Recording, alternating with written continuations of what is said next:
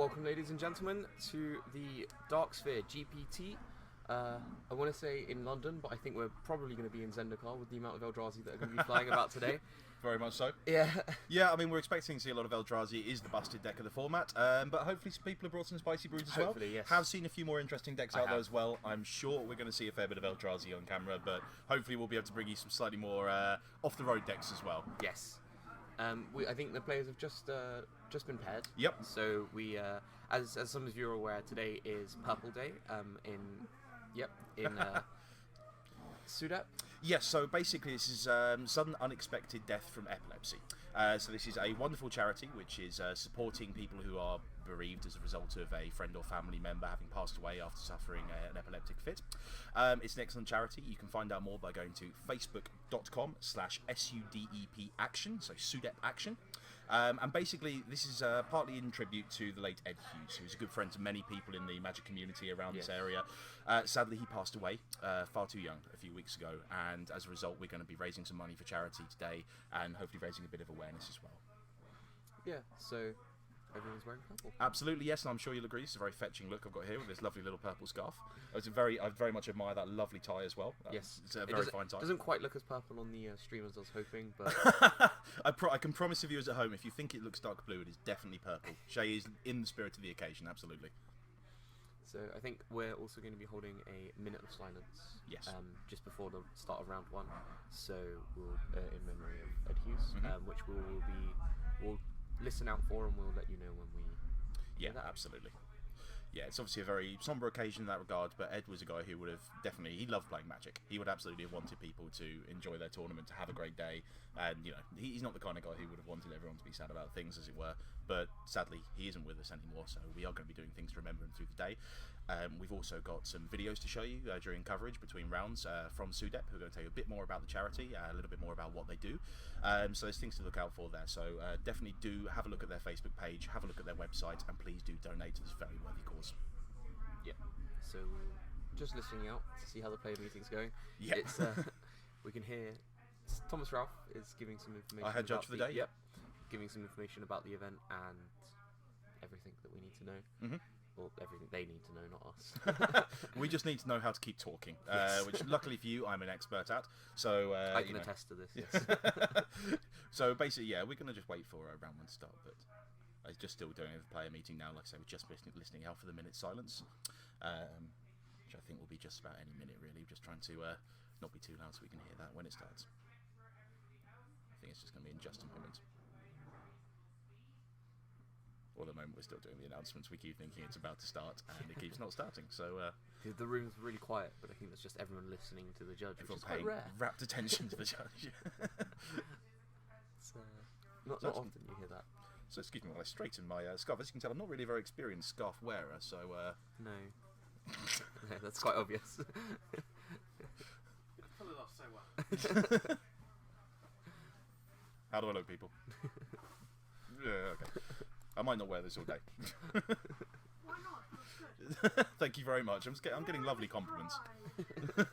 I will wear it with pride. It is in support of a wonderful charity. Even if I look like a bit of a wally. No, you don't.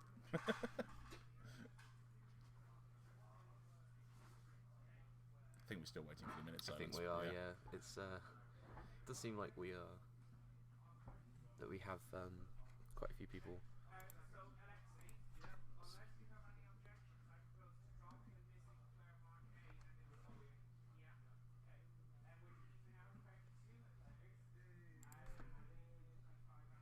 Okay, I think they're just starting the minute silence now.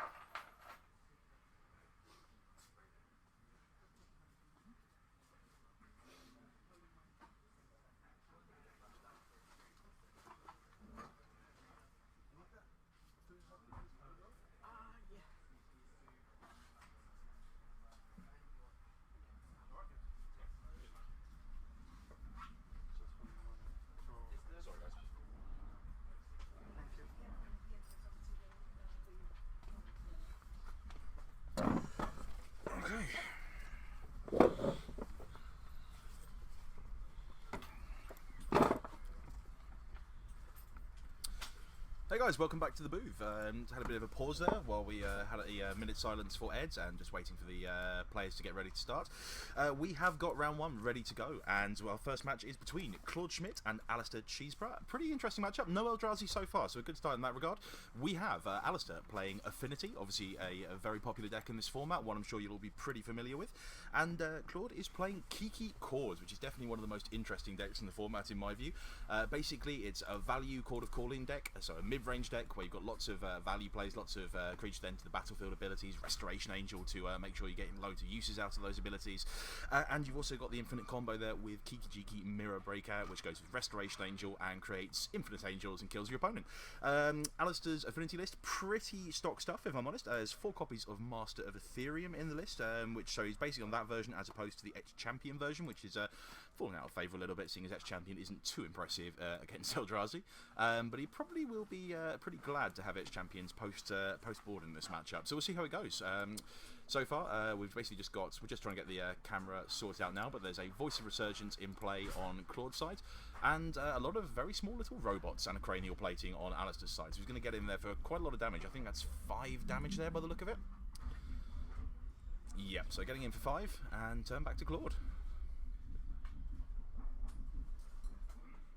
See what he goes. I can't quite see what he's got in his hand. I think I can see Pia and Kieran Nala as spell cards. I think he's playing some sort of Naya build.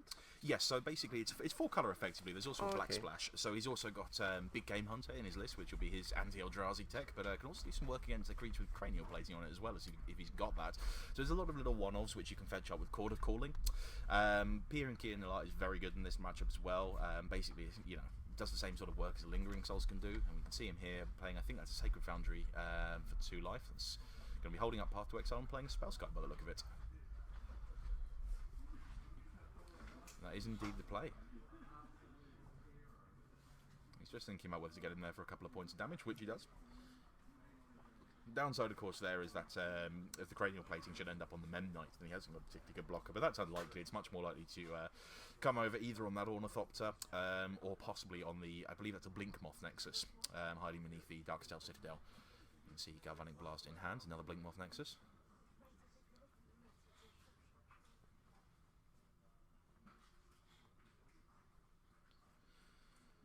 Now, Alistair's got to be aware that there's a Path to Exile or a Lightning Bolt in his future, judging by the fact that Claude shocked himself to play a Sacred Foundry and has just left it untapped. So he knows something's up. And there's a Master of Ethereum we can see him play now, which gives all of his creatures +1/+1, and that actually draws the Path to Exile out on the Master instead of on the Ornithopter. There's Basic Islands in Alistair's deck, so he's going to be fetching that one out by the look of it. But that gets the biggest threat off the table. Yeah, interesting. Very good getting rid of that Master now instead of the Ornithopter, you know.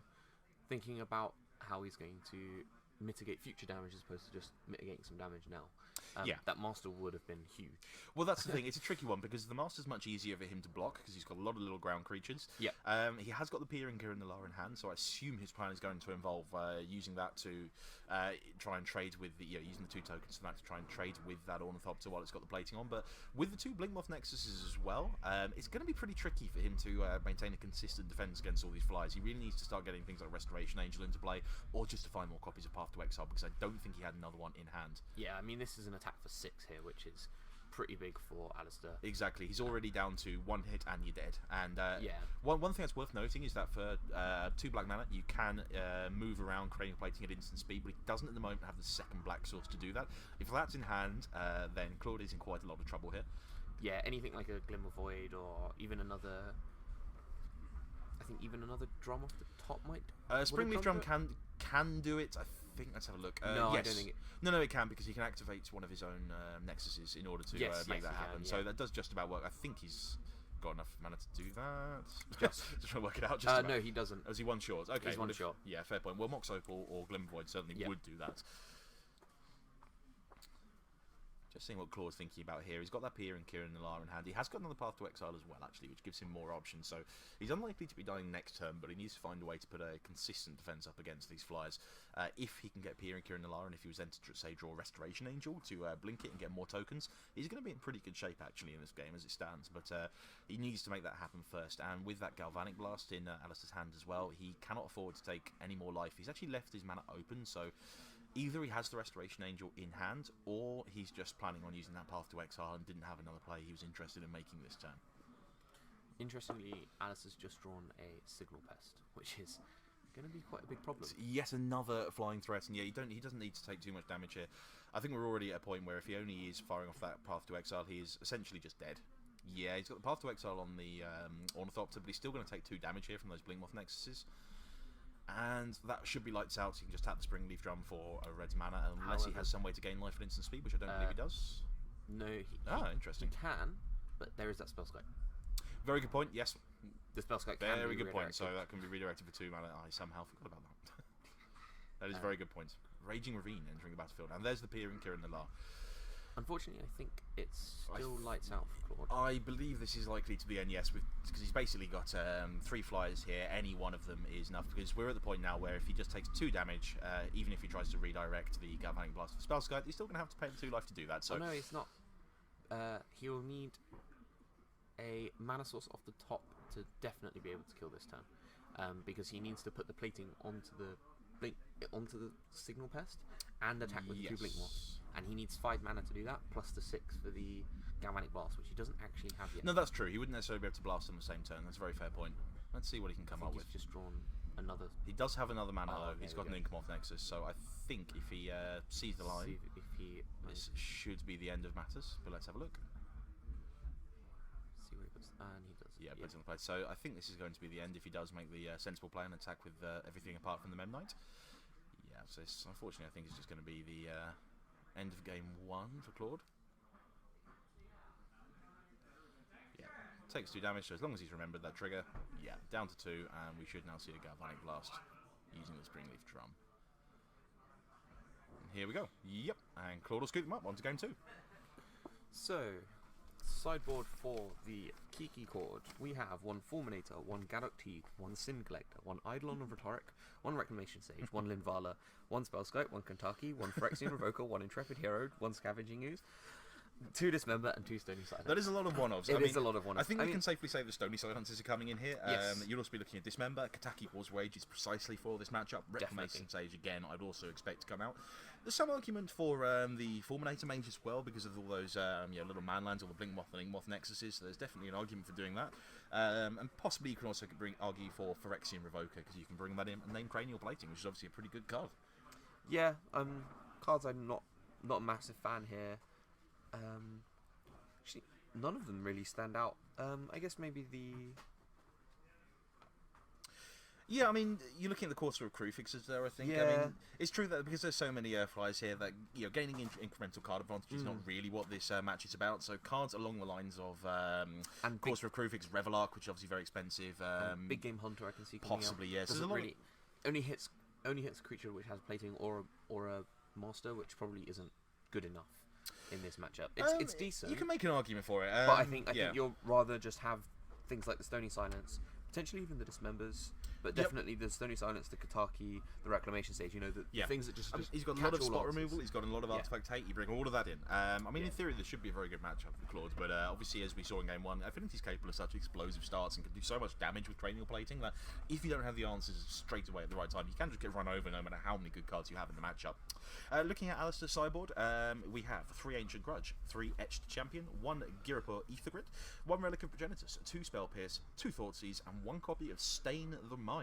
I think we're definitely going to see the Etched Champions come in here, possibly over the Masters of Ethereums, because he knows that there's going to be a lot of blockers coming out from Claude's side when you look at cards like Pier and Kirin Nalar. So basically, Master of Ethereum does become a little bit less impressive when you're not really getting full value from that extra damage. Etched Champion, on the other hand, if you put a Cranial Plating on that, there's very, very few answers that Claude can come out with for that sort of play. So there's every chance that we could see that coming in. Otherwise, I think you'd be looking possibly... There's an argument for cards like Girapur Aethergrids, because you must expect Stony Silence, and that's a very good answer to Stony Silence, and possibly Thoughtseize as well, because he is ultimately playing a combo deck. Although it's quite possible, actually, they does take the combo out. I could certainly see taking the Kiki Jiki out here, because you're just looking to, outgrind your opponent, make a lot of blockers, rather than go for a kill, because if you do gum up the board with a lot of creatures from Claude's side, you're probably going to win the game. So maybe the combo isn't an essential part of this deck post-sideboard. So it looks like he's taking out the Voice of Resurgences there. And I think that's course for Crucifix coming out as well. No, Scavenging Ooze, in fact.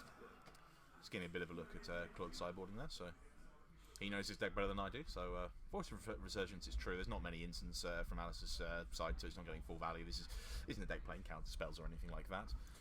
No, you know, even if it dies, it's not for Alistair. It's not a massive deal. No, again, yeah, exactly. I mean, if it comes down to a battle of creatures on the ground, Claude's pretty much got that sewn up anyway. So having one slightly bigger guy, which still can't block an X champion, still can't block a Nexus, still can't block a Signal Pest, whatever it may be, doesn't really provide the answer he's looking for here.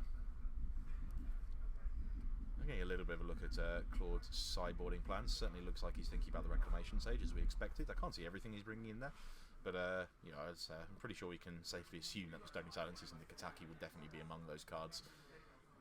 And we can see the Revelant coming out as well, so it looks like he's going more or less along the lines we were talking about in terms of what he's bringing in and how many slots he's freeing up. I don't think he took out the Kikijiki though. If he did, I couldn't see it. He's also thinking about Spellskite and Intrepid Hero. If he's thinking about the Intrepid Hero, it looks like they might be coming in there. Yeah, if he's thinking about the Intrepid Hero, it seems likely he's kept the big game hunter in, that he's, you know, he's worrying about those Master of Ethereums, he's worried about a big creature with cranial plating on it, and certainly, you know, Intrepid Hero is a very good answer to cranial plating, essentially. If you can get it there and keep it there, it's just going to kill whatever the cranial plating gets attached to, so that's certainly an interesting card in this matchup. Yeah, definitely. I'm not sure if I like it when you're pretty sure your opponent is probably bringing Girpa Ether Grid, sorry, which is pretty good answer to the answer, so to speak. Yeah, exactly. That's the tricky thing. It is only 1/1, but I think it's a reasonable card to bring in if you're worried about cranial plating. You think that's the card you're most concerned about in this matchup, and you can also reasonably safely say that Alice is not going to have that many Girpa Ether Grids if he does bring them in. So we'll see. Just shuffling up now. We're getting ready for game 2.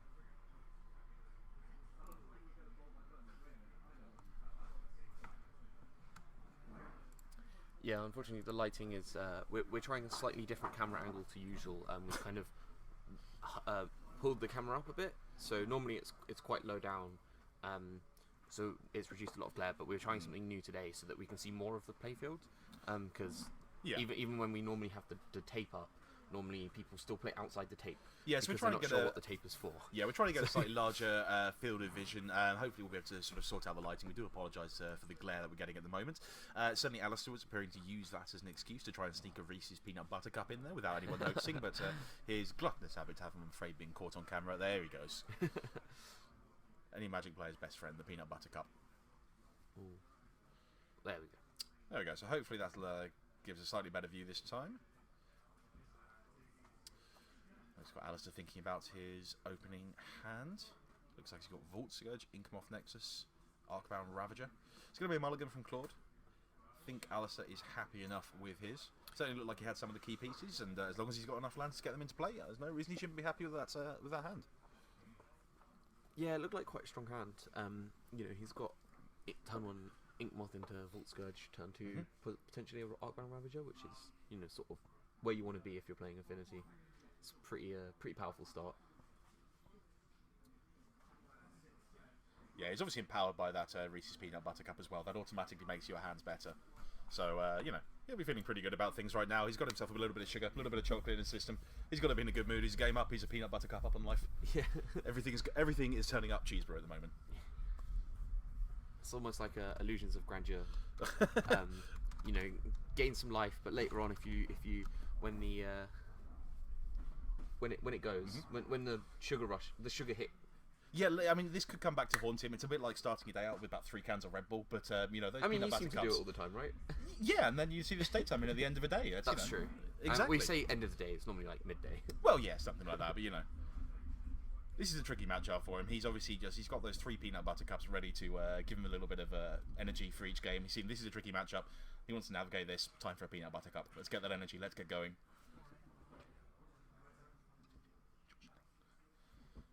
Right, we're underway. Sacred Foundry tap to start off, so no Birds of Paradise on turn 1, which is the ideal start, but when you're on a Mulligan 6, I suppose you can't be all that fussy.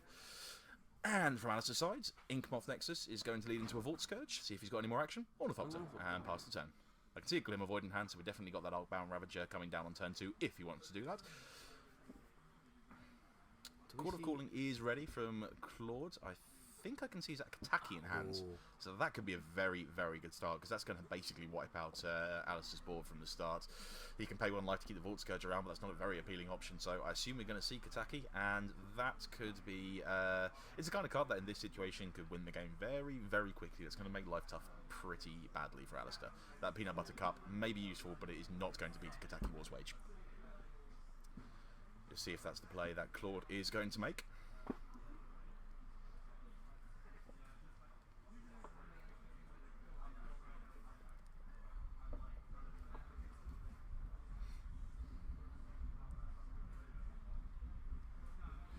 And this is one of the big problems with the strength of the Affinity deck is it's so powerful, but when, you know, game 2 and 3, when they bring in all of their artifact hate, and everyone has so much artifact hate nowadays in their sideboards, it's such a tough matchup, such an uphill struggle all of a sudden. I mean, Affinity, if it didn't have these really powerful sideboard cards that are incredibly good against it, Affinity would probably have been ban-hammered by now, because the deck's incredibly strong, but it does exactly... We just see, I think, an immediate concession to the Kataki War's Wage. Really did end the game quickly. Alistair not even willing to try and fight through that. Yeah, I think he sort of realised that probably wasn't going to be able to beat the turn 2 Kataki on the draw. No, absolutely. That's a pretty tricky card to beat. For those who don't know it, it's a card, I believe, from Betrayers of Kamigawa, certainly from the Kamigawa block. Yes. It's a legendary white creature, 1 and a white. It's a 2/1, and says on it that every artifact on each player's upkeep, they must pay 1 for every artifact they control or sacrifice it. So basically, Alistair had the choice between paying 1 to keep a 1/1 flyer alive or sacrificing all his creatures, which is a pretty tricky situation to deal with. I think the creature gets the ability, gets the trigger as well. So if you miss it, it counts as a trigger that you can't miss. It's really weirdly worded. So if you don't pay it for if you forget to pay it in your upkeep, then they get sacrifices anyway. This is rules pedantry that I'm not prepared to deal with or answer. Kataki is an interesting card. It's quite similar to Tabernacle at Pendrell Vale. Similar sort of way. So I think the artifact gets the ability, not Kataki giving. Let's be honest, it basically says 1 and a white, target Affinity player loses the game if you play this on turn 2, and that's exactly what just happened. So one of the quicker games we're probably going to see today. Alistair not even trying to fight through that one. That's turn 2 kill effectively. I think we can safely say that. Yeah. So I mean, the Kiki Court deck obviously a lot faster and more explosive than we thought it was. I was looking for turn 6, turn 7 kills, not turn 2. But bit earlier than you would expect from the Kiki deck, but. I'm getting some help in the chat there from, I believe that's young George Channing there. Apparently the creatures do indeed get the upkeep cost, so my friend Shea is absolutely spot on with his blatant rules pedantry. And I will probably keep stum about rulings in the future. I'll leave all that sort of thing to you. You can tell me what the cards do. I used to play Kataki in my mono white hate bears deck because you could never beat Affinity game 1 otherwise. So your sideboard was 3 Kataki, 3 Stony Silence, and a Linvala, and just hope for the best. That seems it's a good plan if you draw one of those. Oh yeah. Normally it would go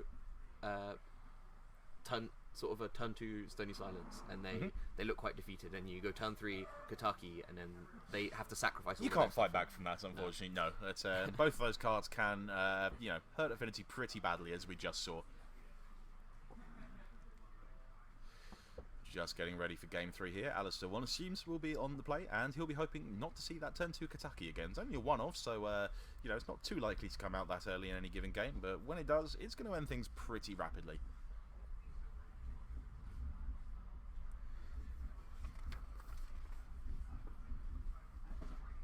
I don't think either player did any additional sideboarding.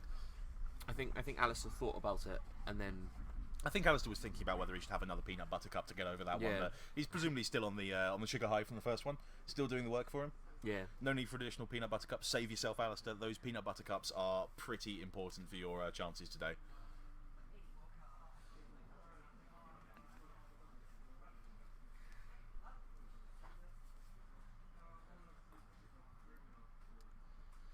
player's going to get a look at some 7s. Let's see what we get. I see some lands, I see a cranial plating. That means it's probably a keep. Unfortunately, the camera has decided to start being a little fuzzy. Yeah, we're going to try and sort out this camera as the day goes on. We've changed things around a bit for this event, so hopefully we'll be able to sort out any technical issues as the day goes on. We hope this is not affecting your enjoyment. At least we're going to be telling you what's happening, even if you can't see properly yourselves. We're pretty eagle-eyed, so you know, Yeah. we're on the ball here. I think we've had our peanut butter cups. We're both feeling pretty sharp. Yeah, Mine was in the form of a bacon sandwich, but still pretty good. Bacon sandwich it just does the same job, but Yeah. even more tasty fashion. Definitely. You cannot beat a bacon sandwich for a bit of energy in the morning. I'm pretty sure Alistair's going to be keeping his hand. I can see some creatures, I can see a cranial plating, I can see some lands. That usually is all you need. I think I saw an ornithopter. I And you believe saw a Vault drum? Scourge and Ornithopter. I believe there is a Springleaf Drum, 2 lands, and a cranial plating. That seems like a very strong hand from. Normally it's a keep. for Affinity. It's the kind of hand that will struggle with a Stony Silence, but then that's pretty much most Affinity hands. There's a limited amount you can do about that. Claw's hand, unfortunately, I honestly can't get quite as good a look at. I don't know if he's keeping or thinking about it. I think he got some lands. I think I can see a Chord of Calling in there, though I may be wrong about that. There's certainly a Kiki-Jiki, so he has kept the combo in. I can see Chord of Calling and Kiki-Jiki. They're not really the cards you want in your opener. But he's going to go for it.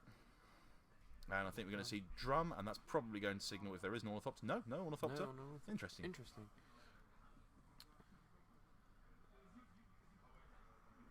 Let's see what Claude has to start off with. Looks like he's thinking about a basic plains past the turn.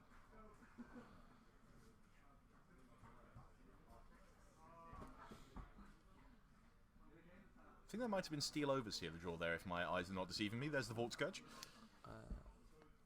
Is it or is it another drum? It could be another drum. Yeah, it's another drum. It is another drum. You've got sharper eyes than I. That I do. Oh, there's Steel Overseer there anyway. There was one anyway. We got there. We got there in the end. No, And that we'll is a see. dead Oh, Steel Overseer. yeah. Path to Exile, very quickly played by Claude. So Alistair's going to go and search up for his basic island. Just trying to get a closer look. I can see a Kasali Pride Mage in hand. There's Temple Garden, Basic Mountain, Kiki-Jiki, Kasali Pride Mage, and some other cards. I can't tell you what those are right now, I'm afraid. But this may well see the Kasali Pride Mage coming into play here. Can't activate it straight away, so if there is, say, a Galvanic Blast in hand or off the top for Alistair, then this could end up going reasonably badly. There is a Wall of Omens, in fact. So that's going to draw him a card. Also going to... well, it's not going to block much at the moment because there's only a Vault Scourge in play, but potentially could block something later on. At the moment, he's just cycling to get a little bit deeper into his deck. Let's see what Alistair does for his turn. I assume we may well see the cranial plating come out and start getting in there. I think by now, given the play Claude's made that turn, you know he doesn't have Stony Silence or Kataki, certainly Kataki in hand, but you've still got to be aware of Stony Silence being a possibility, so you want to get that cranial plating onto a creature as quickly as possible before it can't be activated anymore. Once it's equipped, it can't be taken away. There is the cranial plating. And yeah, we're going to see a hit for, I think this is just 3 damage, so, well, so 4 damage in total, so +3/+0 from the cranial plating. But still, you know, an 8-point life swing. Just start getting in there. He hasn't got any blockers for that creature at the moment. I think there's a good chance we see the Kasali Pride Mage coming down next turn and taking that plating out, unfortunately, for Alistair.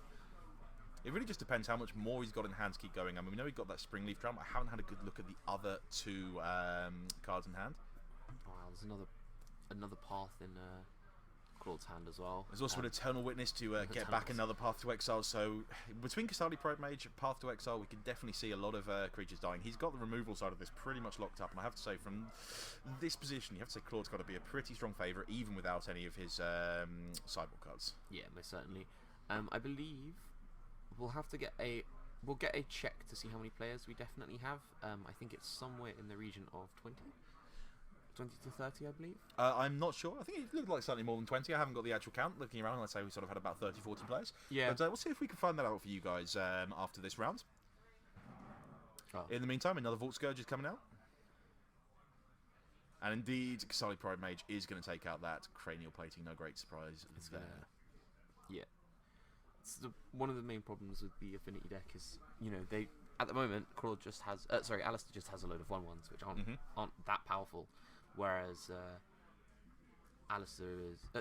Claude is going to start really getting some value, you know. Absolutely. I think that was actually a pretty important draw there, because I think he didn't have any more lands in hand at the point he played that Wall of Omens. So he just needed to dig into his deck a little bit more and try and find some extra lands. But he did find Basic Forest. He's still got the mana up for a Path to Exile next turn to deal with one of those Vault Scourges. And right now, yeah, as you say, he's only sort of nudging in for these 1 point here, 1 point there. He can get in for 1 Infect each turn if he wants to with that Inkmoth Nexus. Another 1 point from Blinkmoth Nexus. But there's Knockbound Ravager. That is a little bit more exciting. So basically, he's probably got to be aware by now there's a very high chance that Claude has Path to Exile, so he doesn't want to go all in, as it were, by dumping a bunch of counters onto the Ravager and putting them onto one of his creatures. But it means that he's just got that bit of extra resilience to any removal. So if Claude points a Path to Exile at any given creature, it gets sacrificed to make the Ravager bigger. If he points to that removal spell at the Ravager, it gets sacrificed to make a different creature bigger. So that can snowball into quite a lot of advantage if Claude does find himself constrained a little bit on mana. Just getting in for a few points here. I think that's 3 points of damage, 1 Infect. I'm not sure, by the way, if Alistair is updating his life total on the screen display, because he has had a few hits with Vault Scourge and his life still appears to be 20, so I'm pretty sure his life total is meant to be higher than that. Yes, we'll just go... Yeah, we're just going to send Shea to have a quick chat and make sure the life... realised. It's just whether they've got them in beforehand, because... Oh, yes, of course, because he paid 2 life for each paid of those 2 Vault life for each, Scourges. yes. That's probably right, yeah. We're there now. Happily realised just in time. And there's Path to Exile, which is going to go for the Arcbound Ravager. So this is an interesting play. So again, it puts Alistair in a fairly tricky situation, because he's effectively got to start sacrificing a couple of artifacts to the Arcbound Ravager, and he's got to put it on one creature.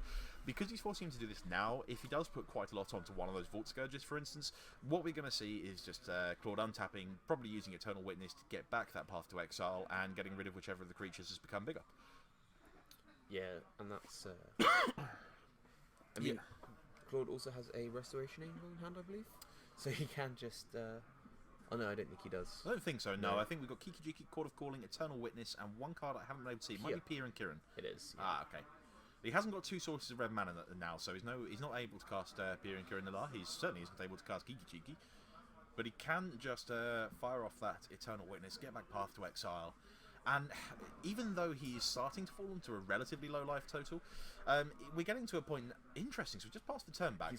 I think he's going to get that Court of Calling. So I think he's just going to go caught up the Restoration Angel. May well be the case. Yeah, absolutely. Yeah, he's got exactly enough mana to convoke that out. But this does mean he's going to take sort of another few points of damage. We're just getting to that point where, even though he's got a lot of answers in hand, he's getting a little bit low on life. So... yeah, we're going to see here, Court of Calling for 4. I assume, as you say, this is going to be Restoration Angel. Wow, and he's just conceded the game. Okay. Well, I don't really understand why he's conceded there, but there you go. It's a little bit preemptive, I have to be honest with you. I mean, wow, that's... he was going to knock down Claude down to 7 life, 2 points of poison, so he was far from out of it. If Claude made a misstep, there would still definitely be... there would still definitely be some opportunities for Alistair to maybe top deck a timely Cranial Plating and get in there for enough damage to put him within Galvanic Blast range.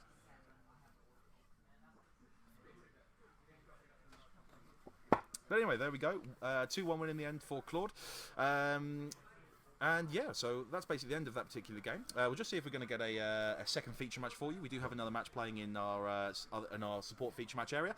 Don't know at the moment what situation that game's in, so we don't know if it's still going on. We're just going to find that out now. Otherwise, we'll take a short break if this game does indeed that does indeed turn out to be the last game we've got at the moment, and we'll be back for round 2. But we're just going to find out now for you if the other game is going on.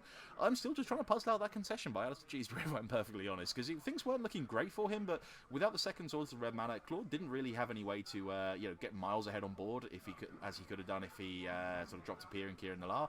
Alistair only really needed to top deck a Galvanic Blast or a Cranial Plating, and he could really circumvent that Restoration Angel quite easily. So it was an interesting decision to concede.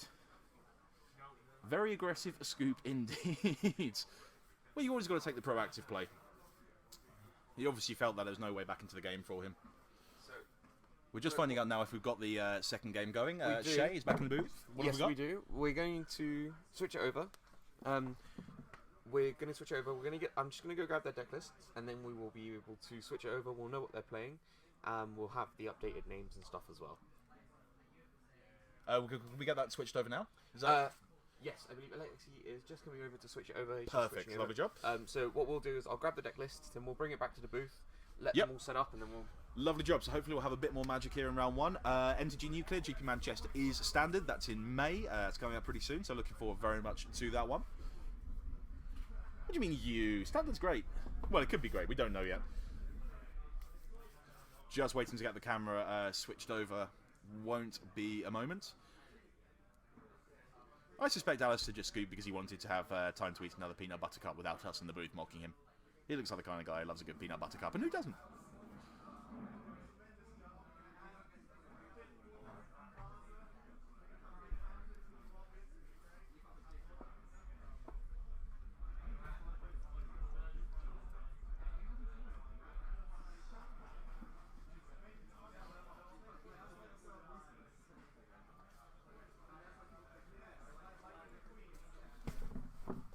So we're just going to bring it back to the booth while we switch it over.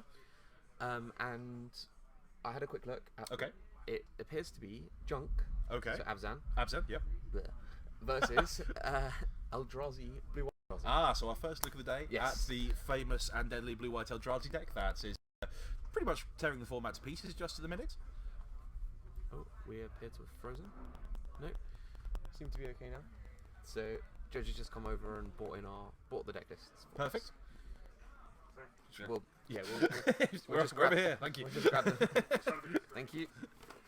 Lovely So, job. Okay, so let's have a bit of a Do you look. want Junk or? I'll take Junk. I'll take Abzan. I'll take the spaghetti one. So this is going to be David Morrow is playing Abzan, and who have we got on the blue-white Eldrazi? Argent Zang. Arjun Zhang, lovely job. So, pretty straightforward, old-fashioned, as it were, Abzan list. Liliana the Veil, Tarmogoyf, Lingering Souls, Abrupt Decay, loads of hand disruption, so plenty of removal spells, lots of value creatures, for Siege Rhino, of course, because Siege Rhino is Siege Rhino, and wherever Abzan goes, Siege Rhino follows. And is that... We're just having a look over the blue-white Eldrazi list here as well. Very similar list. However, there are 2 copies of Phantasmal. That is interesting. 2 Phantasmal Images, presumably because sometimes 4 Reality Smashers simply isn't enough. There's also a Deep Fathom Skulker. That's a very interesting card, not one I've seen in Constructed before at all. That's No, from not at Oath of the all. Gatewatch. Yes. So if memory serves, it is a 4/4, which allows you to draw a card every single time one of your creatures deals damage to the opponent, if memory does serve correctly. I've played it in Limited. I have to confess I haven't seen it in Constructed before. I'm trying to remember what this card does. We'll see if we I can don't find think that out just I don't to be think on I've the... actually ever seen it. Let's have a look.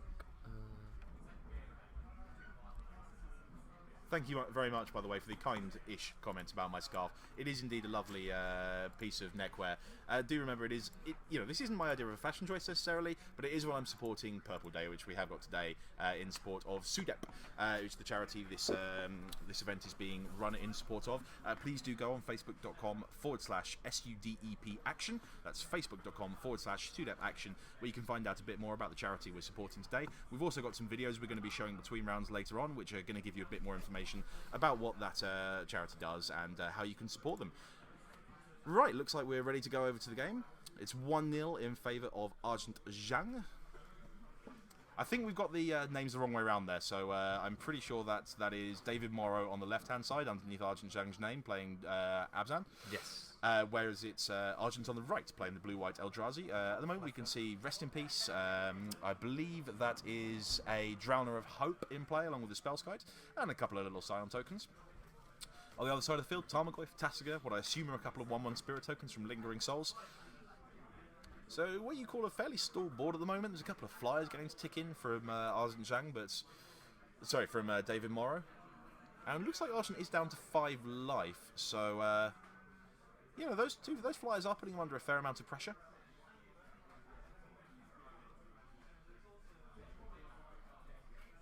Seeing Argent arranging his mana.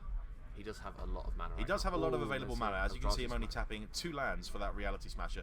I'm not sure how big that Tarmogoyf is right now, but with Liliana in the Veil...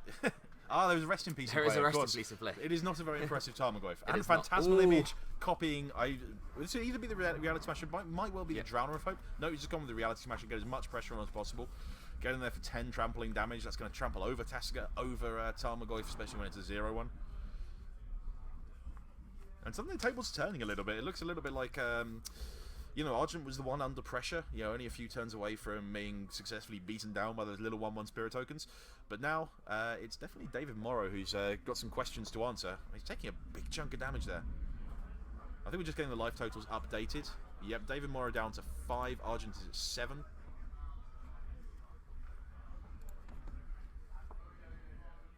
Let's see if David can come up with an answer to those Reality Smashers. Yeah, so we have Argent on 5, David on 7.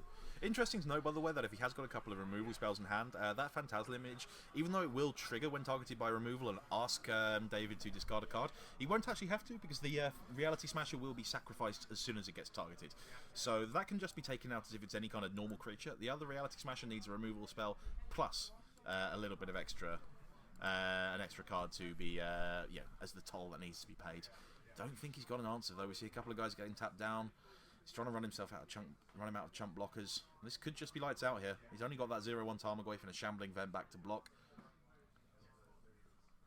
I don't think that Shambling Vent's going to gain enough life to get him out of trouble here unless he has something like a Path to Exile in hand as well.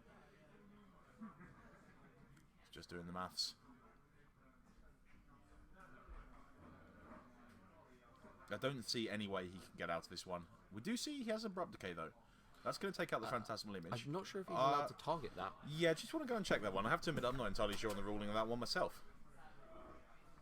And when Shea, our in-booth rules guru, doesn't know, we do have to double-check these things. So we're just going to go over and make sure that's an okay play. I have to confess I'm not entirely certain. Because Phantasmal Image does copy all of the values of Reality Smasher, including its mana cost, I believe. So I think it's a 5-drop and therefore cannot be targeted by an Abrupt Decay. We will find out very shortly, though, I am sure. You can just see, pause the game while they double check that. Got our head judge for the day, Thomas Ralph, I'm sure is sorting everything out as we speak.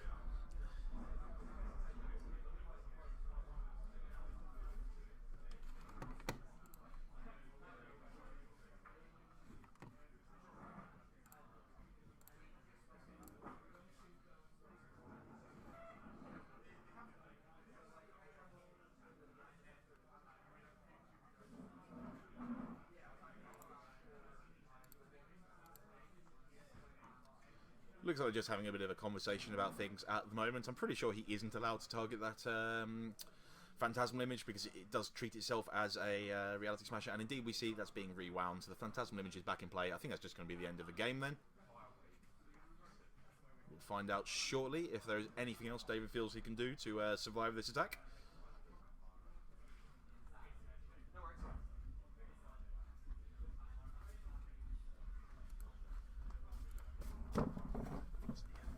Yes, so I was able to grab Thomas Ralph just before too much happened. They'd kind of gone to damage and realised they weren't.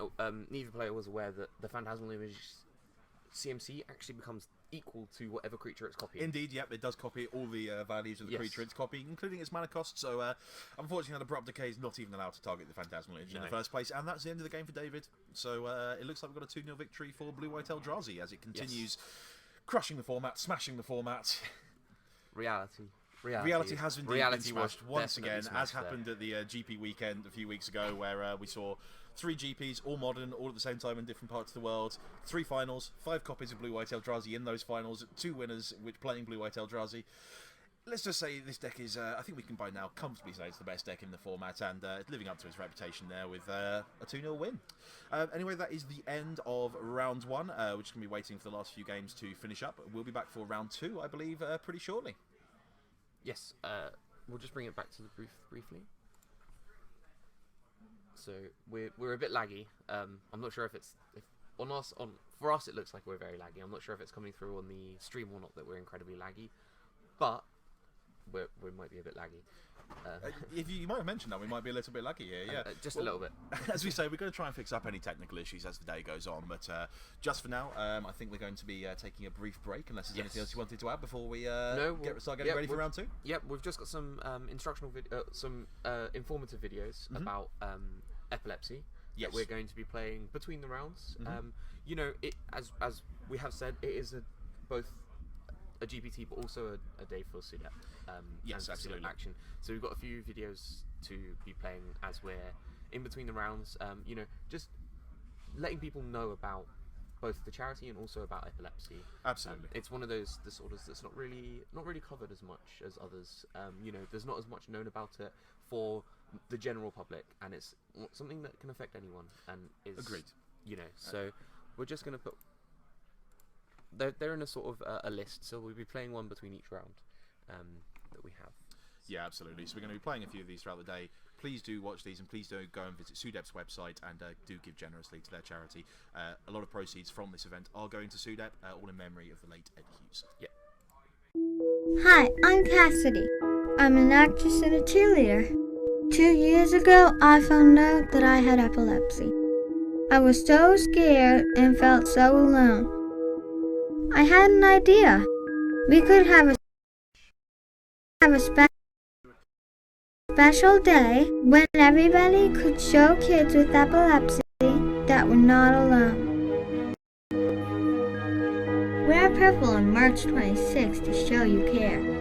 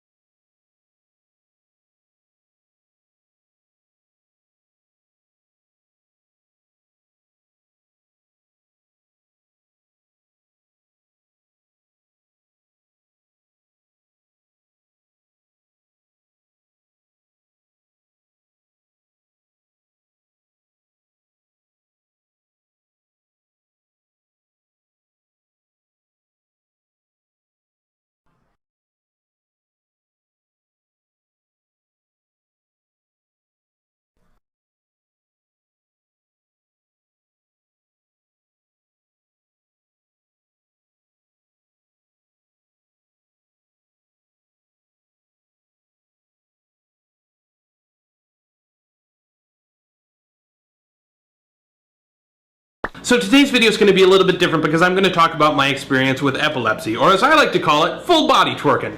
Not going to happen.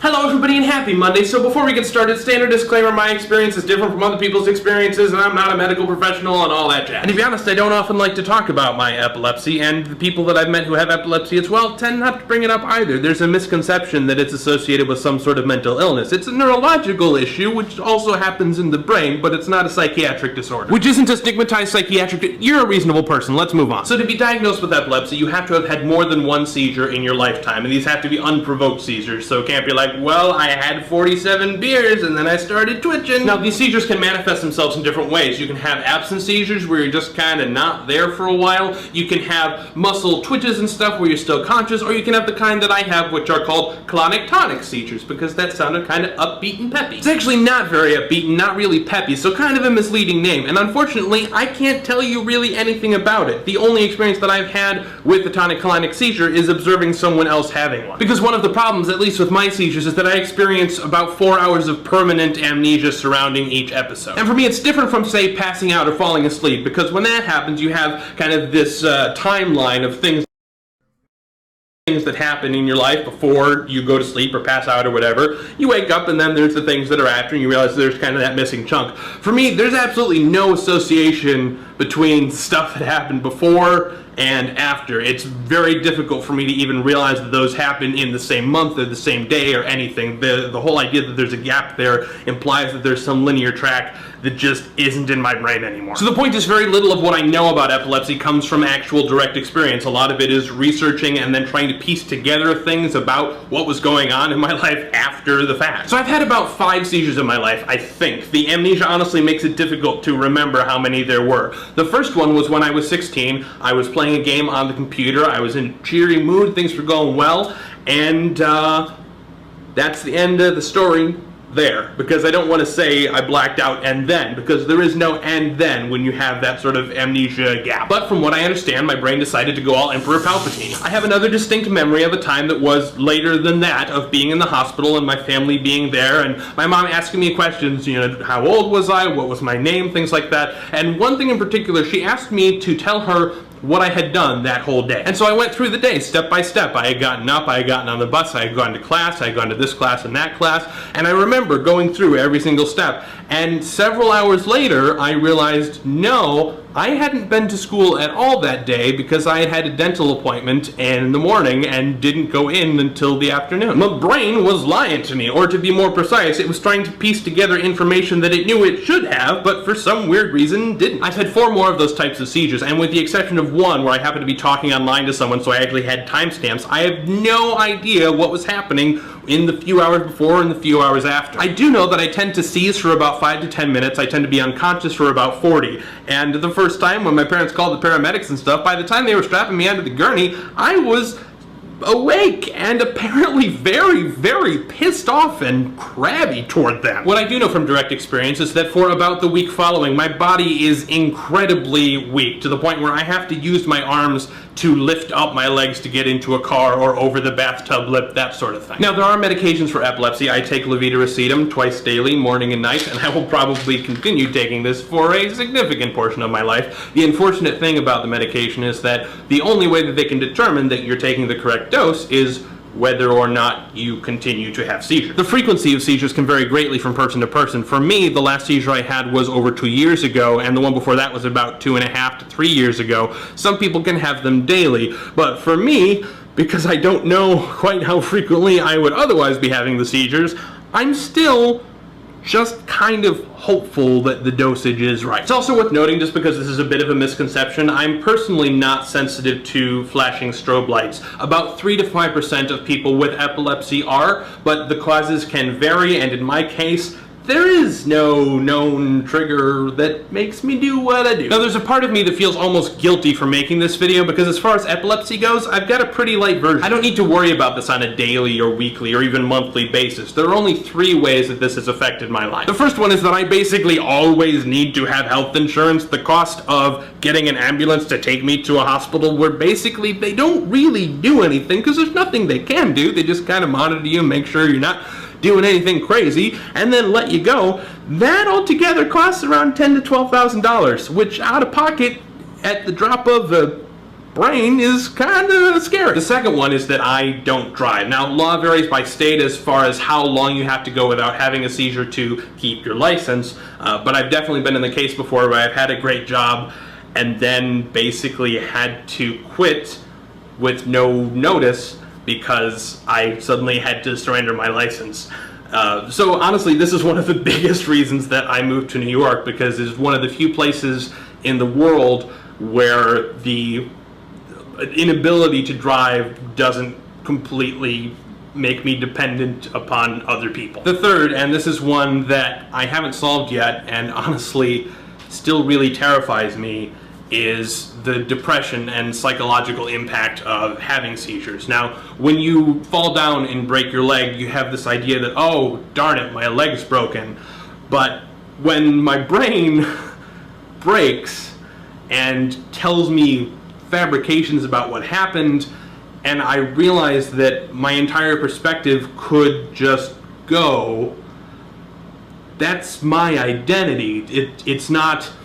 We have this idea of dualism, that there's kind of this soul that's watching our brain think and do things, but when I, in my head, cannot step away from that and perceive myself having the seizure or realize that I'm dealing with amnesia or things like that, it's coming to terms with the idea that my me is broken. Now, of course, this is something that most people deal with at some point in their life, oftentimes when they're dealing with a parent or a grandparent who's suffering from some form of dementia. But for me, it's kind of terrifying at 16 to realize that I was comfortable with the idea that, you know, you can lose your arm at any time. It's tragic, but it can happen. Reconciling the idea that based on a single electron going weird in my brain, my whole sense of I could just be gone. So after a seizure, in addition to physically just not wanting to move, I mentally kind of don't want to live for a while. So anyway, I just wanted to share my experience with epilepsy with you guys because it's not something that I acknowledge about myself much of the time, mostly because it is a rather depressing thought and it's not something that I'm necessarily entirely ready to come to grips with. Thanks for listening. Have a fantastic Monday, and I will see you on Wednesday.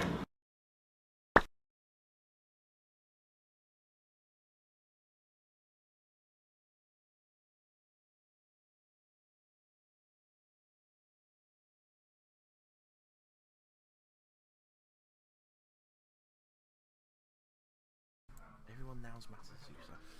Welcome back, ladies and gentlemen, to round number 2 of the Dark Sphere GPT, hosted in Zendikar. Well, not hosted in Zendikar this round. We saw Blue White Eldrazi in the last one. We got a slightly spicy matchup this time. We got Affinity back on the tables again. We have the old robots trying to take over. But you've got a deck list there, which looks pretty interesting. There's some quite exciting cards going on over here. So, you sort of look mostly down the page, and it looks like a fairly standard sort of Grixis control-y type list. You know, we got some lands, we got some card draw, we got some lightning bolts. You go down, you see some Serum Visions, you see some Thought Scours, you see some lightning bolts, you see some Gitaxian Probes. Not uncommon, you know. It's still a pretty decent. Do I suspect Young Pyromancer might be in that deck somewhere? Getting to that, Mr. Gregory. I'm sorry. So you have some Mana Leaks, some Snack Classes, some Colligan's Command, Tassigers, Dismembers. Get to the spice. We want to get to the spice. Come on. 3 Young Pyromancer. Okay. A little spicy. 4 Abbot of Carol Keep. Interesting. 2, and this is a Planeswalker I like. Is this the Gerard Fabiano special? It is. It is Ashiok, the Nightmare Weaver. Ashiok, Nightmare Weaver. That is one way to try and beat the Eldrazi, I guess. Mill you out. Could be. Maybe, yeah. We'll see. Mill you get one of your Reality Smashers? Well, we could see in this match, mill you and try and grab one of your Vault Scourges. Could be a thing. Or any of the creatures. Or Master of Ethereum. Once again, we're on the 4 Master of Ethereum version. This is Sawyer Adler, who's going to be playing Affinity. So 4 Master of Ethereum, 4 Arcbound Ravager, 4 Steel Overseer, 4 Cranial Plating. Pretty much the standard sort of stuff you'd expect. Once again, no S champions. They're in the board. But yeah, it should be interesting to see how Ashiok Nightmare Weaver does against Affinity. My guess is it's a little bit slow, but we'll see. This is not the kind of matchup you necessarily wanted, but we got to love a little bit for spice, right? Just waiting for the players to get ready and get underway. Looks like they're looking at their hands as we speak. So once again, Sawyer Adler on the right. Looks like he has kept 7 cards. He's on Affinity. Didn't get a good look at his hand there. Hopefully we've reduced the glare a little bit, by the way, this round. We had a bit of a play around with the camera, so hopefully get a slightly better view for you guys at home. And Delian on the left-hand side is playing this Grixis control list with those lovely Ashioks. We'll see how those play out for him. But it does look like he's taking a mulligan. Yes. I mean, his hand doesn't have Ashiok in it, so that's an automatic mulligan, right? Right, yeah, I mean, blind. If you've got No spice mulligan? in the deck and you're going on camera, you've got a mulligan to the spice. So it's only fair. Only fair on us, only fair on you guys at home. I mean, it's like, what, a 99.2% chance that he won't draw another Ashiok? He won't draw an Ashiok in his opening hand? Sounds about right to me. Just waiting for Delian to sort out his mulligan. Then we'll be getting underway. Just having a bit of a look at the Affinity deck list again. Again, pretty much stock sort of stuff. We've got 4 Galvanic Blast, you know, this usual package, 4 Signal Pest, 4 Vault Scourge, 4 Ornithopter. There's a Welding Jar in there, nothing too exciting, nothing too unusual. But, you know, we'll be seeing if that can get through all the removal quickly enough, because, you know, when we're looking at Grixis, we've got Lightning Bolts, we've got Colligan's Commands, we've got plenty, we've got Go for... Unfortunately, we have Go for the Throats, by the way, as the other removal spell of choice, which is a little bit awkward in this matchup, because it's a removal spell which has no targets. Looking at Delian's hand, I can see Jace Vryn's Prodigy, a couple of Abbots of Carol Keep. I'm assuming it's going to be a keep if there's some lands in there, and we see Gitaxian Probe to start off, so Delian's going to be getting a look at Sawyer's hand, and we're going to get a look as well. Sawyer thought of just throwing his hand at Delian, just like, here it is. Exactly. And we see 3 lands, Cranial Plating, Vault Scourge, Steel Overseer, and Welding Jar. So he's got the Welding Jar in hand, which is going to be pretty handy for making sure that his Vault Scourge and his Steel Overseer stay alive through the first Lightning Bolt. Interesting to note as well, Delian is only running 1 copy of Jace Vryn's Prodigy. So just a one-off, which he's got in his hand. So his sideboard also contains some spice. It does contain a Grave Titan. It contains another copy of Ashiok. Because 2 is just not enough. No. This is a card some of you are going to have to remember what it even says. This is... there is Jorubi Murklurker in this sideboard. 3 copies. That's the... correct me if I'm wrong here. I believe this was from Magic 15, Magic 2015. 3 mana, 1/3. 3 mana, 1/3, but gets +1/+1 if you control a swamp. It's a blue Correct. creature, and you can play 1 in the black to give it lifelink. That is a creature you control. To give a creature you control lifelink, I have forgotten that. But yeah, that's a pretty interesting card. As we see Sawyer getting out the gates with Welding Jar and Vault Scourge. Delian just playing a land and passing the turn back. I'm pretty sure he's got a second land in hand, so I think this will be getting a red source, presumably a Stevens or a Blood Crypt, because I think it's a Watery Grave he's got in hand. Yeah, was it a Watery Grave or was it a Drowned Catacomb? I couldn't be 100% certain. I'm pretty sure it was a blue-black dual land. He's got a Drowned Catacomb in his deck. I presume there's some Watery Graves in there as well. Yeah. One of each, so it could be either. I'm just going to see him having a Thought Scour at the end of turn, trying to get some gas into his graveyard. He does play both Tasiga, the Golden Fang, and Gurmag Angler, so it's pretty useful for him to get some extra cards in the bin, and I think he's just put a Polluted Delta off the top on a Flooded Strand. It may have been a Polluted Delta he actually had in hand, by the way, rather than Watery Grave or Drowned Catacombs. Can't quite see from here. But we can see Jace, we can see Abbot's Carol Keep, we can see a Lightning Bolt in there as well. It's Drowned Catacomb that's come out, and Jace is in play.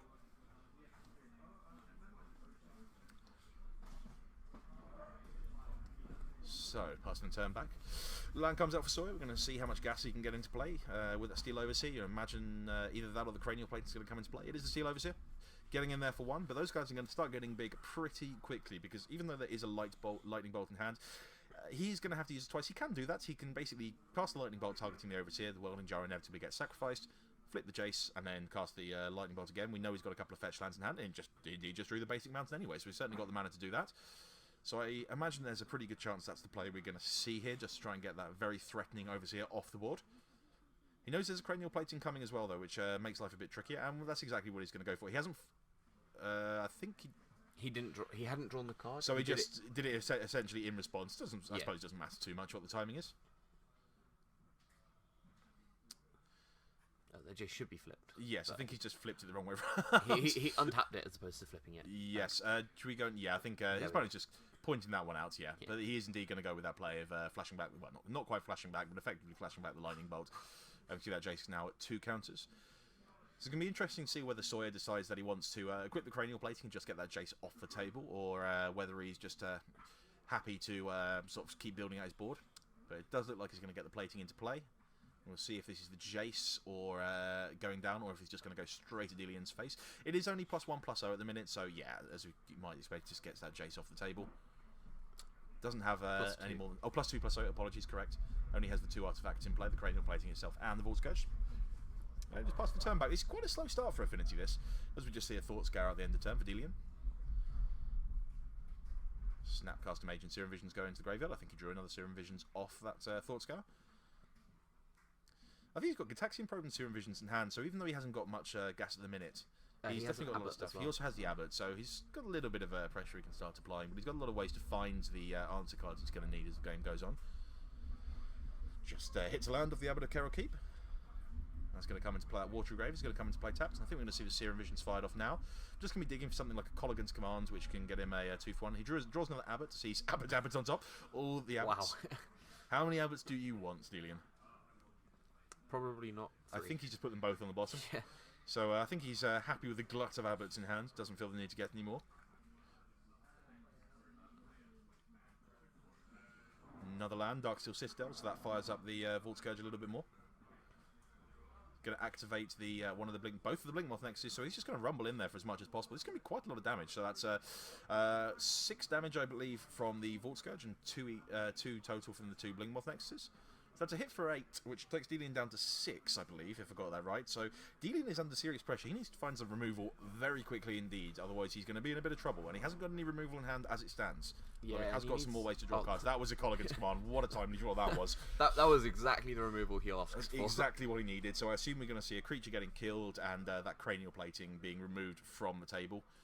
I think he's just going to cast that Gitaxian Probe first. So it looks like Galvanic Blast and 2 lands.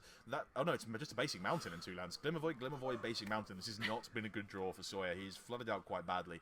That Colligan's Command is going to be pretty brutal at this rate, because it essentially means that Sawyer can only present a 3-turn clock, just knocking for 2 a turn with those 2 Blink Moth Nexuses. Whether that's going to be good enough, we don't yet know. Looks like he's going to try and play that Colligan's Command on his opponent's turn, so he's turning down a point of damage from that Abbot of Carol Keep. Might not think that's relevant too much, because that huge Vault Scourge does mean... Oh, wow, that was a big top deck. That's Galvanic Blast right off the top. I think he's not worrying too much, I was going to say, about Sawyer's life total just yet, because it's so high from all those hits with the Vault Scourge. Yeah. what I think we're going to see here is that Vault Scourge and the Cranial Plating are both going to be destroyed. He's going to get in there with the 2 Blingmoth Nexuses, put his opponent down to 4, and that Galvanic Blast off the top is going to... in fact, he can actually play it this turn, of course. So this could just be all over just now. So just when we thought Delian had ripped a fantastic top deck with that Colligan's Command, Sawyer finds an even better one right off the top, which we think is going to win the game here. It seemed like both players there just drawing pretty good draws. Yeah, a couple of strong top decks, and we see that line. So this is going to knock Delian down to 4. Actually, interesting. Oh no, I was just about to wonder just for a moment whether he had Metalcraft turned on, but the 2 Blingmoth Nexuses are artifacts. He's got the Darksteel Citadel, so he does indeed have the Metalcraft he needs to make sure Galvanic Blast does 4 damage rather than it's slightly lesser 2. So assuming there's no Dispel in hand, which I haven't seen, that's going to be the end of game 1. Yep, there we go, the concession from Delian. Sawyer wins game 1, Affinity going up, but then we saw that in our last feature match that Affinity can often win game 1 and then can struggle a little bit post-sideboard. So what have we got from this rather spicy Grixis list that you'd be looking at to bring in against Affinity? So we have 1 Nilhill Spell Bomb, 2 Ratchet Bombs, 1 Negate, 3 Dispel, 2 Hercule's Recall, 1 Grave Titan, 1 Ashiok, 1 Izzet Staticaster, and 3 Merc Lurkers. Surely the Merc Lurkers don't come in. No. I think that's for burn and probably for nothing else. But we do Yeah. see Izzet Staticaster. That's a very strong card in this matchup. The Hercule's 2 Recall Hercule's Recalls, of and course. the 2 Ratchet Bombs. Quite possibly, yeah. Ratchet Bombs, can there's a lot of 2-drops in the Affinity list, so it can obviously deal with those after a couple of turns. Or just wipe 1 out or a bunch 0 of drops. Exactly, but wipe out a bunch of Ornithopters and Memnites, which there are 6 total in Sawyer's list. Looking at Sawyer's sideboard, we see 2 Ensnaring Bridge, 2 Girippa Ether Grid, 2 Thoughtseize, 2 Whip Flare, 3 Etch Champion, 2 Ancient Grudge, 1 Torpor Orb, 1 Spellskite. I think we can safely say that Spellskite is something he's going to be interested in. He hasn't got any in the main deck. When you're playing against a removal-heavy control deck like Delian's, then you definitely want the Spellskite in there. Otherwise, possibly Etch Champion. Again, this is a grindy matchup where it's very hard to kill an Etch Champion if you get it on the field and have Metalcraft active, which will be most of the time, and possibly the Thoughtseizes as well. You wouldn't really be looking at any other cards, I don't think, but definitely got some options to improve post-sideboard for Sawyer. This does feel like one of those matchups where there is no really big hate card. There's no Shatterstorm from Delian. Hercule's Recall's good, but it's not sort of a really hard answer like a Shatterstorm or a Vandal Blast, or as we saw earlier, something like a Tacky or Stony Silence. In those kind of matchups, I think that Sawyer's probably the one who improves more after sideboarding. Yeah. But we'll see how this goes. There's still so much removal in Delian's deck, and so many ways to rebuy and reuse that removal with things like Jace for his Prodigy, like Snapcaster Mage. So he's definitely capable of just nickel and diming Sawyer out the game. We'll see how that goes. The players just shuffling up. Just for reference for, I think that's George on the chat, 2 Hercule's Recalls, not 3, in the sideboard. Let's see those bring-ins. Total is 1 Nihil Spell Bomb, 2 Ratchet Bomb, 1 Negate, 3 Dispel, 2 Hercule's Recall, 1 Grave Titan, 1 Ashiok Nightmare Weaver, 1 Izzet Staticaster, and 3 Drubai Merc Lurker. I think the question here is whether Sawyer is going to struggle in this matchup, or whether we're going to be saying Drew bye-bye to Delian. Sorry, I couldn't resist. I had to do something. We're not going to see Drew by Merc Lurker on camera most likely, so I had to do something with it. We can't let such a wonderful card go unnoticed. No, unfortunately, since it's rotation from standard, it's... It has not seen... It's not what you call a modern staple. It's not something I think I've ever seen it constructed since it rotated out of standard. No. Did see some play at the time. I remember the blue-black control decks used to play 1 or 2 of them in the sideboard. We have an anti-aggro card. Yeah, it would still normally lose anyway because... F plus, is that a rating for my pun there, George? Because I think that's very harsh. I thought that was an I outstanding think it's pun. for the sideboard. It could be for either. Yeah, I think my pun was worth more than an F plus. It was at least an E minus. no. At least an E minus. Come No. on, man. I think an F plus is a generous. Okay, pun. fair enough. I'll take the plus. That's good, right? Yeah. Absolutely. Slightly better than an F. And that's all I aim for in life. Slightly better than an F. It's like you failed, but you're the first person But I failed to fail. well. You're Yeah. the first person to fail. If you can't succeed, then I think failing elegantly is Yeah. a suitable Yeah, alternative. I think that's what the an F plus is. It's you failed, but you were first and last place. I think that's reasonable. As long as the word first is in there. Looks like both players have very quickly kept their 7s. We're going to see Fetch into Steam Vents and Serum Visions is the start from Delian. See how that goes. Haven't had a chance to get a look at either player's hand. See a Galvanic Blast in Sawyer's hands, but hasn't given us a nice fan out so we can have a proper look. See a Steel Overseer, Glimmer Void, Springleaf Drum, and some cards I couldn't see, quite frankly. On the other side, I can see Mana Leak, Gitaxian Probe, Serum Visions. I think it was Gitaxian Probe anyway. Might have been another Serum Visions. He's using all the promos, which makes them a little bit tricky to tell apart in the hand. Also, he's holding his cards upside down, which doesn't make life easy. I think there's a young Pyromancer in hand as well, as we see Inkmoth Nexus in Springleaf Drum. And there's an Ornithopter, and I think we're going to see... I don't think he's got a one-drop in hand, actually. I can see Cranial Plating, Galvanic Blast, Steel Overseer, Glimmer Void, and I can't do that last card, so I don't... I think it might be a Signal Pest. You might be right. That would at least explain why he was thinking about playing something. And, yep, spot on. That was indeed a Signal Pest. Shea's doing a little dance of victory in the booth, by the way, because he's so happy about guessing that was a Signal Pest. Oh, it's a proud moment for him. I was... no, there's no Electrolyze, by the way, in the Grixis list. There is Colligan's Command instead. You see Delian thinking about his play here. He's got a Mana Leak he might want to hold up. There's not exactly anything too exciting on the board. He can nudge him for one a turn with that Ornithopter and the Signal Pest. So Or we're just you going to see can, Drowned Catacomb. I was going to see if he wants to play something else or if he's... Yeah, he's just going to drop the Young Pyromancer rather than holding young up Mana Leak. So he's just basically hoping this turn doesn't go too badly for him. Now there's a lot of very high power 2-drops in Sawyer's hand. As we see an Ornithopter hit the table. We're going to see a... It's going to be Steel Overseer to start with. Interesting that he didn't decide to play the Cranial Plating. Well, he's actually going to Galvanic Blast that young Pyromancer. I think when you've got when you're looking to go as wide as this, when you've got sort of 2 Ornithopters and a Signal Pest, Steel Overseer is something you want to get out quickly and have as much impact as possible, because that gives you a very reliable plan just to put a ton of counts on your guys and just start rumbling in with the Cranial Plating. Is something you can just cast. If he draws another land, he can just cast it next turn, equip it onto a creature with no downside. He's already got the Springleaf Drum, so he only has to tap one of his Ornithopters if he wants to and get that plating going anyway. Whereas with the Steel Overseer, if you play that next turn, you can't activate it on the same turn. So this is just good sequencing, I think, as we're going to see fetching the Serum Visions from Delian.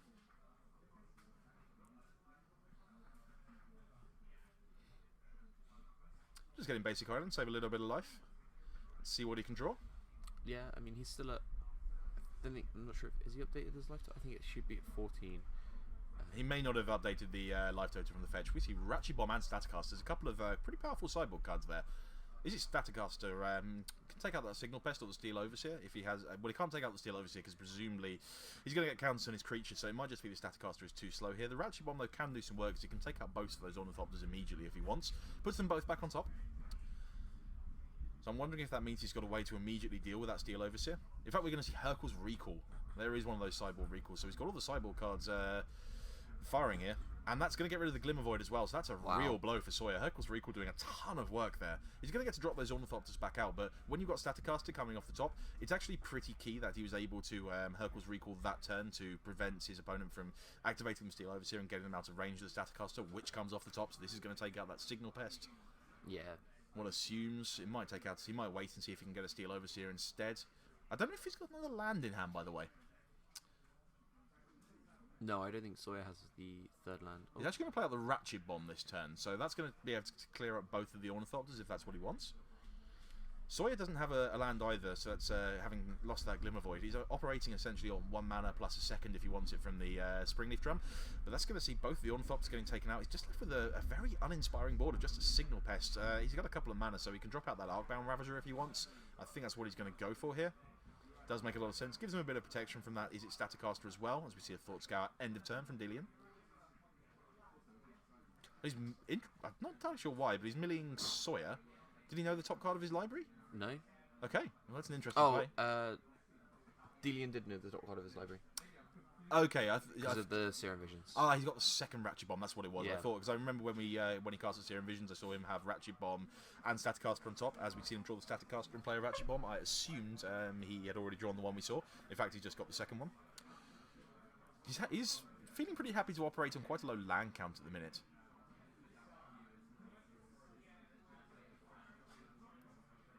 He's just happy to draw hate cards and see how that goes, but he's still got to deal with that Arcbound Ravager, which is going to be a bit of a problem for him at the moment, because, you know, Ratchet Bomb's a very slow answer to that. Staticaster won't take it out, or if it does, it just puts the counters onto the Signal Pest instead. We're in a position here where Delian's got a lot of plays where he can cramp Sawyer a little bit on his mana and just on the speed at which he can get things out, but can't really permanently answer his board, so... He's got to think very carefully about his plays, because if he sequences the next few plays correctly, then Sawyer could have a few problems just being able to add to the board in an efficient manner. We're going to see the Ratchet Bomb dropped out here. And this does give Sawyer a bit of an opportunity just to start play out a few more things, develop his board a little bit more, as we see he's drawn Signal Pest for the turn.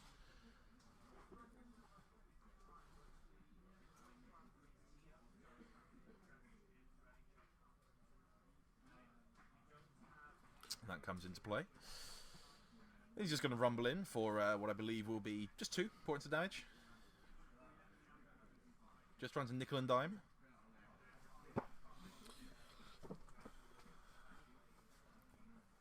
See how Delian wants to play the next couple of turns. I think it's starting to hurt him not digging for that extra land, by the way.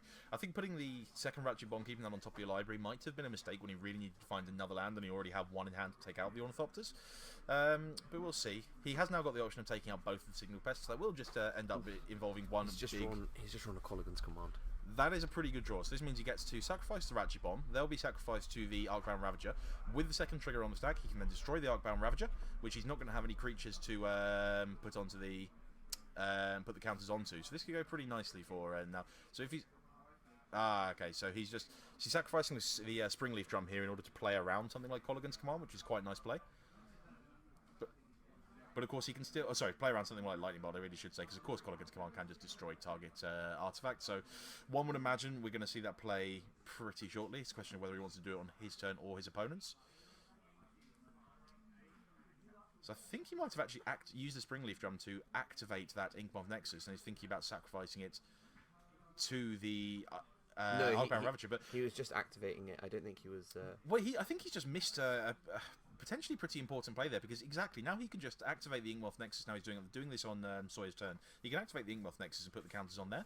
If at that point he activated the Inkmoth Nexus, what he had the option of doing there was Colligan's Command, destroying the Arcbound Ravager. And if he does this in response to activating the Inkmoth Nexus, there's no creature that Sawyer could put his counters onto. So, I mean, because obviously we're in the booth, we can't hear exactly what the players are saying or declaring. Maybe he, did things in such a way that Sawyer sequenced things correctly, so there wasn't a window where he could really get maximum value about the Colligan's commands. But I have to say, I'm not too keen on using that Dismember here at that point, because it just means that he can simply pop those counters onto the Inkmoth Nexus in response to the Dismember. It's going to be a mana leak to stop a welding jar coming into play. So he's probably just by now trying to save that Colligan's Command for the Inkmoth Nexus in future for whenever it gets fired up. Still no land, I think, for Sawyer, so he's not being able to do much here, and that's giving Delian just much more time to start, sculpting his hand a little bit. He does still need some lands. I think he declined the opportunity to play a Thought Scour on end of turn there. I'm not entirely sure why, but there's nothing really going on from Sawyer's side of the table. He does find another land. We're going to see if he wants to start getting in with that Inkmoth Nexus now. No, I think he's just going to play it safe. Yeah, we're just going to see the Steel Overseer coming out now. There's plenty of removal in hand, though. I think we're going to see the Izzet Staticaster now. There's also Lightning Bolt and Colligan's Commander, both in Delian's hand. So he's got plenty of ways to deal with anything Sawyer can play. Young Pyromancer coming in there. Not sure if he wants to play that until he has the 5th land. I think that might be what he's thinking of. I think you're okay playing this, actually. You have the Staticaster plus Lightning Bolt to deal with the... That is absolutely true, yes, very good point. And no, it won't, because it's 5/5, sorry. Yes, no, you're quite right. But at the same time, he can afford to take one hit from it. I mean, he hasn't got any... I believe there's no poison counters on Delian at the minute, so he's going to take 5 poison from this, but that's not really a problem. He just needs to make sure he doesn't get hit the second time. Interesting. So, I think he might actually be making this mistake. Oh, dear. So he's just firing up a Lightning Bolt and putting it onto... Yeah, he's going to get a token from that, but I think he made the same mistake that I have to confess I immediately did when I was looking at it. That is a 5/5, not a 4/4. That, I'm afraid, is not going to work, Delian. You're going to get a token out of it, but you're still going to take your 5 poison and unfortunately throw away that rather critical Lightning Bolt.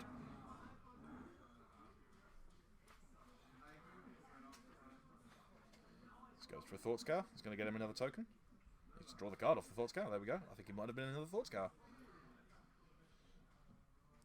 So he's getting a little bit of pressure on now, at least, Delian, to whether that mistake with the Lightning Bolt on the Inkmoth Nexus is going to come back to haunt him.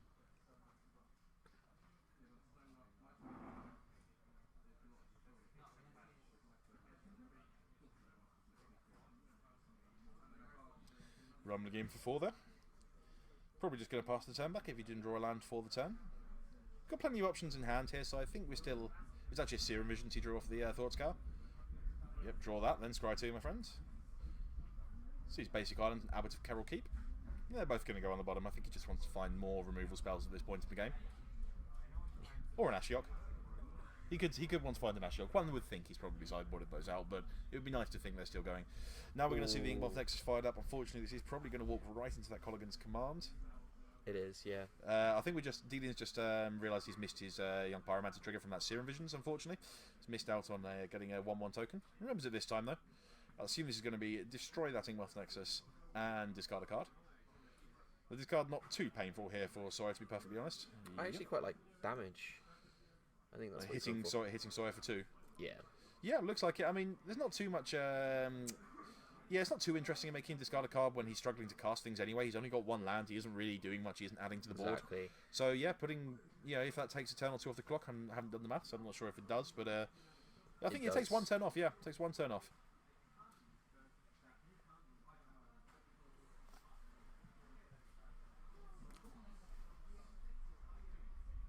Another Serum Visions does remember his trigger this time. I didn't quite see what those cards were. It was a Flooded Strands, and I couldn't see what the other one was, but it got sent to the bottom anyway. I think it was a Go for the Throat. He's kept Go for the Throat in? That would be an interesting decision, seeing as it literally has no text in this match. No. Well, he can use it to kill one of his own 1/1 Pyromancer tokens to get another 1/1 Pyromancer token. That could be a thing. I don't know. Signal Pest. A somewhat lonely Signal Pest. It's going to get mana leaked anyway. No, you may not have any kind of board, Sawyer. Another young Pyromancer token. Thought Scour, another token. I think that's just going to be more or less lethal here. I think he's 1 short. So we saw Jerubi Murklurker has come in. I just saw that go into the graveyard. And we're going to see Sawyer have to pick up and read the Jerubi Murklurker. Sawyer's like, what does this card do? Wait, what? That is not something he would have expected to see. I'm assuming there was a concession in all this, by the way, seeing as the lands have all been picked up. There was indeed. And we're going to be going to a game 3. I'm quite excited. We might see Jerubi Murklurker. I wasn't expecting that to come in, but, I guess it's an aggro deck, effectively, Affinity. I guess it is dealing damage and having a way to gain life. Something apparently you're interested in. Yeah. It's better than Go for the Throat or Astral Nightmare Weaver, I would have thought, at any rate. So, Yeah, you've got a few cards you want to get out. Sometimes you've got to bring something in which isn't necessarily perfect. The card that I saw him put to the bottom looked a little... As we can see, actually having a look at his sideboard here, I can see it looks like the Ashioks have come out, by the way. We can see them at the back there. Looks like he's removed some Gitaxian probes as well. I think he's actually kept in his Go for the Throat. He actually has, which is a little bit awkward. I'm not sure if he's read the card.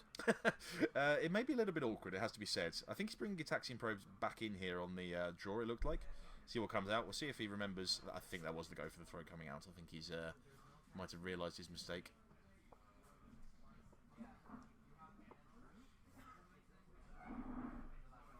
See if he picks up the cards and we can get a proper look. Yeah, I think it's Go for the Throat. I think it's the promo Go for the Throat. Yes, the F&M Go for the Throats. Mm. They're back in the deck box, so that particular mistake has been remedied.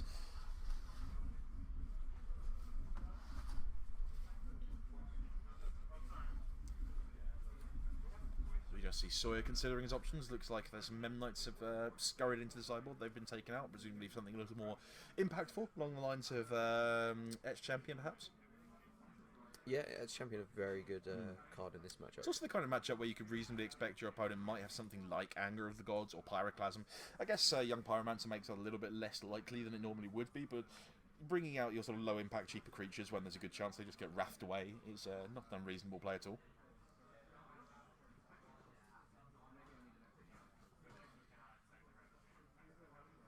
And players just shuffling up, and very shortly we'll be able to bring you Game 3.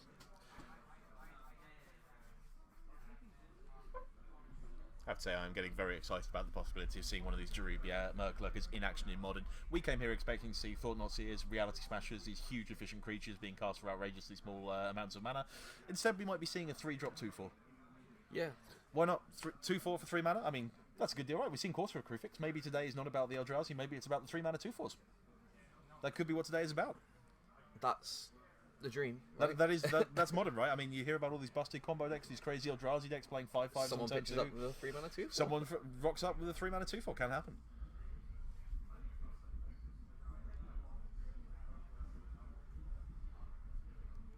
By the way, someone asked earlier how many players there were today. We've got 32 players in action at this GPT. Nice round number.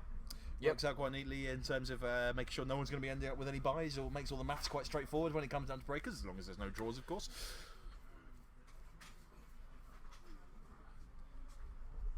And as is correctly pointed out on the chat, sometimes Drew by Murklurker is even more techy. Sometimes it's just a 1/3 because we do see Dragon Skull Summit and Drown Catacomb in Delian's deck list, so it's entirely possible that he has access to black mana and doesn't have a swamp. He's actually only got 3 swamps, I think, looking at this, although of course he can fetch some of them up. So he's got a basic swamp, Blood Crypt and Watery Grave, so he should most of the time be able to have access to that all-important +1/+1 boost.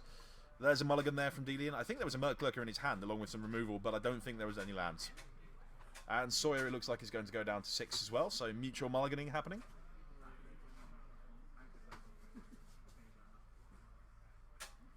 Good to see some love on the chat there for Jerube Murklurker. I'm very excited to see that card in Modern. It deserves to be in Modern. It deserves its chance. I'm glad Delian is giving it its chance. Yeah, I hope they reprint it in the next core set. What next core set? I've got some bad news for you, Shea. You're not going to enjoy this day. There are no more core sets. No. Jerube, it could be reprinted. Who knows? Eldritch Moon. I could see a Jerube Murklurker hanging around on Innistrad. We'll go to Jerube. Is Jerube a place? I don't know. Maybe. I don't know. You're the flavour expert, aren't you? No. Oh, okay. Fair enough. No. We haven't got any flavour experts in the booth today. If anyone in chat knows of Jerube or Jerubai, is it Jerube or Jerubai? Do you even know that? I think it's. I would say Jerube. You're saying Jerubai. I mean, that allows me to make terrible Jerubai puns. So, yeah, I'm going with Jerubai. If anyone in chat knows if that's a place, then do let us know. I mean, I assume it is, but I'm not sure if it's a plane. I have no idea. I don't know where or what Jerubai is. So it's probably a city on a plane somewhere. It could be. Right, players going. I think Delian might have just drawn a hand of 7 there. I think we might just have. I assume there's a judge nearby because I think what happened was Delian's mulligan to 6, but I think he just peeled off a hand of 7. He did start looking at his hand before he realised. So I don't know if a judge. Yeah, it looks like a judge is just being called, and we can fix this up. It was a little bit odd. Delian, I think, realised his mistake, and I think he's just about to start shuffling up again. I don't really know. I don't think he saw his whole hand, but he just started looking and saw maybe 1 or 2 cards. Sawyer, in the meantime, is looking at his hand of 6. Haven't got a good look at it there. He's not shuffling up though, so I'm assuming he's keeping, but they'll just be in discussion with the judge at the minute, trying to sort out that mistake by Delian.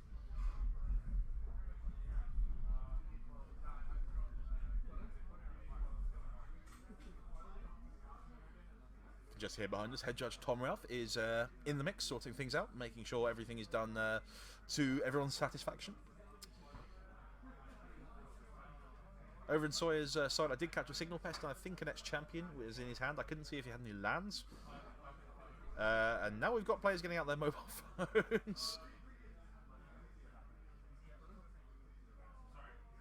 Yes, Ian92, absolutely. If something like that happens in the competitive match, you'd always call a judge. They're not there to, this isn't about getting anyone punished, just about sorting things out for the players. The judges know the right fix for this, the players don't necessarily.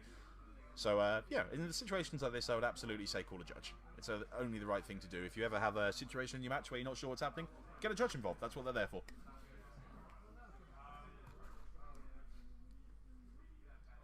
I think things are just being fixed up as we speak.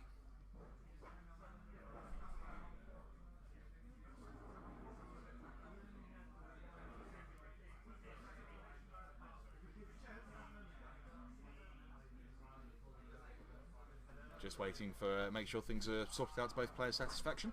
I think Sawyer's keeping his hands by the look of the chat and body language.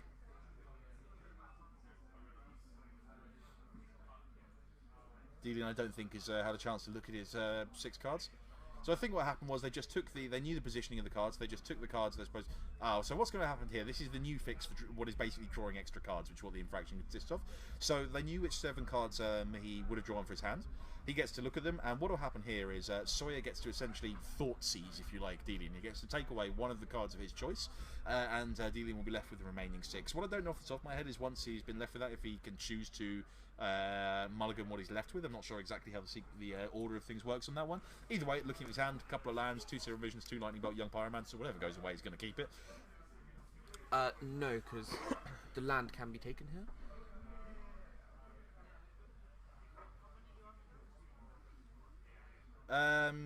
Yes, that's true. I expect. Yeah, is that so right? I guess if he can't mulligan, then Sawyer's going to be taking this land out. I can't imagine it forcing him to not mulligan. What I'm just not sure about is whether he has to say, I will keep this 6, whatever you take, beforehand, or if Sawyer gets to take away a card, then he decides whether he gets to keep or whether he wants to mulligan that 6. That's what I don't know. I think he removes the card. We see the Polluted Delta is indeed getting taken away. And then it's... I think he's keeping this 6 though. That looks to me what's happening. Sawyer has kept his 6. He's scrying.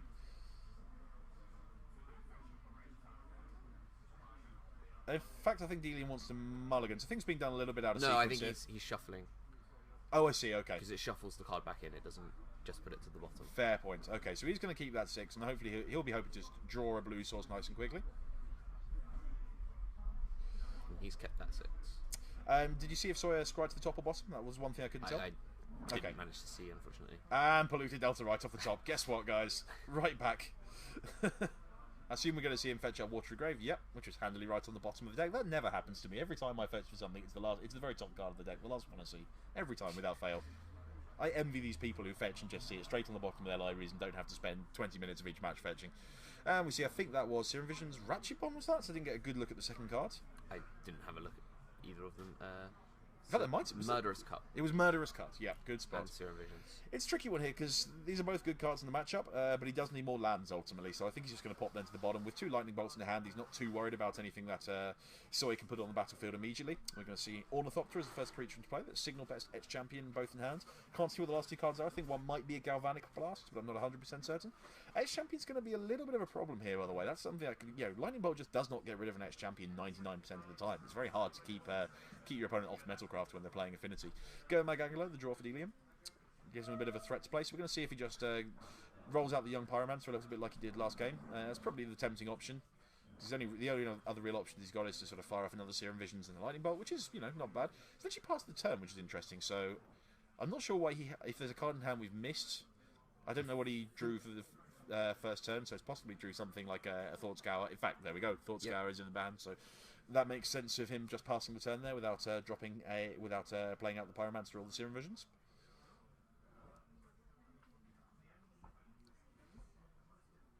We're going to see Sawyer considering his options for the turn.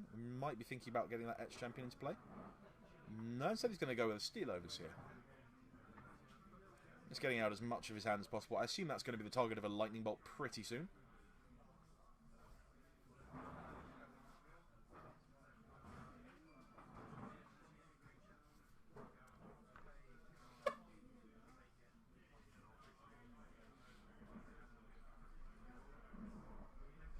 Interesting that Sawyer decided to not attack, and also to. Well, I think that's telegraphing that he's got the Galvanic Blast that we thought we saw in hand a little bit. So if he attacks, he gets him 1 point of damage with the Ornithopter, but then he can't spend any mana on his opponent's turn. So maybe they're just saving that for a future Young Pyromancer or possibly Snapcaster Mage or Jace, whatever comes out.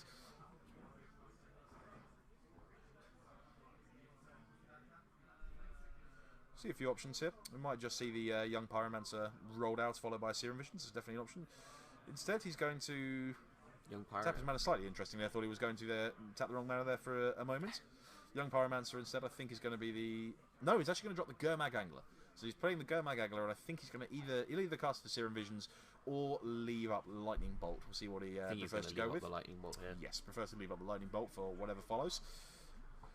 I think if you're Sawyer, you just. Unfortunately, we're going to see both. There's both Etch Champion and Darkbound Ravager, both cards which are pretty resilient to a Lightning Bolt here. That you just slam the Etch Champion right now, don't you? It's just, I think it's a matter of whether he can be kept off Metalcraft.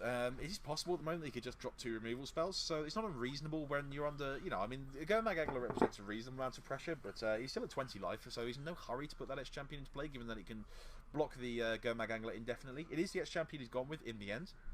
It's going to be very, very tricky for Delian to get off the table, short of a Hercule's Recall.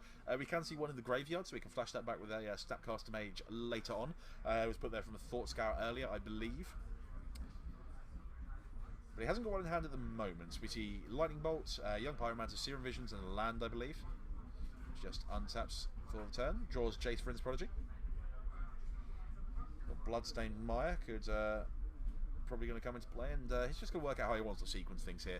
It's reasonable to drop either the Young Pyromancer or the Jace. If the Jace survives, which is probably not going to due to that Galvanic Blast in hand, then it's a pretty exciting card to have, because you can then potentially in a couple of turns flash back that Hercule's Recall and get a long way ahead on board. But as it stands, it's likely not to survive any turn it comes in. So we want to see if it goes with the Jace to play, or if he wants to play around the Galvanic Blast to some extent by playing the Young Pyromancer first. Really depends on how much time he feels like he has at the moment.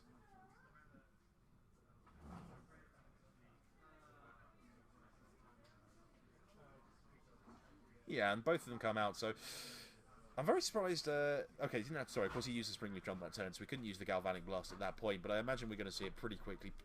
Interesting decision for him on what he wants to take out, but one would assume that the Jace is a priority because of that Hercule's Recall. Even though there's only 2 cards in the graveyard at the moment, a single Thought Scour changes that, and suddenly he can flip the Jace on the same turn. So we're definitely going to see Galvanic Blast now. He's just considering his options of what he wants to get off the table. My money would be on that Jace. If there's one thing I've learned from playing Standard for the last year, if there's a Jace on the battlefield, get that Jace off the battlefield. Kill it as quickly as you can. Doesn't matter how unscary it might look at the moment, kill it. There we go. Kill it with fire. Or lightning in this case. Galvanic. Yeah, lightning. Okay. I'll go with that. Flavor Judge. Yeah. I'm pretty sure the flavor text is something about lightning striking twice. I have to confess, I have no idea what the flavor text on Galvanic Blast is. Let's see if he can get him for 1 point of damage here if he just rumbles in with the Ornithopter and the Signal Pest. I'm assuming he's not going to be attacking that ex-champion. I imagine that for now is just earmarked for blocking that Gurmag Angler for as long as it hangs around on the battlefield. I think there's a consideration here about whether you want to start, at what point you start sacrificing things to the Arcbound Ravager, because the Ravager itself is going to have a tough time attacking anytime soon with an Edge Champion and the Gurmag Angler basically staring each other down.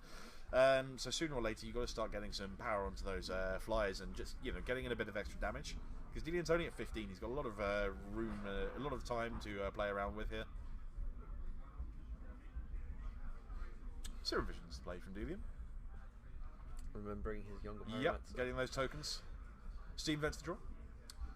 And Sulphur Falls and another young Pyromancer will be quickly going to the bottom of the library.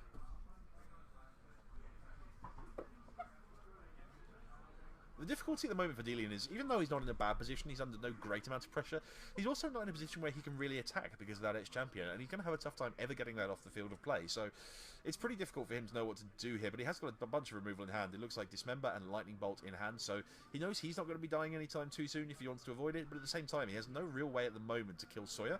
What he really needs to be finding is another Tasigur, basically, another big guy that can get through all this. He only has 1 Gurmag Angler, there are 2 copies of Tasigur in his deck list, but he needs something that can get through that ex-champion reliably, and at the moment the Gurmag Angler simply isn't doing that. He's going to swing with it anyway. I assume this is a bit of a chump check, basically, make sure that Sawyer's paying attention, but he can quite happily just block that Gurmag Angler all day long and it won't do any harm. I think Sawyer's just considering whether there's any way that Delian could take Metalcraft off while he was after it had blocked to get it off the table, but I can't really see how that could happen. Going to see a Lightning Bolt taking out Arcbound Ravager. I think he's going for it, but I'm not sure if this is necessarily going to work. All Sawyer has to do is just essentially not sacrifice any additional artifacts to that Arcbound Ravager.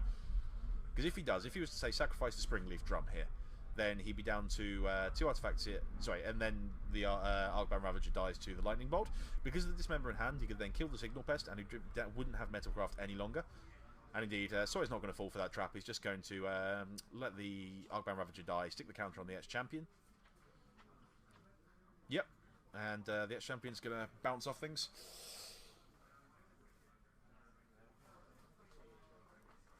Now we're going to see what Sawyer can muster up this turn. I haven't had a good look at his hand for a while. He's flicking around a bit too quickly. So I see Springleaf Drum, another Galvanic Blast. I think that's all he's got going on. So he's not got really any way of adding extra pressure while Delian's at such a high life total. I quite like getting in here with the... I mean, when I was looking at it, I think, yes, I agree that you should probably just... I'd be getting in with one of the Nexuses here. The one thing I'm not entirely sure about is why the counter went on to the ex-champion, given that's really kind of earmarked just to keep blocking the Gurmag Angler, at least for the next couple of turns. I would have been interested in getting that counter onto either the Ornithopter or the Signal Pest, just getting a little bit more damage going on in the air. Sooner or later, the next champion might be able to start getting in, but at the moment, you know, getting in for 2 or 3 damage is not really worth when you're taking 5 on the swingback. We're going to see Murderous Cut in response to a Galvanic Blast on the Young Pyromancer, making sure that Delian gets another token while he thinks about what to delve away. I don't know exactly what that was targeting. I'm going to assume it was probably the Signal Pest. Yep, there we go, targeting the Signal Pest. So that means Signal Pest goes down.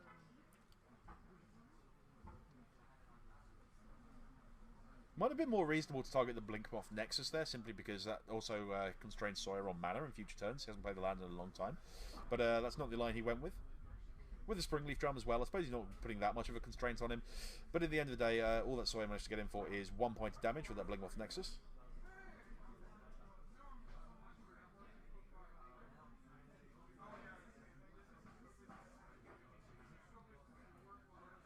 Dealing just considering his options here.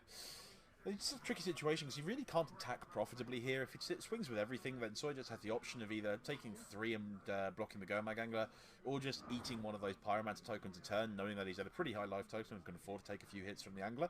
But at some point, he does have to come up with a plan at some stage for attacking. One thing that's worth noting here is that Sawyer is now down to only 3 artifacts in play, so if at some point in the future Dealing can find 2 removal spells on the same turn, well, there we go, there's the Ornithopter off the top to ruin that plan. But there was at least just a window there where he could potentially have, say, Lightning Bolted the Ornithopter and then would have been able to kill the ex-champion. And if that had happened, he would have been a long way ahead. As it is, we've just got a bit of a staring contest at the moment because Sawyer really can't get in for any great amount of damage. He can sort of just pinch him for 1 a turn without Blingmoth Nexus. But at the same time, Delian hasn't really got especially profitable attacks of his own. You see the Springleaf Drum coming into play. I suspect he's going to rumble with that Blingmoth Nexus again. He's still trying to get in for 1 point of regular damage a turn by the look of it. Might actually just be passing it back for fear of a removal spell from Delian. Or we're going to see a Hurkle's Regal flashbacked with the Snapcaster Mage in Delian's That could hand. be the case. That would be quite a brutal play. No, I think he's just going to wait on that play. He's not in any great rush. And that's fair enough because, you know, at the moment, Sawyer can dump his hand again pretty quickly, and he can't get that much damage in. Ultimately, he can only really swing him for 8, and then the blockers will be back up again pretty quickly. But he's going for it on this. I think he's untapped and taken a draw first. So Yeah. not entirely sure why he didn't do that on his opponent's end step. If that was going to be the line, if I'm honest, that suggests to me that he didn't really think through the play until the next turn. Because obviously this is much better doing it on his opponent's end step, so if he does untap and draw, say, another Tasigur or something, he can also add to the board as well. But he gets in for a pretty hefty chunk of damage, Oh, 8 I think damage. he drew another Hurkle's Recall. Ah, okay, interesting. He did. Good point. So that means that the amount of damage he can get in is now considerably more significant. He's still not going to be able to get in lethal next turn, but he's getting pretty close to lightning bolt range at this rate. He would have got in for lethal if he'd attacked, if he'd flashed in the Snapcaster. Yeah, you're absolutely right. If he'd done that, I suppose he didn't know he was going to draw the Hurkle's Recall, because at that point in the Hurkle's Recall there doesn't do a huge amount. You get to knock him for 10 points of damage, but then your opponent's at 10, they get the blockers back up. So it's not. I don't think that's entirely unreasonable to have waited on it, but then draw it for the turn. But maybe what would have been better then under those circumstances is simply to pass the turn back again and again on the next end step, because that way you can get more value. Wait until your opponent activates the Nexus or played something else out, and you do get in for an extra couple of points of damage. So unfortunately, this has worked out as quite poor sequencing, I fear, from Delian. But he's still going to be able to do a lot of work here with the second one. He's going to put Sawyer down to a very low life total, and if he can find another Lightning Bolt or a Colligan's Command, anything along those lines, there we go! Jerubi Merklurker. I'm so happy to see this guy in Modern on the field of play. We're going to see Delian forcing a couple of jump blocks here. Yeah, by the way, Gideon for life. We know we're having a few lighting issues with some glare, especially on the cards on the right-hand side of the table. We're trying to sort that out. We moved the camera around a little bit from our usual configuration so you can get a broader view. Unfortunately, we know that's caused a bit of glare in the centre of the table. We're going to try and adjust things throughout the day just to see if we can sort things out of that, and get a better view. But we do apologise for the glare you do get on some parts of the table at the moment. There we go, getting in for a ton of damage. Sawyer down's just 4 life, and that second Hurkle's Recall could well spell the end of things next turn. As Champion gets played out again, he's got the blockers up, but this could be bad news for Sawyer with that second Hurkle's Recall as the last card in hand. There we go, and the hand's extended. Delian's found a way through all those blockers, found a way through the ex-champion and the Ornithopters, and 2-1 win for Delian Katarinov. Sawyer Adler, unfortunately, will have to go home defeated. We're just going to send Shea out into the field to see if our second feature match is still running. We have another table. We don't know what's happening in that game, if that's still ongoing, but we're going to find that out for you now and see if we've got some more modern action to show you. Unfortunately not. Looks like that game's already finished, so that is all we will have for this round as the players sign the match slip. We'll be back pretty shortly for round 3, but again, I believe, Shea, just talk a little bit about these things again. For those of you who are watching earlier, today is being done in support of Purple Day, which is a charitable initiative supporting the SUDEP charity, that's Sudden Unexpected Death in Epilepsy. So this is basically in memory of the late Ed Hughes, a very popular Magic player from around this area, who did sadly pass away a few weeks ago at a very young age. Basically, in support of him, this event is raising money for the SUDEP charity. We'll all be wearing purple, as it is Purple Day. That's the theme of SUDEP's fundraising efforts, which are happening around the country, lots of different events today. But we've got some informational videos to show you, sort of some things to tell you a little bit more about the charity, the work they do, about epilepsy in general, which we're going to be showing you between rounds throughout the day. So please do take some time to watch these. And if you ever get a chance, please do go on facebook.com/SUDEP action. That's /SUDEP action, and have a look, and you can find out a bit more about the work they do, and please give generously to this fantastic charity. Thank you, and we'll catch you very shortly for round 3.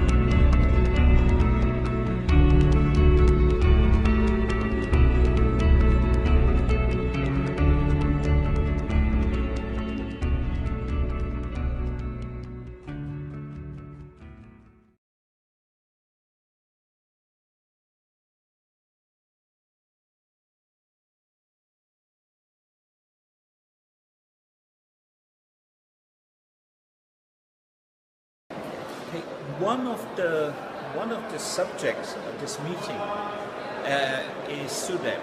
SUDEP is a very serious problem. It's responsible for a part of the burden of epilepsy in terms of premature mortality. Having said that, it's a very rare event overall, but when it happens, it tends to affect young people, and it can be a very emotional time, a very, very sad moment for the life of people that around the person that had this case.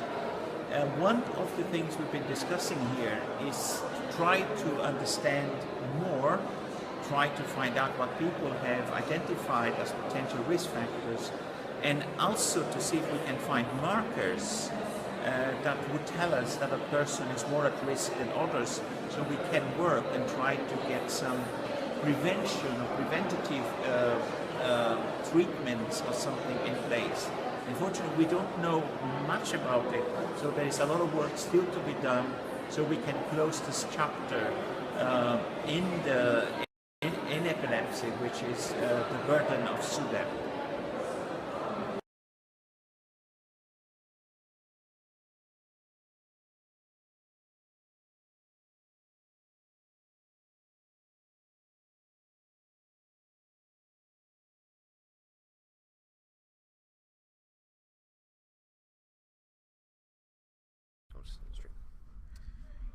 Hello guys, welcome back to the booth here at Dark Sphere for some live modern at this GPT. We have 2 players in the feature match that, if you've been watching for the rest of the day, you'll find pretty familiar. We've got Claude Schmidt on the right playing Kiki Chord, and on the left, Dillian Katarinov is back. He's playing that Grixis control list with all those wonderful cards like Ashiok, Nightmare Weaver, and Jarubai Merklurker. So we get more chance to see these very spicy cards in play, and I can actually see Dillian has an Ashiok in hand, and this is probably a matchup where he does a lot more work than he does against Affinity. Almost certainly, yes. Claude's deck it's a combo deck, but it's a bit slower. We see Course for a Crufix, so we're going to hopefully see the top card of Claude's library at some point. Pierre and Kieran Nallar on top. Pierre and Kieran. There we go. So a pretty good start for Claude, certainly getting things rolling pretty rapidly. Dillian so far looks like all he's managed to do is cast a Serum Visions. He might be, I was about to say he might be missing black mana. He's actually got Dragon Skull Summit in hand. This could be the time to see Ashiok. Let's find out. Oh, no, or not, we're just going to go Dismember. Dismember this. Getting rid of that Course for a Crufix now. Doesn't fancy allowing Claude to get any card advantage, which is fair when you're playing the control deck. You want to be the one getting the card advantage. And he's just going to pass the turn, so that may signal that he has a mana leak in hand, possibly. He's also got because he's got Jace Vryn's Prodigy in hand as well, I believe. He does have the mana leak, so I think I would have dismembered in the upkeep. Oh, sorry, in the draw stat? As in, so you get to see the extra Yeah. cards. Yeah, I mean, that's a pretty common play. I suppose, yeah, I actually can't think of any reason to do that. He can't call it for anything significant. He'd be able to call for one to get another Birds of Paradise. That might not be completely irrelevant, but we'll see. We saw the Pier and Kieran getting drawn by Claw, but it looks like he's a bit short on red mana. He's only got that Birds of Paradise at the moment. He's going to draw an extra card off Wall of Omens, though. Delian just thinking about whether he might want to mana leak that. I suspect the answer is yes, because not only do you not want your opponent to draw a card, but you just want to mana leak anything if that's what you've been holding mana up for. And as it is, we just see Claw's probably just going to pass the turn back, holding up Path to Exile here, so I think that might have been a mistake not to mana leak that. If you're going to hold up mana like that in Modern, you basically just got to fire off your Remands or your mana leaks and more or less anything. You can't just wait around always and to get a better target later on. Looks like Delian, what's that, Drowned Catacomb. So we might see him play out the Jason hold up mana leak this turn. That's definitely a possible line for him. Yeah, I think if you didn't play the mana leak last time, you're holding up for a specific reason. Yeah, and I think by this point he's also telegraphing it a little bit, because when you're holding up 2 mana like that for 2 turns, especially when you're now showing your opponent you had the Jason, chose not to play it last turn, that's a pretty big signal that you've got a counter spell in hand. So personally, I would have been looking to try and counter that that Wall of Omens, and we're going to see Path to Exile on the Jace, so that's going to exile Jace for Friend's Prodigy, and allow Delian to go and find himself a basic land. While he's searching for that, Claw's just going to have a think about his turn. I think he drew Windswept Heath for the turn, if I'm correct. Indeed he did, which will allow him to cast that Pier and Kieran if he so desires. But he's going to anything he runs out is probably going to be running it right into the teeth of a mana leak, and I suspect he knows that. So there's every chance he just wants to try and bait it out with a slightly less important card first. We'll see if that's what he goes for. One would imagine that Windswept Heath is going to be finding a stomping ground, looking at the mana that Claude already has access to. We'll see what he goes and gets. I don't think he'll. Does he want? Yeah, probably a stomping ground. Well, he's playing a deck which has, you've got to assume that sooner or later that Birds of Paradise get killed. He's already got 2 white sources there. We see the stomping ground. Definitely wants a double green. Yeah, so this gives him double green, and as long as the Birds of Paradise is out, also gives him access to double red, so he can potentially cast Pier and Kieran if he so desires. Sooner or later, Delian's definitely going to want to mana leak just about anything, because he has got that Tasigur in hand, which he'll want to get into play at some point. The more cards he can get into the graveyard now, the cheaper that Tasigur is. Easier it is for him to cast it and either activate it straight away, or potentially play out something else at the same time. We're going to see that Pier play. That's definitely going to get mana leaked. Yep, very quick counter spell. So it worked out well enough holding up that mana leak last turn. I don't think it's a luxury necessarily have, but on this occasion it's definitely done some work. Flooded Strand going to get cracked, so we're probably going to see either Tasigur or Ashiok, or possibly even both. He has, I believe, got the mana to happily cast both. So when Claude is failing to get anything on the board which actually has any power, he's not presenting any kind of threat, this is a great time to play out to Planeswalker in relative safety. There's nothing he'll be able to do to get it off the board immediately. He can't pressure it in any way. So if I'm Delian, I definitely want to get that Ashiok on board. He can also play the Tasigur as well. Yeah, I mean, he can get both into play, and that's certainly something I'd be interested in. I can't see exactly what else he's got in hand. We can see the Colligan's Command. Colligan's Command, yep. So you may want to play strong, hold that up. but I don't think it's good enough. There goes the Ashiok, and he's going to tick it up straight away. I mean, on an empty board like this, where Claude doesn't actually have anything to deal with this Ashiok right now. Yeah, I think that's perfect. Going to see a few cards getting exiled. A couple of lands in a Kasali Pride Mage. I don't think Claude will be too unhappy about that. It's not bad cards to get exiled. He probably doesn't really need mana too badly at the minute. Now we're going to see if Delian fancies just running out that Tasigur, and he does. He's just going to tap out, get as much on the table as possible, and throw the turn straight back. So it looks like he's going to leave Dismember in the graveyard. Yeah, I like that a lot. Yeah, removal's pretty key in these kind of matchups where you're going to be trying to grind a lot of value. Yeah. So if he does get a chance to get a second use of that, either getting it back with Tasigur or using a Snapcaster Mage later on, then that's going to be pretty good value. Forest for the turn for Claude. Haven't really got a good look at what's in his hand. I believe there's an Eternal Witness in there. And there's a Path as well. Another Path to exile. He's 1 mana short, unfortunately, for him of playing the Path to playing the Eternal Witness, getting back the Pier and Kieran and dropping that on the board, because that would probably be the thing he most wants to do, is get something like Pier and Kieran into play. It looks like he's had a Chord of Calling is his last card, so he has got the option of casting a Chord for quite a lot here. 5, I believe. 4, sorry. Yeah, 4 at the minute. So it's very possible that Restoration Angel onto the Wall of Omens. Very possible that's a pretty good value play. Definitely, I think he wants to be thinking about doing that at sorcery speed, given that by now you know your opponent's playing cards like Mana Leak, he's playing counter spells. While he's tapped out, the shields are down, this is a good time to make a high impact play, and it looks like that's what he's going for. So we're going to see Chord of Calling for 4, see if that gets Restoration Angel. Seems like the obvious target for that. I'm just going to sort of see if we can find Claude's deck list, see if we can see what other options he might have. So at 4 mana, it is just the Restoration Angel at 4 mana as far as I can see, but there's plenty of other 2 and 3 drops he could conceivably get. None that look too exciting at the moment. He could get Big Game Hunter, is one option for dealing with that Tasiga, but instead it's just going to be the Restoration Angel, presumably blinking that Wall of Omens to draw another card.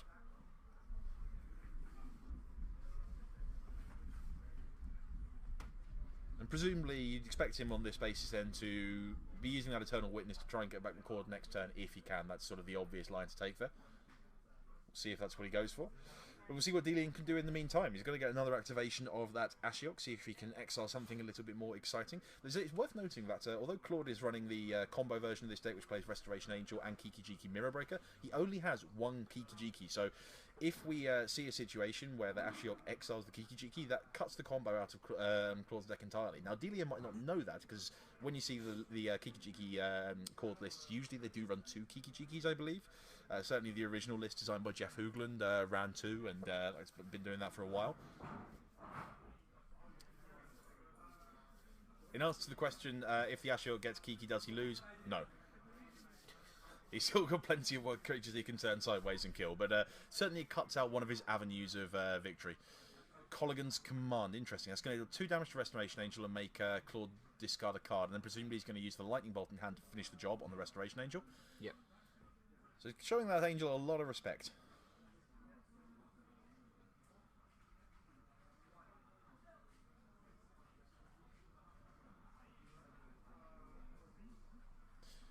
Rumbling in there with the Tasker. No chump block. And we're just going to see presumably an activation of that Ashiok.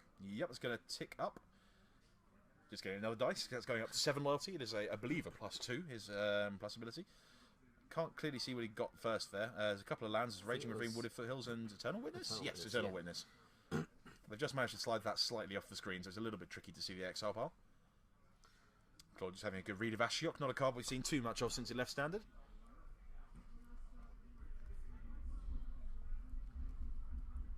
Not sure how many cards Delian has in hand at this moment, or how easy it is for him to represent something like a Mana Leak, but I think Claude's at the point now where he just needs to, you know, he can't really play around anything at this point. He's quite a long way behind. He's getting beaten down by a Tasiga. That Ashiok is going to represent a pretty big problem if it keeps ticking up and either stealing good creatures. So that Eternal Witness, for instance, is quite a nice one to be able to play and get back a removal spell. Start putting Claude under some serious pressure. He's also got Path to Exile in hand, so sooner or later he might want to use that to get rid of that Tasiga. It's definitely an option. He just drew Big Game Hunter. He just drew Big Game Hunter. Interesting. Yeah. I don't think he can cast it, though. I don't think he's got the second Black Source. No.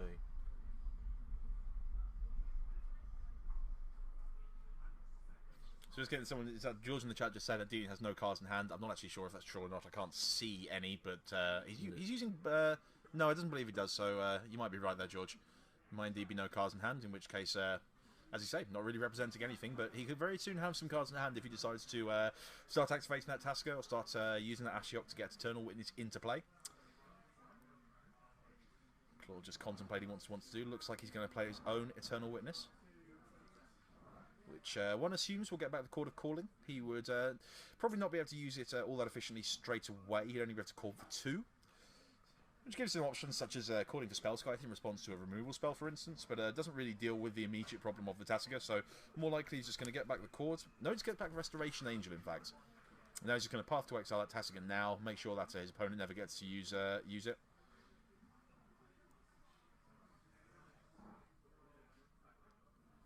Going to see Delian fetch up another basic land.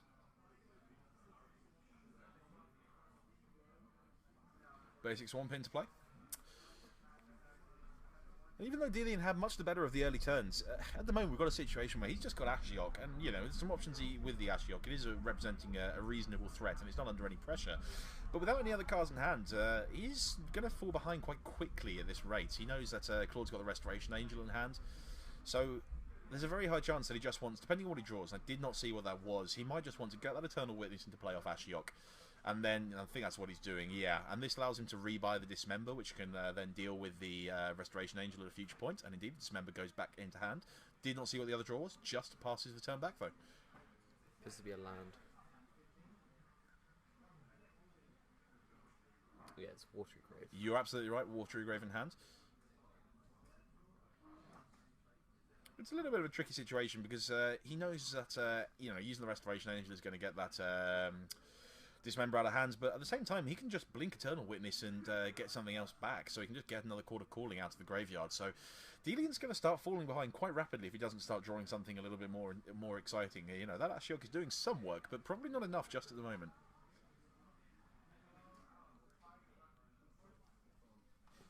Yeah, so thanks actually for pointing that out in the chat, the land. You're quite right. Ashiok should be on 4 loyalty, not 5. He's just -2 to when you basically... The Ashiok's second ability is -X to put into play a creature exiled with Ashiok, where X is that creature's converted mana cost. That's just being pointed out now.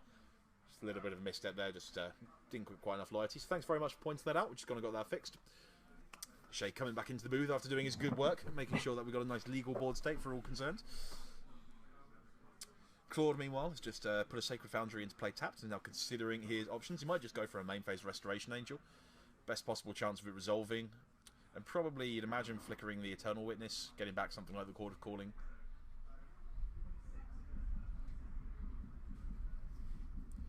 Looks like that Dismember is going to be used now.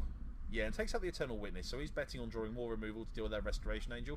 Basically feeling that, quite reasonably, that Restoration Angel is perhaps less of a threat rather than the Court of Calling. Lightning Bolt was the draw.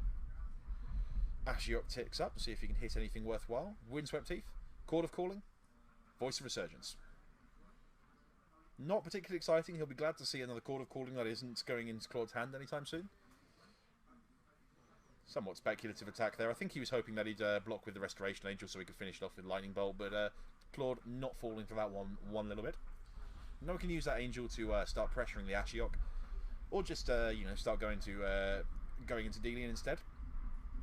But things were looking pretty bad for Claude for a while, but Delian's failed to draw the cards he needs to follow up the early advantages he accrued, and right now Claude is looking in pretty good shape, and we're already in a position where basically if Claude can draw a Court of Calling at any point, he's going to be able to bury Delian pretty quickly, and he has got the combo available. Lightning Bolt will break up the combo if he goes for that at any point, because it can kill the Kiki Chiki, but he would still get an extra Restoration Angel. That targets Wall of Omens, draws a card, then you attack with the token Restoration Angel, so things are looking pretty good for Claude if he can keep drawing well. And this is a lot of mana. I think that's Revelark. I'm sorry that the glare there. We know we've got a bit of glare on some parts of the field. But that is, yeah, as you can see, Revelark there. So that's just a great big flyer. And when that dies, it allows him to get a couple of creatures back out of the graveyard. We know Eternal Witness is in the graveyard at the moment. I think Pier and Kieran Nalar as well. So we've got a bit of a problem here if you're Delian, because you've got a big flyer in play that's going to kill you fairly quickly. But if you deal with it, you just end up having an Eternal Witness and a Pier and Kieran Nalar coming straight back at you. He's actually evoked it. Oh, he has actually evoked it, so he's gone for the full 6. So he's going to get back Eternal Witness and presumably the Pier and Kieran. Yeah, good spot. So the Eternal Witness is going to get something back. Could get back the Revelark, but instead just gets Court of Calling. It's possibly he's just looking to go for the combo in the next couple of turns here. That isn't necessarily going to win the game on the spot, but he's getting so far ahead now. Delian doesn't have any Wrath effects in his deck, by the way. There's no Damnation, there's no Anger of the Gods, nothing along those lines. That can just reset the board. So he's falling behind pretty rapidly. I don't see what he drew for the turn there. Basic Mountain, I think that's not really going to get him out of this situation. Things are looking fairly bad.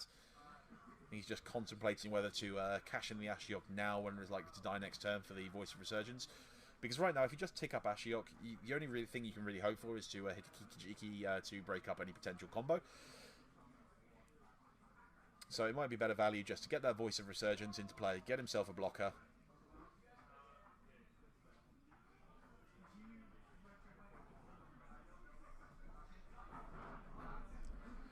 Just considering his options, because there's only a couple of lands in hand, he is running out of ways to actually deal with this board.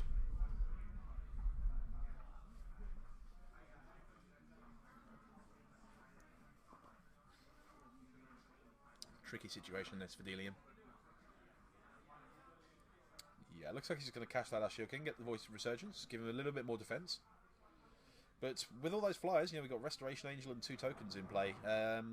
Unfortunately, the Voice of Resurgence isn't going to be blocking too much. It is a good blocker for the Eternal Witness and for the Pier and Kieran Nalar itself. He's got a lot of mana here. He's got a Court of Calling, so there's every chance he just goes for the combo here. It depends how much respect he's going to give Delian. Because the thing is here is even if he does have the Lightning Bolt, it's still pretty good value for Claude. He's going to get to draw a card off with the Restoration Angel. If the second one can come in and try and... Well, actually, no, it won't quite work out like that because he'll hit the Restoration Angel. That'll come into play and he'll target the Kiki-Jiki, at which point Delian Lightning Bolts the Kiki-Jiki, but it's still reasonable value when you're getting an extra 3 damage. I think... Just considering his options here. With that Call of Calling, he's got plenty of them. There's Gavany Township as well, so he could easily just start pumping up his team and getting in for a bunch of damage. He's got to know by now that Delian doesn't have any way to deal with that Restoration Angel at the very least, otherwise he would certainly have used it, so... He's considering his options. I can't see what... So he's got Big Game Hunter and Call of Calling left in hand. Plenty of mana. He could well activate the Gavany Township and still Call of Calling something good on the same turn anyway, so it's quite possible I that's like the best the value. activating the Gavany here. I think you're just, you know... It's going to be very hard. It depends really, because the problem when you're looking at a deck like Grixis Control is it's very hard to know exactly what cards they will have. There's every possibility he does have some kind of Wrath in his deck, and you don't want to put yourself in a position where a top-decked Damnation represents a significant problem for you. You know, some of these Grixis decks do play cards like that. They do play Anger of the Gods. So it's a tricky situation when you don't really know what your opponent's playing. There's so many different options. But he has just activated the Gavany Township. So one assumes this means he's going to start getting aggressive and just sending as many creatures as possible. Now even the Birds of Paradise can start rumbling in as well. At this point he's representing 9 damage in the air, a little bit more on the ground.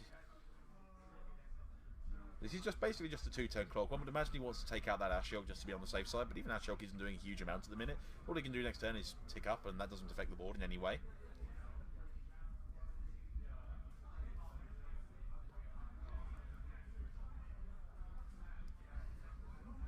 Yeah, he's just playing it safe, getting rid of that Ashiok. And looks like he's otherwise just going to send in with the whole team. Get as much damage in as possible now, while Delian has clearly not got the answers he needs. Interestingly, not attacking with the Birds of Paradise. He's holding up the option to call for 1, I suppose. So you may just not have particularly passed the fact that he can activate the attack with the Birds of Paradise. Because really that Birds of Paradise should have been the one attacking the Ashiok to get rid of that. I think he's keeping it up with the... so he can sacrifice the Thopter with the Pier. Yeah, that may well be the case. It's a good point. It means he's got 3 damage available. I have to admit, I don't particularly agree with attacking the Ashiok here. You just want to get more damage into play around the potential sweeper, because Ashiok at the moment, all it's going to do is tick up and do very, very little. You're in a position where you're not going for the combo, so you don't even really care if it's hits a Kiki-Jiki. You're just trying to beat down. I think I'd rather just send as much damage as possible at Delian. He's going to be considering his blocks here. He might well want to double block the Pier and Kiran Nalaar, for instance. The problem there, of course, is that he can activate Pier and Kiran, sacrificing one of the Fops tokens to take out the Eternal Witness, and that'll just mean that there's no trades. Instead, he's just going to make sure he trades off of that Eternal Witness with the Voice of Resurgence.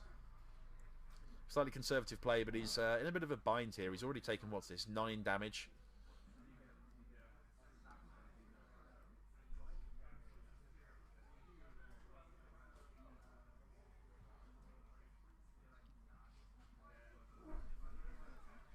Delian just thinking if that's what he wants to do. I think Claude is possibly contemplating whether it's worth using Pier and Kiran to get that Voice of Resurgence off the board and keep his Eternal Witness alive. I wouldn't have thought so.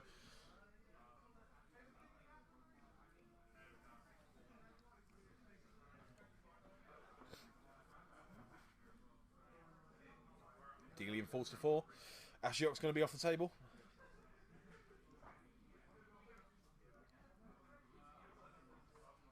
And Voice of Resurgence goes to the graveyard. So Delian's going to need something pretty special here. We know he doesn't have a sweeper in his deck. Claude doesn't know that. I'm not entirely sure if there's anything at this point that Delian can draw to survive. I think we'll be going to game 2 pretty quickly. I think that's Gitaxian Probe off the top, so he's probably just going to cycle it just in case. You never know. You might draw some kind of answer. Shows him the cord and the Big Game Hunter. That's going to get a read.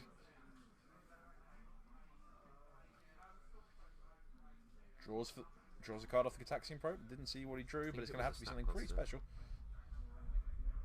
I think it was Snapcaster, which doesn't actually do anything. I don't think anything he could draw did enough, unfortunately.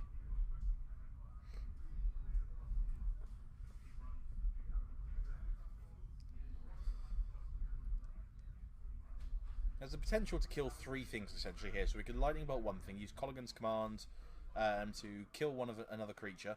So, and then use the destroy artifacts mode to take out one of the Thopter tokens. But it just doesn't do enough. I think Delian really missed an opportunity here. When, like right now, I think he should just immediately bolt this pier. Yeah, I mean, to be honest, I don't think there's anything he can do one way or the other. I do agree that he should be taking this out now.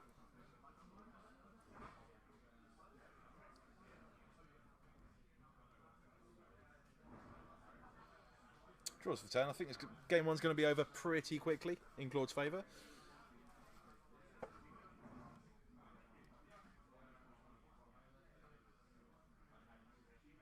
Just going to see everything swinging in again. Got another Gavany Township activation as an option.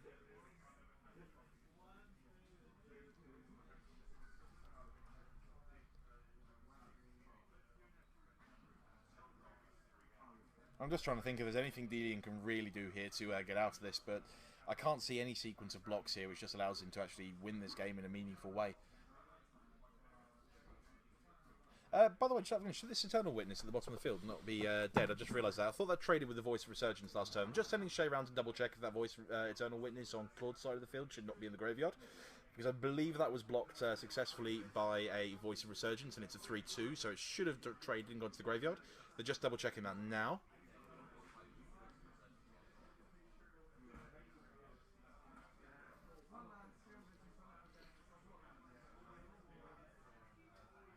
So Dismember, that was the that's been flashback off of the Snapcaster Mage. That's going to presumably attempt to kill the Restoration Angel, but he can just activate Gavany Township and get it out in range of that. So again, he really should have done this on his own turn, because then he could have killed that Restoration Angel if that's what his aim was. I don't think there was any real way he could get out of the situation he's in anyway, but as it is, he's just, you know, he's not sequenced this very well, so Claude can just save the Restoration Angel. If that's what is indeed being targeted by the Dismember, I couldn't tell for sure.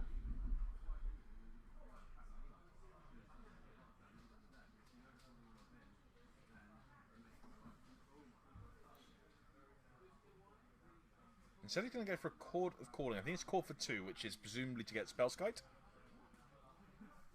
So I don't know, I assume then it wasn't the Restoration Angel that was being dismembered. More likely it was perhaps the Pier and Kiran Nalar that was being dismembered.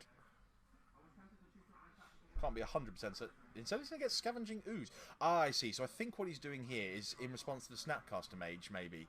He's going to try and Scavenging Ooze to take out the Dismember. I'm not 100% sure if that's what's happening. It looks like that might be the case.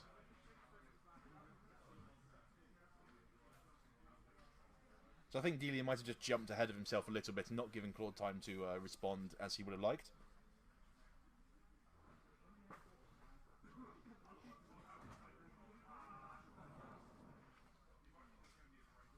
I think he's just conceding the game, yeah, so I'm pretty sure that'll be 1-0 to Claude. Delian just trying to work out if there's any way he could get out of that situation, but there wasn't. And though it was a mistake not to use the Dismember on his own turn, I don't think he ultimately would have made that much difference. It's pretty tricky for him to get out of the situation. Claude put him in there with, you know, the Pier and Kiran Nalar active and all those flyers with the Gavany Township. If he did tap out and take out the Pier and Kiran and Restoration Angel on his own turn, he was dead on board to the 2 flyers with the Gavany Township activation. So ultimately, I don't think there's any way out of that one for Delian, and we'll be going to game 2. So let's have another look at the sideboards here. And once again, we can have a look at Delian's very spicy little sideboard. Surely this time we are not going to see those Juru by Merc Lurkers that we spotted in the last game. I think he just reached for the one of Grave Titan, though. I think I just saw in the sideboarding that he's going for that Grave Titan, which is going big.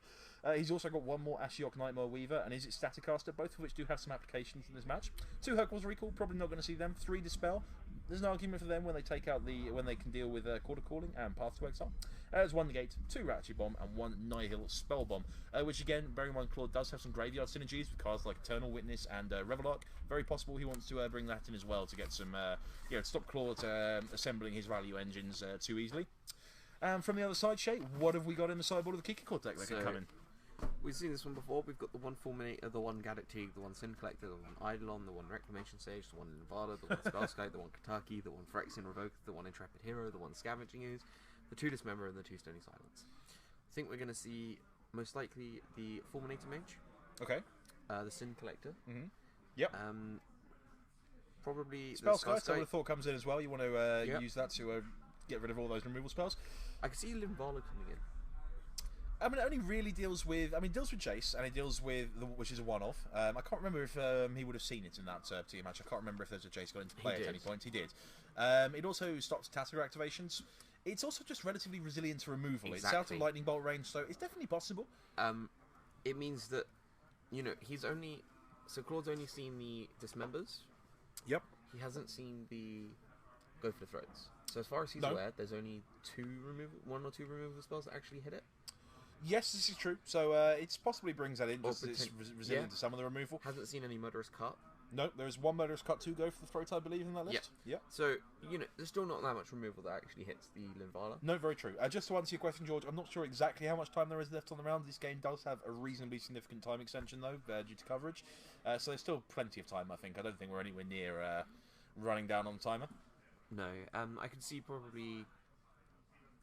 Yeah, I think that's all that's coming in, really.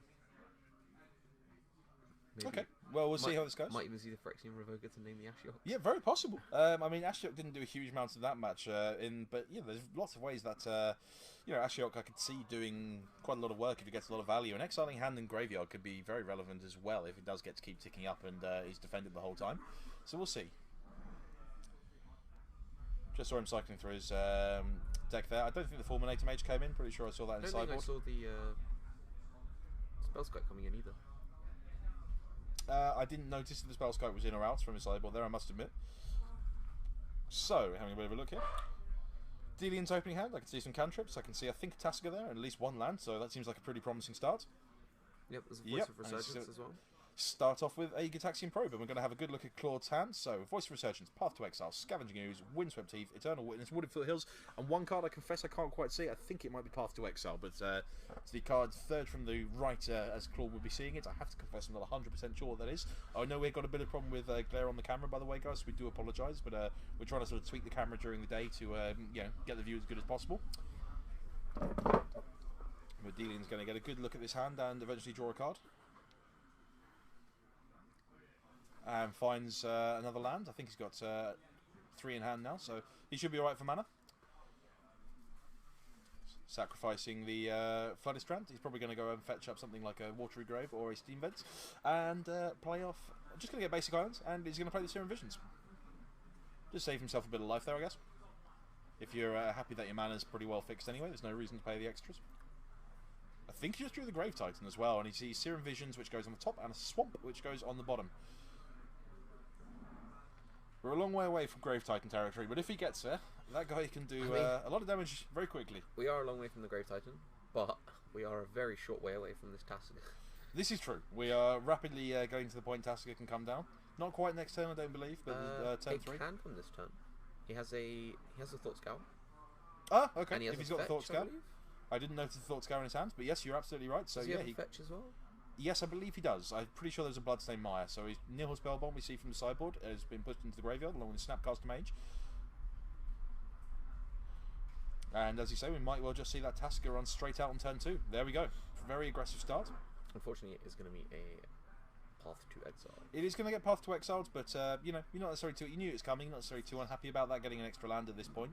I'm not entirely sure why he's fetching up basics at this point. Possibly because a lot of these Kiki Chord lists play Magus of the Moon. Now this version doesn't, it's not in his deck list. But that's a very common card to see in this archetype, so fetching up basics does make a lot of sense if you're playing around Magus of the Moon. Yeah.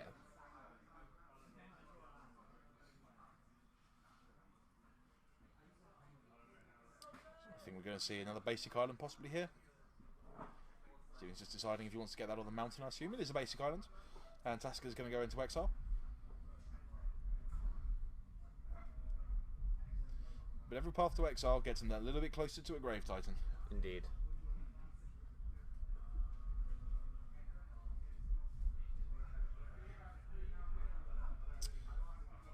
And time for Claude to have a look. Believe he drew another land for the turn, so he can decide what to play here. I'm not sure if he's got any exciting 2-drop options. It's possible that card I couldn't see was a Wall of Omens, by the way, so he might have the option of playing that. It was indeed another Path to Exile, so it doesn't look like he's got any particularly exciting options, so he's just going to run out that Voice of Resurgence, I assume, here. Could also play the Scavenging Ooze, but without mana to activate it, I'd assume the Voice of Resurgence is the more likely play. Most likely, yeah.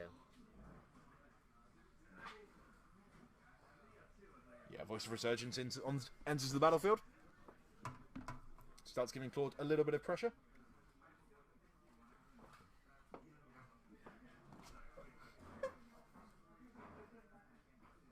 And turn goes back to Delian.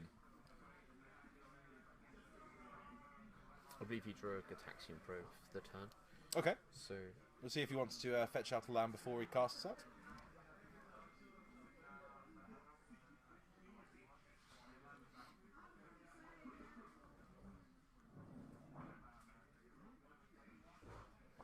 In response to their Iburakima, if I'm reading that correctly, as in terms of writing the decks they're using under the screen, we haven't really, in honesty, in terms of the point at which we get the deck lists, we haven't really got the time to put the deck lists up before the game starts playing. It's not really an option, unfortunately. Maybe at some point we can work out some way to do that. That would be great. I agree, but it's not quite as easy done as actually said. Looks like a Serum Visions was cast for turn. I didn't see what was drawn off it, unfortunately. And he's now going to pay 2 life to cast a Gataxian Pro, gets cycling further into his deck. Another look at Claude's hand. Scavenging Hughes, couple of lands, Path to Exile, Eternal Witness.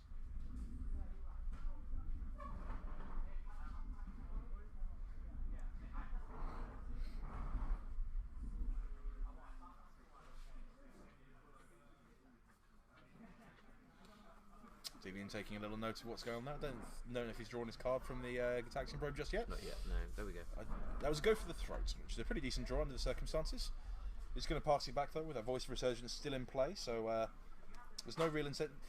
I have to admit, I might have just wanted to use that go for the throat straight away to get rid of the Voice of Resurgence, because at this point, while he's still got the mana open to do that, if he's trying to represent Mana Leak, or if he just wants to use that go for the throat, he's going to give Claude just another free token. So I want to just use it on my turn there, got that voice off the table, and then not have to worry about it in the future.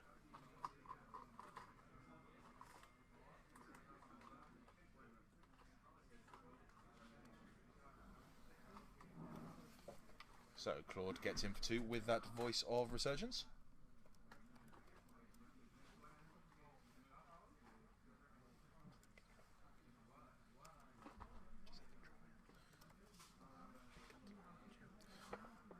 Just seeing what Claude wants to do this turn. These options basically are to run out the Scavenging Ooze, which I assume is what he's going to go for, because he has also got the Eternal Witness in hand, but the only thing he's got in his graveyard are Fetch lands, which he definitely doesn't need at the moment, and a Path to Exile, which he also doesn't need because he's got a spare one in hand.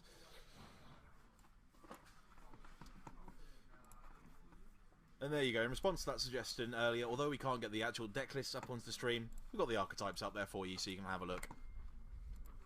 Always happy to get your suggestions, and always happy to try and make things a little bit better for you.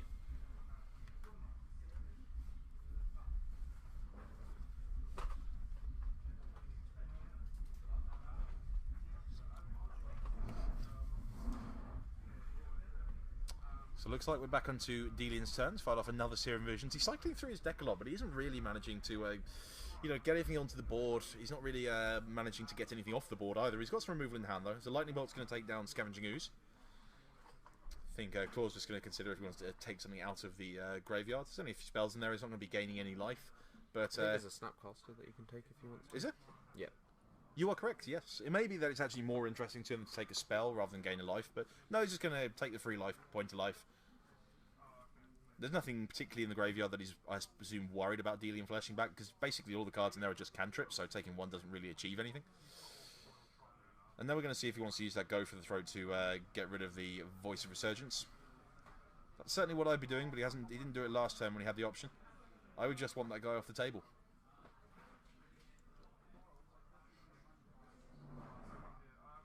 Yeah, finally he's going to go for that go for the throat. Voice of the Resurgence off the table. We're going to go to a 1/1 token for Claude.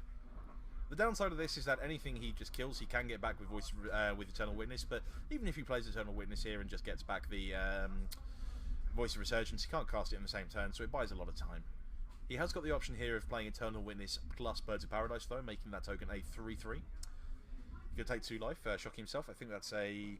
I can't actually see what land that is, I must admit. Might be a Sacred Foundry. Yeah, I believe it is. Yep, Birds of Paradise into play. And presumably that's going to herald an Eternal Witness here. Get as much onto the board as possible. Make that voice as big as possible. Sorry, the voice token, I should say, as big as possible. Oh, sorry, it's a Stomping Ground. It's got 2 Stomping Grounds in play. Yes, you're right. It's a good spot. That is indeed a Stomping Ground. It's the Gatecrash Stomping Ground. So the Gatecrash one? No, it's not. I think sorry, it's the original Guild one. Packs. Yeah. Connoisseurs of Artus we are. I think he's all on the original Shocklands. And indeed, I think he actually got back with Scavenging Ooze. I think he went for Scavenging Ooze over Voice of Resurgence. And he's going to get to hit for 3 with that token. Delian down to 9. So Claude just starting to exert a little bit more pressure on Delian, who, even though he's playing a control deck, he actually has very few ways of getting 2-for-1s in his deck. He's really on a 1-for-1 game plan. But if he draws another land off the top here, I don't think he has another one in hand at the moment. He can just slam a Grave Titan, and that means that his board presence will become imposing very quickly. But like, as I said, I don't think he has a 6 land in hand at the minute. I think it's Colligan's Command. He does not, and he hasn't drawn it either. Claude also has a Path to Exile in hand. He does indeed, although that would not deal with the 2 zombies that come down, which block things like the Eternal Witness. On this current board, if he was to Path to Exile the Grave Titan, he would still be able to trade with the token and the Eternal Witness, although he would also be able to play out the Scavenging Ooze in advance to save the token, at least for a turn. But again, he could just double block the voice token as well and trade for it. So Grave Titan would do a fair amount of work. And certainly require Claude to chuck a lot of resources at it to get rid of it. We're going to see a Dismember here, I think, or possibly a Colligan's Command. I think he's just debating between the 2 options. Although he won't be casting Colligan's Command with that mana, because of course he would need to tap his Steam Vents. Yep.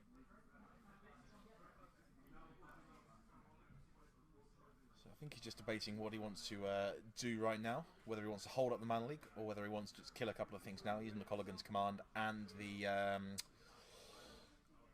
Dismember in hand. Now you look at the Colligan's Command, it has to be said that it does make getting rid of the Snapcaster out to the graveyard a rather more look like a rather nicer play from Claude's point of view. Yeah. Yeah, we're going to see Colligan's Command. That's presumably going to take out, I would guess, the Eternal Witness and make Claude discard a card. The discard a card is not too painful here. He's got a fair amount of mana available, and there's a Windswept Heath in his hand, which he can get rid of. He actually can kill the Birds of Paradise, so interestingly, even though he's attacked and broken him a couple of times and saw that he was quite heavy on mana, he's going to try and constrain him on mana. So, it'll be interesting to see if that works. I did not see what the draw there was off the top. So we have Path to Exile, Scavenging Ooze, and 1 unknown in hand. Reviarch. You think it's Reviarch? Okay. It is a Reviarch, yeah. Scavenging Ooze is going to get mana leaked. Yep, good spot. Reviarch is the new card in hand. I'm just going to rumble in for 4 damage here, dealing down to 5. He needs to find something pretty soon. You know, Grave Titan's going to have a pretty big impact on the board here, but he needs to draw that extra land, otherwise even just these couple of these smaller creatures are going to do a lot of work. Let's see what comes off the top before Delian. Lightning Bolt, that'll buy him a bit of time.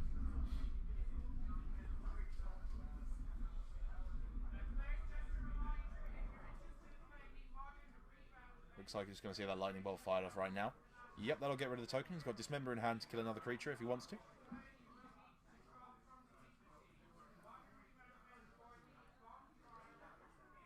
Wall of Omens to draw for the turn, I believe. Does draw a card, but not really adding any power to the table, unfortunately, for Claude. Delian is getting rapidly close to a point where he's both stabilised the board and can just drop a Grave Titan, which will have a huge impact. Even two zombie tokens is going to be a pretty big deal at this point. Certainly buying quite a lot of time, although at the same time, if Claude only needs to draw a couple more lands to get that Reviarch into play, and that also does an awful lot of work. Delian just debating if he wants to dismember the Eternal Witness now, which he does.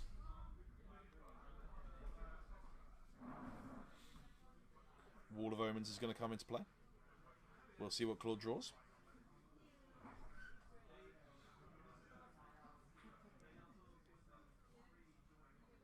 Looks like it was a land. Yep, Overgrown Tomb.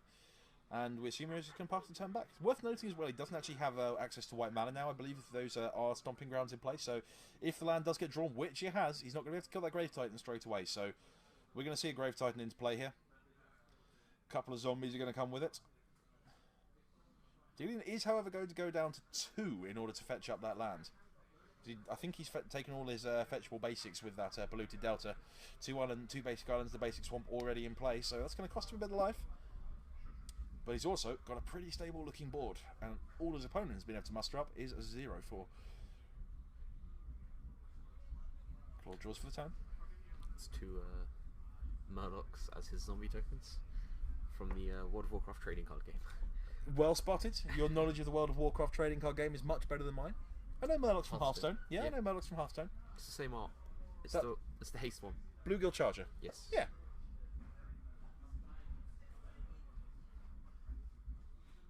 Revelark is in play. Now, that is a huge deal right now.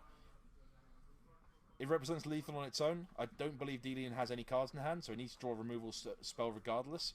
And even if he does manage to draw a removal spell and kill it, it's going to get back a couple of guys onto the field. He can get back an Eternal Witness, which can get back the Revelark, and so on and so forth. It can keep coming back. Is there a... What's he drawn for the turn? I haven't seen his card. I don't think there is a Pier and Kieran in the graveyard. He's drawn Colligan's Command. That is not going to be enough. He's just trying to look through his graveyard, see if there's a Snapcaster Mage, anything he can do. Well, it doesn't kill the Revelark, so unless he blocks one of the zombie tokens with the Revelark is the only way he gets out of this, I think. I think the only play he's got here is simply to send with everything, hope against hope. Hope against hope that his opponent decides to block with the Revelark. Well, if his opponent doesn't block, he dies. No, unless he blocks a token. Yeah, he still used the Wall of Omen to block something. He is going to block. That means he does get to survive. He's still going to get a couple of things back from the Revelark, it has to be said. If he just blocked with just the Wall of Omens on either of those creatures, then that would have been game over in Claude's favour, but he went with blocking with the Revelark. I don't know what he's going to be able to get back that can actually get through, swing over for those 2 points of damage, though. Scavenging Ooze and Eternal Witness. What's he going to get back with that Witness? I don't think he has anything like a Court of Calling. He's just getting back the Revelark. I don't think this is going to cut it, unfortunately, from Claude. I think he's unfortunately made a bit of a misstep there. If he just blocked the Wall of Omens, even on a zombie token, he would have only fallen to 4. He still would have been outside of burn range from a lightning bolt, anything along those lines. Just going to see the Colligan's Command fired off now. Gets that Scavenging Ooze off the field. Can Claude come up with anything to deal with this Grave Titan? He's got the Path to Exile to kill the Grave Titan itself, but he's still got a horde of zombies to deal with as well. Wall of Roots was the draw from the turn. So his hand currently is Path to Exile, Revelark, Wall of Roots, I believe. I don't think there's anything else in there. So he's not dead just yet. He's going to have a couple of good blockers for those zombie tokens. But can he find a way to actually win the game from this position? I think that's the question right now.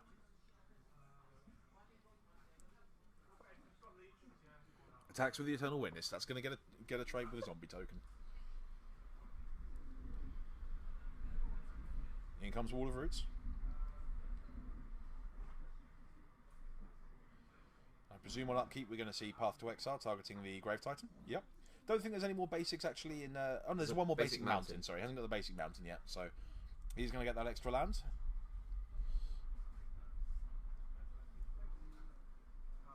I think that was actually basic mountain was the top card, so that would have been his draw for the turn anyway.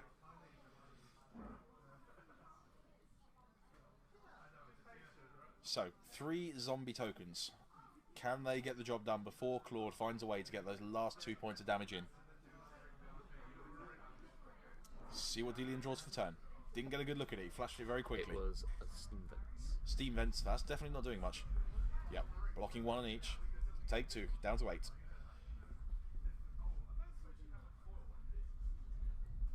But now he just gets to put that Revelark into play again. He can even evoke it using the Wall of Roots. Sorry, so, it was a Dragon's Core Summit. Okay. It was a land. It was a land. That doesn't do much either way. Looks like the Revelark is going to get evoked again. Yep. Why is he evoking it? Just put it into play. It's a flyer. This should really... I have to say I would much prefer just casting this normally and just putting a big flyer into play when your opponent's at 2 life. But Claude chooses to evoke, get back 2 guys. Get back the Revelark.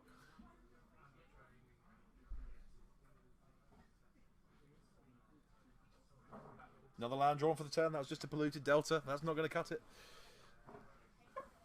No, But unfortunately. he's still not dead on board. He can still trade with these creatures. I don't think... He can make that Scavenging Ooze a little bit bigger and, just get to a point where he can start forcing, say, a double block perhaps with the zombie tokens, but we'll see how that goes. Eats one of his own Birds of Paradise for gain a life. Scavenging Ooze gets a little bit bigger, although there isn't a counter on it for some reason. He just remembered it now. Scavenging Ooze up to 3/3. I don't know how many creatures there are in the graveyards. Eidolon of Rhetoric is the draw, which is an interesting one. Normally brought in for combo decks. I guess when he saw, assuming as a young Pyromancer deck, he didn't want him firing off a bunch of different cantrips in the same turn.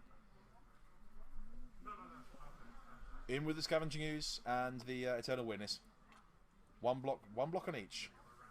So presumably there was enough creatures for Claude to get that Scavenging Ooze into a 5/5 and be too big for the double block to do and achieve anything. Revelark going to come back again. Evoked again. This surely will be enough this time. Eternal Witness, Voice of Resurgence, that'll get back the Revelark. Surely this time this will do enough work. Draw for the turn. It's another land. And that'll be the extension of the hand. Claude Schmidt wins 2-0 over Delian Katarinov. Claude advances to 3-0. He's looking in pretty great shape for the top 8 right now. And that's the end of that match. Now, I just think we're just going to find out if the our backup feature table is currently running. See if we can get some more modern action for you before round 4. Shea, my lovely, delightful co-commentator, has just run out to go and see what's going on over there. See if we've still got a match going on. If so, we'll be bringing you that very shortly. Otherwise, we'll soon be sending over to another video from the guys Sudep. Just while we're watching these guys de-sideboard, I'd just like to take a quick chance to remind you about what this whole event is in support for. This is all being run on Purple Day, which is in support of the charity Sudep, which is sudden unexpected death from epilepsy. Basically, we're trying to promote some awareness of the charity. Everything's being done in memory of the late Edward Hughes, who sadly passed away a few weeks ago. Basically, if you'd like to know more information, we will be showing videos between rounds throughout the day to give you a bit more info about the details of what the charity are doing, how you can help them out. You can also go to facebook.com/Sudep Action, that's SUDEP Action, and there you can find out more information about them and hopefully donate to this very worthy cause. Unfortunately, it does look like the other match in the feature match area has finished, so there won't be any more action of this round. We'll be sending you over to another informational video from Sudep very shortly. Otherwise, please do join us in about 10-15 minutes time for round 4 and see if we can get some more exciting matches, because that was a pretty tense one in the end. Yes, it was. And for the person asking what happened to Partridge, unfortunately he couldn't make it today, so you have to put up with me instead.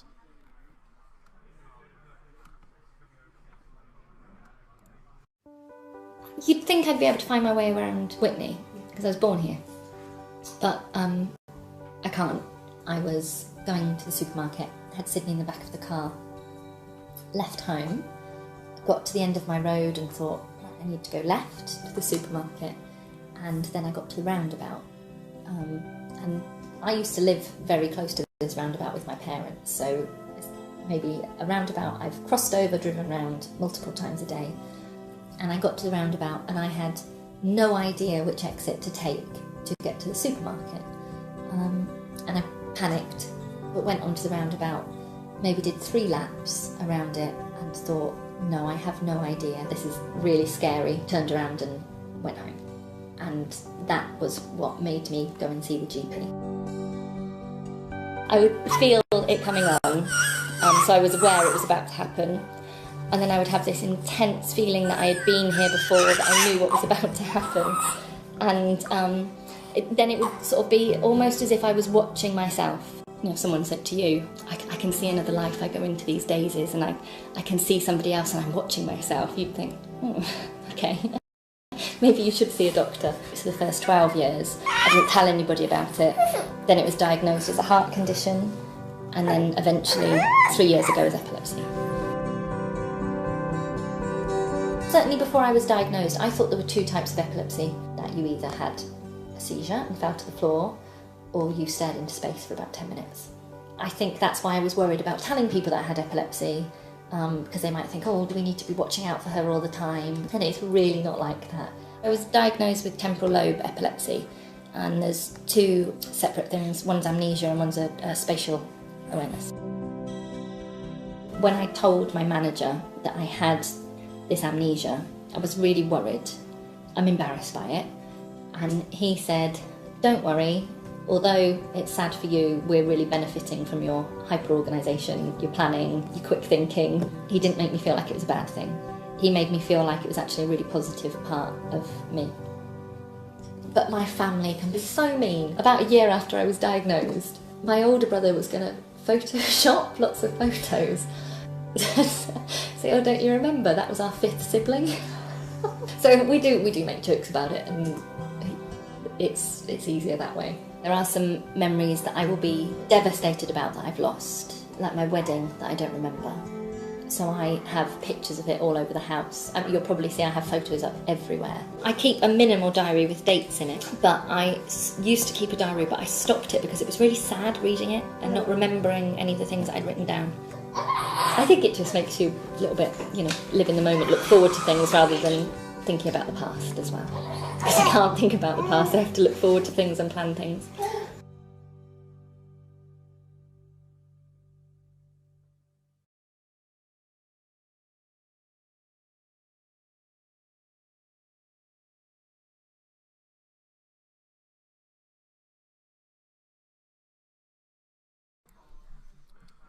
Welcome back, ladies and gentlemen, to round number 4 of Dark Spheres GPT.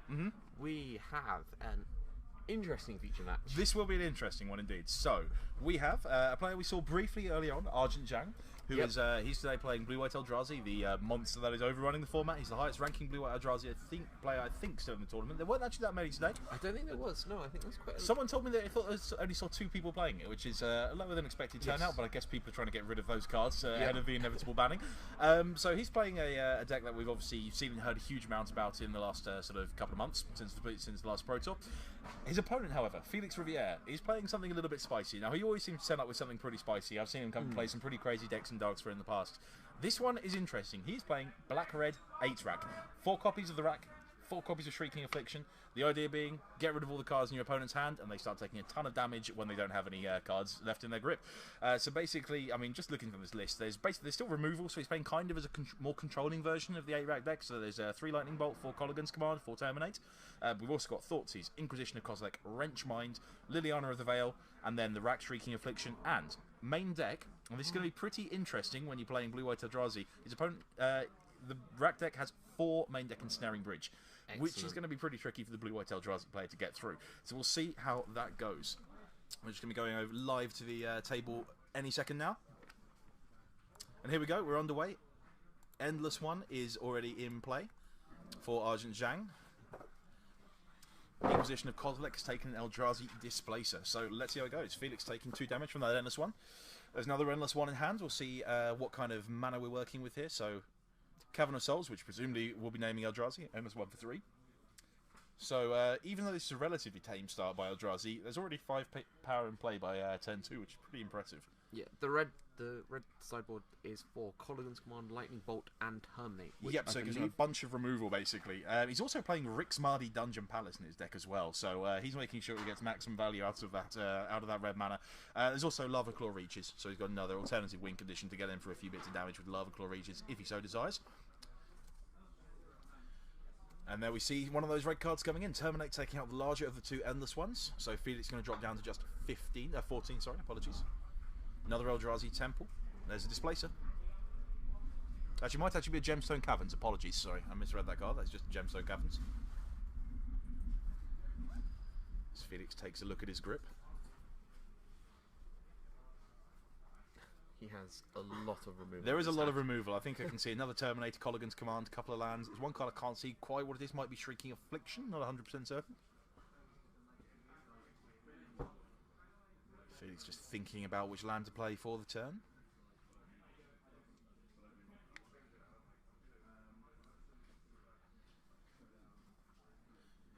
Blood Crypt into play, tapped.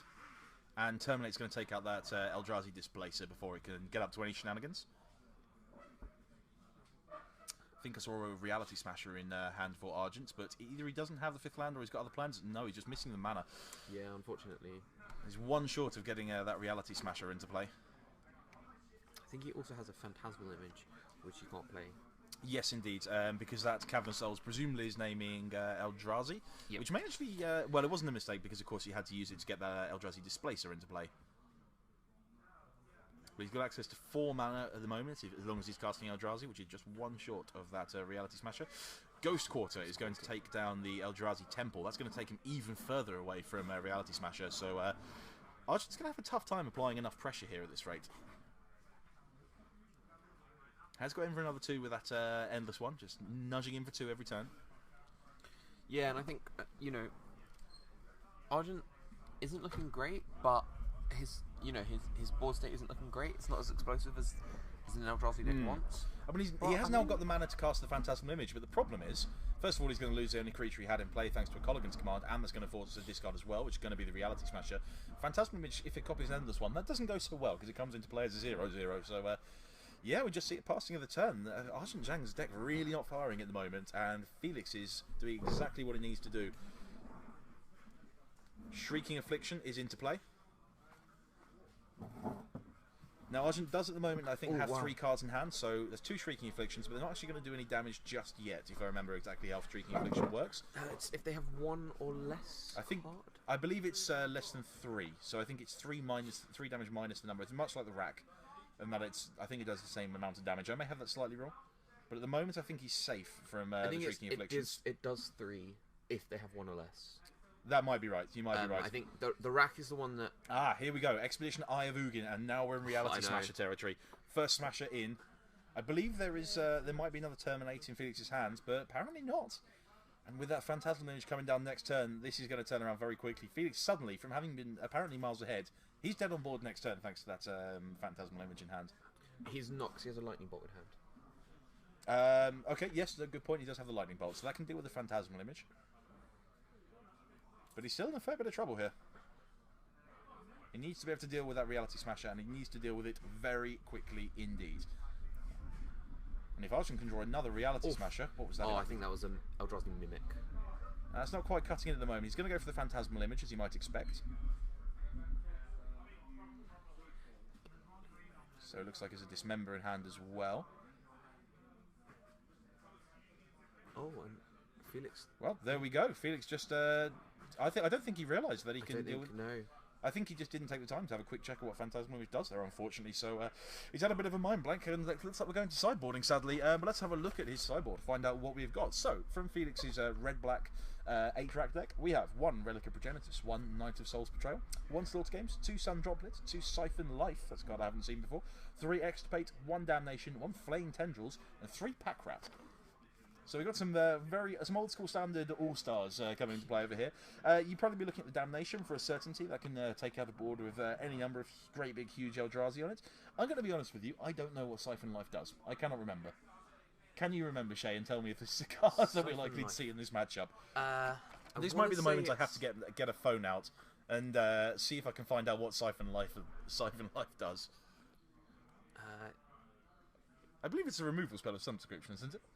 Isn't it 4 damage, gain 4 life, something like that? Sounds about right. It's I'm trying to look this up.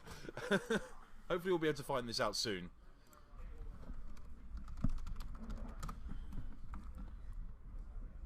Oh. I think it's spelled with a Y. No? Yeah, it is. Yeah. So this is from Eventide. Oh, it's... 1 black, sorcery. It's an uncommon. Target player loses 2 life and you gain 2 life with Retrace. There we go. Okay. So that's a pretty techie card. I'm not entirely sure actually what matchups that's in for. Possibly it's anti-burn, perhaps? Yeah. Although it does have Sun Droplets in the sideboard as well. You assume that isn't one that comes in this matchup. But you definitely want the Damnation. Coming out to the blue-white Eldrazi sideboard. Let's see what we've got over there, Shea. We have 1 Spellskite, 2 Worship, 2 Rest in Peace, 1 All is Dust, 1 Ulamog, the Ceaseless Hunger, 2 Stony Silence, 2 Hurkle's Recall, 2 Disenchant, 2 Stubborn Denial. Interesting. So Stubborn Denial seems like a card you definitely want in. Possibly the Disenchant as well, as that allow you to deal with both the Rack and Shrieking Affliction, which are the main win conditions. I could see something like All is Dust coming in as well to deal with the Shrieking Affliction. It's a little bit slow, but possibly it's another answer. Yeah, so, but, you know, he's seen the Shrieking Afflictions. It also deals with Liliana's. And I think that's it. I don't really see anything else coming in. Okay, well, we'll see. Probably not a huge amount of sideboarding from either player, though. Argent's just having a look over his sideboard option. I can see the All is Dust looks like it's remaining in his sideboard for now. Doesn't look like he's brought in all that many cards. Probably just a Disenchant and the Stubborn Denials. They're sort of the obvious go-to... Pardon me. Sincere apologies. But, apparently I'm having an allergic reaction to the Eldrazi deck.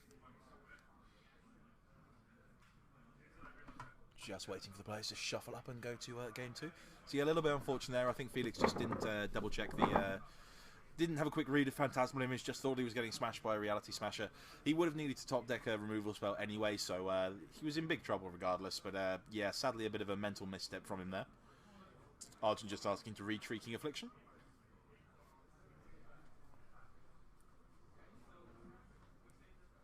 the score was slightly wrong, so it said that Felix was -1 down, where instead it was Arjun Zhang is 1 up. Okay, so the score was not -1-0 No. to Argent, it was in fact 1-0. Yeah, this is true. We'll be getting underway for Game 2 very shortly. We do have a backup feature match if the case this Game 2 ends as quickly as Game 1 did. So we've got Living End versus Grixis Control over on our backup match. So hopefully, if this ends prematurely, we'll have some action from that going on as well. Yes. We'll see how that goes. I believe I missed a pun. You missed a pun? Apparently so. According to Twitch chat, I missed a pun. I don't believe I made a pun. According to Mr. Sabisky. I mean, I do make puns in my sleep. I am, after all, something of a pun master. I believe I'm widely regarded as being an outstanding punner. But I have to confess, I did not actually see my pun there. I just, make puns subconsciously by now. Argent's clearly having second thoughts about his sideboarding over here. Oh, that wasn't really a pun. I mean, mental misstep is a phrase. Right. If one of these guys was playing mental misstep, then first of all that would be a pun, and second of all we'd have to be calling the judge over due to mental misstep being pretty heavily banned. So yeah, that wasn't intentional.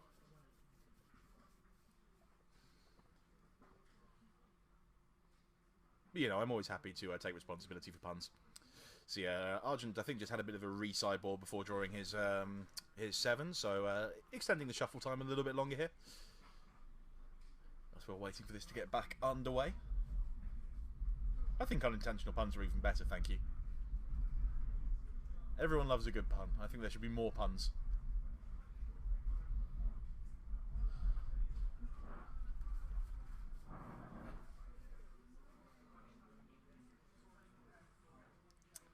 Just waiting for...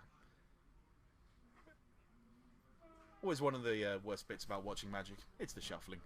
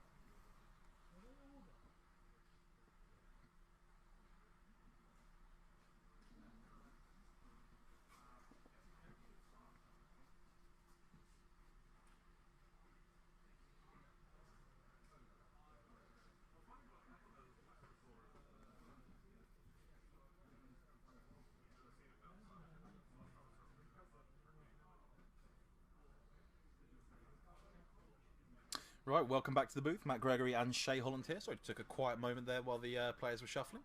So we're underway for game 2 here. Argent Zhang 1-0 up against playing Blue-White Eldrazi against Felix Riviere playing Black-Red 8-Rack. Going to see what we've got. I can see an Ensnaring Bridge in hand for Felix. I'm not sure if he has many lands. Possibly 2 lands if that's a Ghost Quarter at the right-hand side of his grip. But certainly I can see Slaughter Games has come in, which is pretty interesting. I'm not entirely sure what he plans on naming with Slaughter Games, but maybe we will find out in due course. And thank you very much, by the way, to Andrew Sabisky there for keeping me apprised of the cricket score. Sadly, one of the mental misstep I actually did make was agreeing to do commentary, and then when I completely forgot there was an England cricket match going on. But there you go. Thank you for keeping me updated. I do actually appreciate that. As we see, pretty quick start here from Argent Zhang. Eye of Ugin, Eldrazi Mimic. This is certainly one of the a start to one of the more broken draws that Eldrazi is capable of. Indeed, Ghost Quarter is there. He's not choosing to use it at the moment because I think he's pretty stuck on mana at the moment. He's just hoping... That's the reason he hasn't cracked his fetch at the moment, is he hasn't got a third land in hand. He just wants to get that Ensnaring Bridge out, but unfortunately if he can't start casting the spells, that Ensnaring Bridge is not going to do much, so this might be a slightly risky keep that Felix has made, and hopefully it won't work out too badly for him. Adhikar Wastes played by Argent, and Eldrazi Displacer comes in. That's going to make the Eldrazi Mimic a 3-3, and presumably going to swing in. I don't think there is a Lightning Bolt in Felix's hand to deal with it at the moment.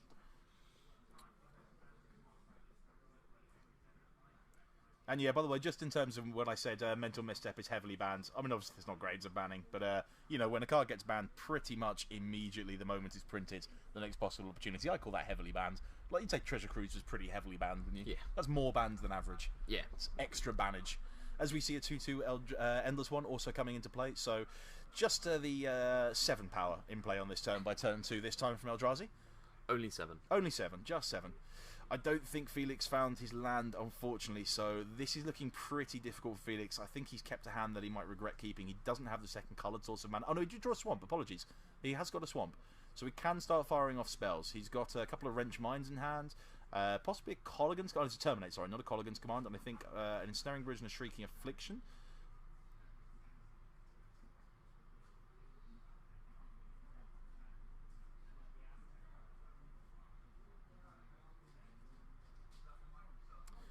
It's going to search up, possibly for, I don't know if this is going to be Blood Crypt or, yeah, it's going to go for the Blood Crypt. He's under a lot of pressure here though, and he hasn't got, I don't think, any kind of way to deal with this entire board in one go. Yeah, there is one Damnation in the sideboard. I don't think it's in his hand at the moment. There's also a Flame Tendrils. I don't know if that would have come in. That would do some work at the moment. It would get rid of at least 2 of Argent's 3 creatures, but things are looking pretty bleak for Felix at the moment. His deck just isn't really firing. He's got a Terminate that can kill the Displacer. But really, his deck's just not doing the things he wants to do. It's not stripping Argent's hand. It's just going to drop in Snaring Bridge, but I think he's got 5 cards in hand, yeah. So this isn't going to do anything at the moment. He's just hoping to draw a land next turn, fire off a couple of spells, and just about hopefully survive from there.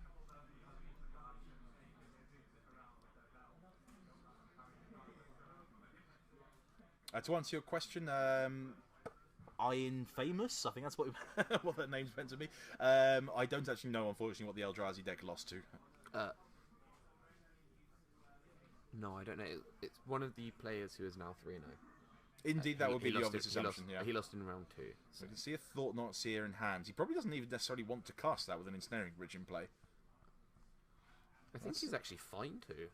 It's a pretty tricky decision, because if he plays the Thought Not Seer here, he'd be able to get him for 9 damage, putting Felix to 5. But stripping Felix of a card, putting him down to 4 cards in hand, if he can fire off 2 spells next turn, he may actually be able to start using that Ensnaring Bridge to lock his opponent out. He'd be able to attack next turn with the Endless One and the Mimic if Felix still had 2 cards left in hand.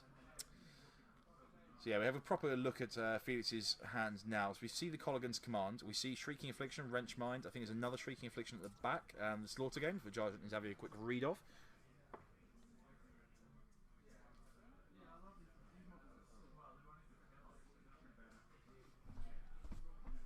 Argent just taking a look at his own hand. I saw a Hallow Fountain, I think he also possibly a Flooded Strand Expedition in hand, but didn't get a good look at what else is going on.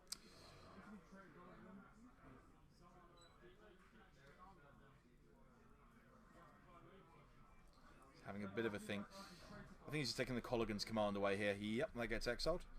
That's pretty reasonable, because there are some cute little plays you can do, like taking out the Eldrazi Mimic, for instance, by doing 2 damage to it and making yourself discard a card to make that Ensnaring Bridge better. So that would have been an option.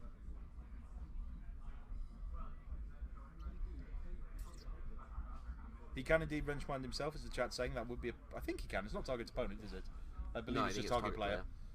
In which case, yes, that would do some work. He's got to do something drastic like that, because he's going to be going down to 5 here. There are currently 2 creatures that can attack under an Ensnaring Bridge, even when he's down to just 2 cards in hand. Assuming at least that Argent remembered his trigger with the Eldrazi Mimic, which appears he did. Yep, down to 5. Let's see if Felix can find an answer to all this, because things are looking pretty bad for him. He really needs to find a land. Really needs a land. Does find a land, comes into play tapped, which is a little bit awkward. I think his only out now is to Wrench Mind himself. I think that's what he's left with as an option. Let's see if he spots it. Wrench Mind has been cast. Is he targeting himself? That's the question. Yes, he has. He spotted it. Wrench Mind and Slaughter Games are discarded. That leaves him with just the Shrieking Affliction in hand. One option he actually had there, by the way, was to Ghost Quarter one of his own lands, get a basic swamp off a Ghost Quarter activation, and then play the Shrieking Affliction, so he had no cards left in hand.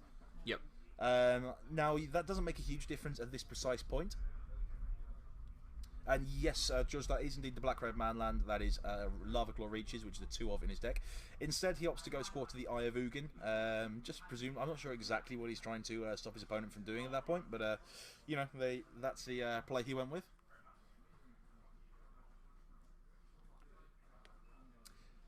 So the Ensnaring Bridge does mean that, I mean, basically from here on in, assuming Argent can't find a way to get rid of the Ensnaring Bridge, now we assume he must have brought in Disenchant in this matchup as a way to get rid of it, so it's possible that's one out. The other out is there is a slightly lengthy and convoluted line of play involving using Eldrazi Displacer activations, targeting your own Thought Knots here to essentially mill your opponent out. So every time the Thought Knot comes into play, they draw a card, then you get to Thought Seize them as you were again. So that is one way of doing it.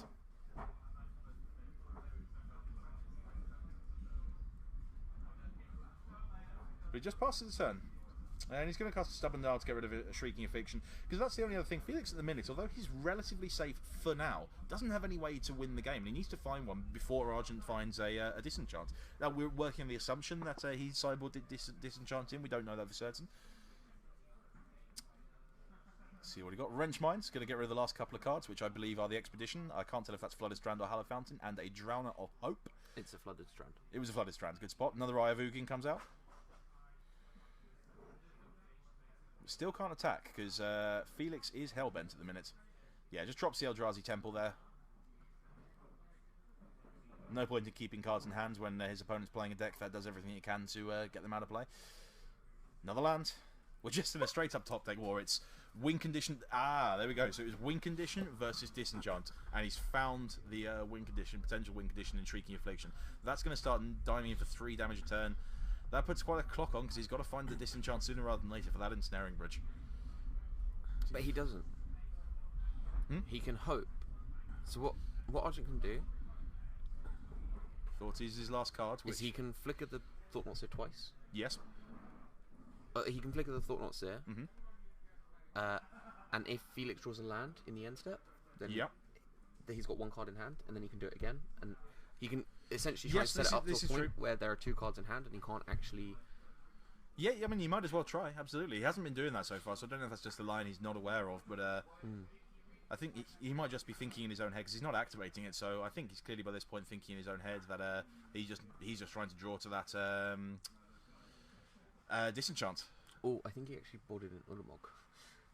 Oh, was there an Ulamog in his sideboard? Yes. There's an Ulamog the Seas Hunger, so I think I saw that Yeah, earlier when he was shuffling. that would indeed allow him to when he get was that searching Ensnaring through Bridge his off the deck. table, but he's got to find it quickly. Wrench Mind. Don't think he's got anything very exciting in hands. Endless One, I couldn't see the other card Two level endless discarded, ones. just 2 endless ones.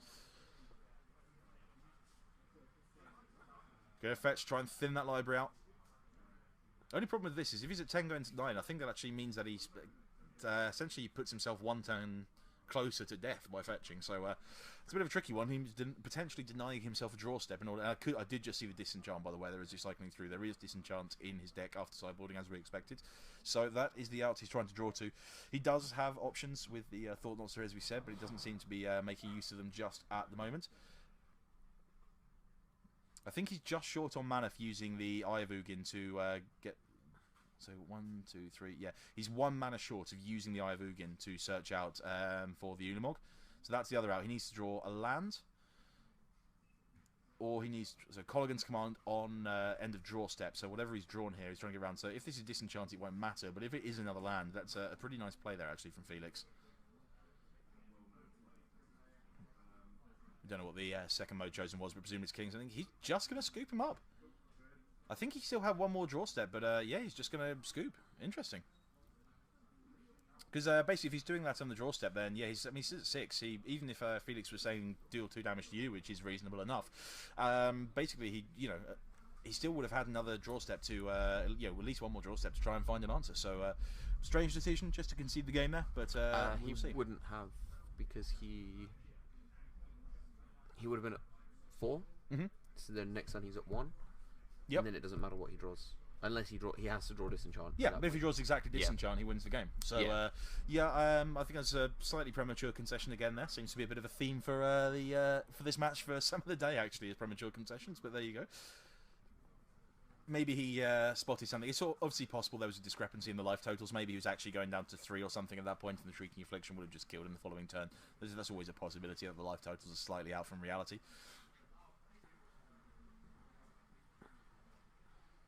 Anyway, going through for sideboarding, doesn't look like either player is making any changes to their sideboard plans.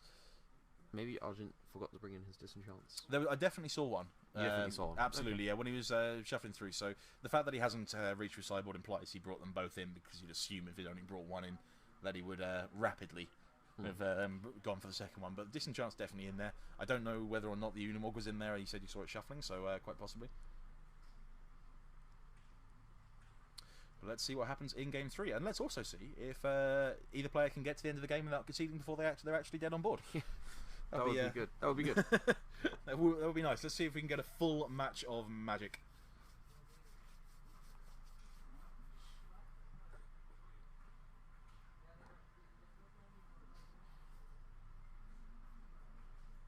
Just while we're waiting for the players to finish up shuffling, another very quick reminder about one of the reasons we're here today. We're not just here to play Modern. This is also in aid of SUDEP, for whom today is their Purple Day, which is their big fundraising day. That's Sudden Unexpected Death and Epilepsy. We're basically raising money here, so I think £3 from every player's entry fee is going towards the charity. We're also trying to raise money as well, just raise a bit of awareness, and it's all being done in memory of the late Ed Hughes, who sadly passed away recently. So please, if you do get a chance, go on facebook.com/SUDEP Action. That's SUDEP Action. Take a look and you can find out a bit more about the charity, and please do also donate to what is a very, very worthy cause. Anyway, looks like we're just about ready to go to the next game. Players just presenting their decks. And let's see if both players find some 7-second keep. Let's hope so. Feels like Felix kept a pretty risky one in the last game. Obviously got there in the end, but it was not an obvious keep. I can see 2 copies of Liliana of the Veil, a couple of lands. I think is that? Oh, it's a Rack, not an Ensnaring Bridge, and a Colligan's Command, and an Inquisition of Kozilek, I believe. So I think that's 2 Liliana, 1 Inquisition of Kozilek, 1 Kozilek's Command, 2 lands, and a Rack. I think Argent's going to be keeping his hand. Yep, he's got the start. He has both. He has Iron to Mimic, and he has the Temple next turn. So if he has something like a Thought-Knot Seer, he does actually have the Thought-Knot Seer. Yeah, so he's going to be out the gates very, very quickly. This is going to be quite the start from Argent's side. I think there's a Stubborn Denial in hand as well. We see Blackleaf Cliffs. I assume this is going to be followed up by the Inquisition of Kozilek. He does also have a Lightning Bolt, so he may well just take out. It looks like that was his draw for turn, so that may well take out the Mimic. Yep, just gets rid of that. And he's just drawn the Disenchant as well, so he's not going to be too worried about any Ensnaring Bridge shenanigans this time, as Thought-Knot Seer comes into play. And Argent's going to get a good look at Felix's hand. See what he fancies taking. There might not actually have been a Kozilek's Command. There might be the Slaughter Games again, in fact. I'm not sure. No, it's a Colligan's Command. It is a Colligan's Command. Sorry, Colligan, not Kozilek's Command, of course. What modes would Kozilek's Command have? I have no idea. Kozilek is itself already an incredibly weird card, so his command would have some very weird modes, one would have thought. Let's take a bit of a look at the options here. Definitely draw a card.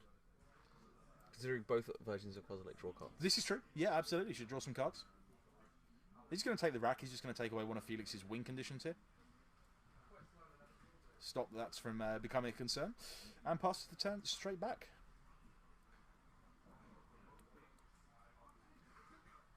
See a fetch from Felix.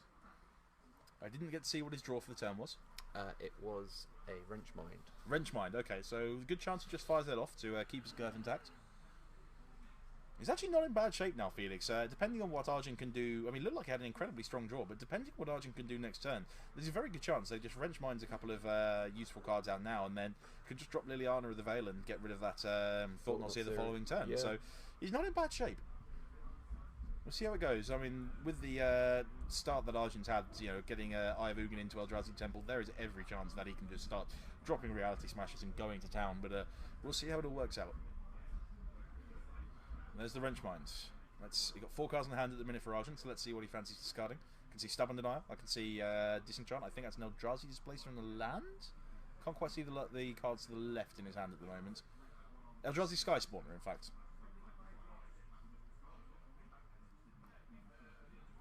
Just having a good think about what he wants to discard. What would you do? What would you be discarding, Shea? Well, definitely not the Disenchant. Well, he knows there's no ensnaring bridge in hand, and I think he just drew Reality Smasher as well. I don't think actually was a land, by the way. I think that was the Sky Spawner that I saw. I think it was no Endless One was the last card. So at the moment, he's getting pressure on the table. 2 4/4s is a lot of pressure, but what he isn't able to do is actually cast any coloured spells, so that might be part of why he got rid of Disenchant and Stubborn Denial. But the Sky Spawner doesn't help that either. Oh wow! So Felix has just dropped Tomb of Urborg Tomb of Yawgmoth, which I believe now means he can cast that Reality Smasher he drew, even if he doesn't draw another land. I think he drew a Reality Smasher. In fact, he's drawn a Plains regardless.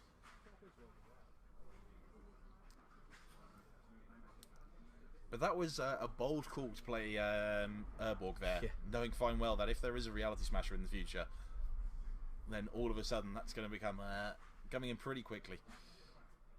That's interesting. Thought not Seer. So I guess there wasn't a Reality Smasher. I thought he did draw him for the turn last turn, but clearly not, because now he's just killed the Liliana of the Veil, and we're just going to be able to see Felix presumably just drop another Liliana of the Veil.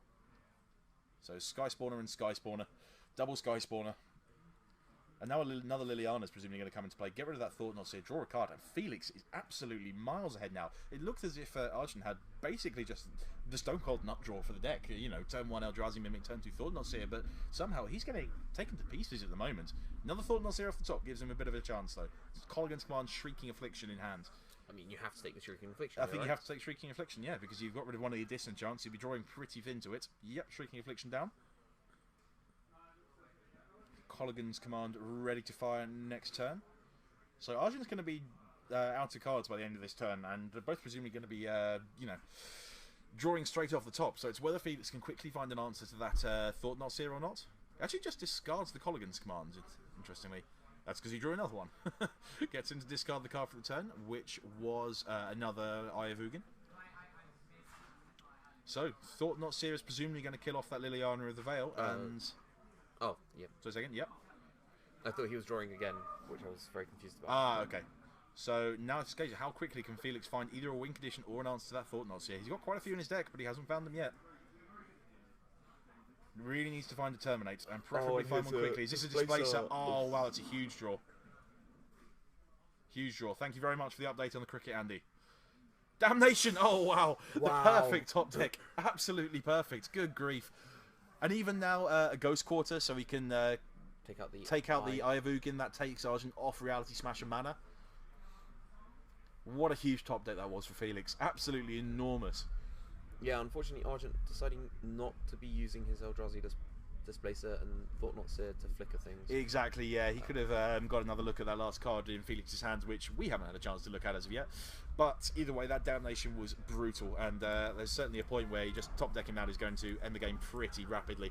We're going to see who can top deck to a decent win condition from here on faster. Let's have a look. What can Argent draw for the turn? Right off the top. Gives it a good rub. He likes the look of it. It's an endless one. Endless 1 for 4. That's what he needed. Needed more pressure. What can Felix come up with? There's the win condition. Shrieking Affliction. So this is a straight race now. Endless 1 versus Shrieking Affliction. It's a race. Endless 1 is winning at the moment. But if Felix does have a removal spell, or if he can find one, I don't know. He's got one card left in hand. It's interesting that he hasn't played it, whatever it might be. Mimic. He just drew it. Eldrazi Mimic. He just drew the Mimic. So, oof, and there's a rack. I think that's another copy. Yeah, as you say, I think that's a copy of the rack. I don't know what that other card in Felix's hand is. He's just got one card sat by his right hand, and he hasn't touched it. One would assume, therefore, it's not a removal spell, but... So Argent's taking 6 here? Depends what comes off the top. If there's another Eldrazi, it could be even more. But he is ultimately on at least a 2-turn clock. Yep, down to 1. He's used up his only Damnation, by the way, so... I'm trying to think about ours. Argent's down to 9, so if he can draw another Shrieking Affliction or another rack... he didn't play it before combat. He would have killed him. Wow. Oh, it doesn't matter. Felix just goes for the Suicide Thoughtseize. He couldn't quite get there. Yes, good grief. He actually had the win on board as well and just missed it. Oh, I think he realised after as well. Yes, well, we saw the slightly desultory way which he threw the Displacer down somewhat disgustedly onto the table, having realised he missed it. We're just going to see if we can get the backup feature match going. Yep, so our backup feature match, we're going to see if that is still going on. That's between the Grixis control deck we've seen a couple of times earlier on today, and Living Ends, piloted by Theo Andresia. We're just getting to find out if that is still going on. If so, we will switch over to that shortly. Otherwise, congratulations to Argent Zhang on his very, very tense 2-1 win over Felix, and at least we got to the end of the game without anyone conceding before they were dead. And we never found out what that Slaughter Games was going to be naming. I'm going to ask him if I get a chance. That's an intriguing bit of sideboarding there, to say the very least. But 2-1 at the end of the day to Argent. Shea has come back. No, is the other match over as well? Yes. Okay, so Living once End, again, Living End was able to come across victorious against the Grixis control. Okay, so Living End under Theo Andresia beats Grixis Control, and he may well be able to ID into the top 8. We've got one more round of Swiss coming up. This was round 4. It's 32 players, so we've got 5 rounds before it cuts to the top 8. Also, Argent should, I think he'll be in good position to draw as well. Both of the players who started off 9-0, sorry, all 4 players I should say, including Claude, who we saw a couple of times on camera playing Kiki Chord, have already ID'd this round, so they're locked up for top 8. They just need to ID again. That's 4 players set. There'll be 4 more. I think we're going to get a lot of IDs next round, to be honest, but we'll find out if there's anyone who's forced to play. It depends really if there's been a draw at any point. Any draws might throw a spanner into the there weren't any maths. draws at the start of this round, so we'll see if there's anything happens there. Otherwise, we may end up watching a match next round, which doesn't have a top 8 place riding on it, as it may just be a straight cut into the top 8. But we'll find out soon. But as it stands, Argent Zhang looks like he's set himself up for a top 8 place. And guess what? Blue White Eldrazi in the top 8. Who would have thought it? What we'll be doing is we will get the standings put up. So we're going to play another video. Yep. Another video on epilepsy. Then what we'll do is we will put the standings up for round 5. Yep. At the start of round 5, we'll come back into the booth. We'll have the standings up and we'll talk over with the standings up, so we can sort of look at who's going to be playing and who's going to be IDing. Okay. See you soon. Yep. See you in a moment.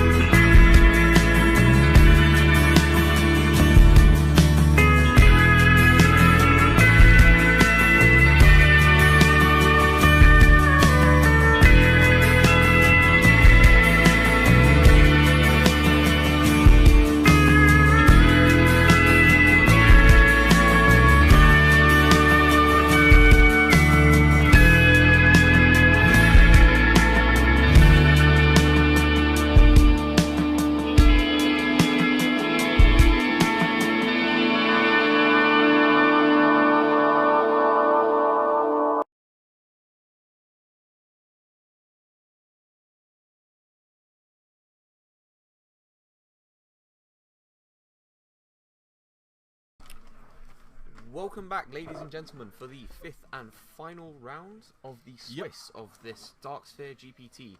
We unfortunately didn't have a chance to get the standings. They were literally posted and they're down within about a minute, so we didn't unfortunately get a chance.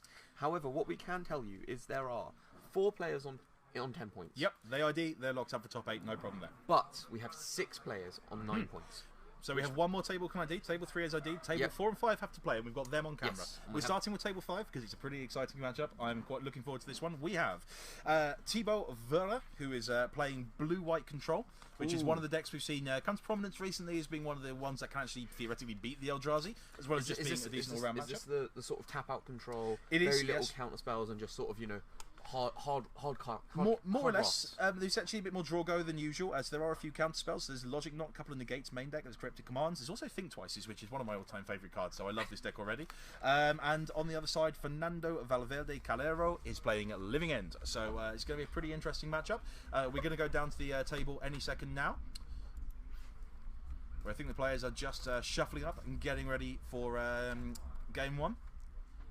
Fernando on the left on Living End, so we're just going to be getting the archetypes up on the screen for you very shortly, and Thibaut on the right is playing blue-white draw-go control.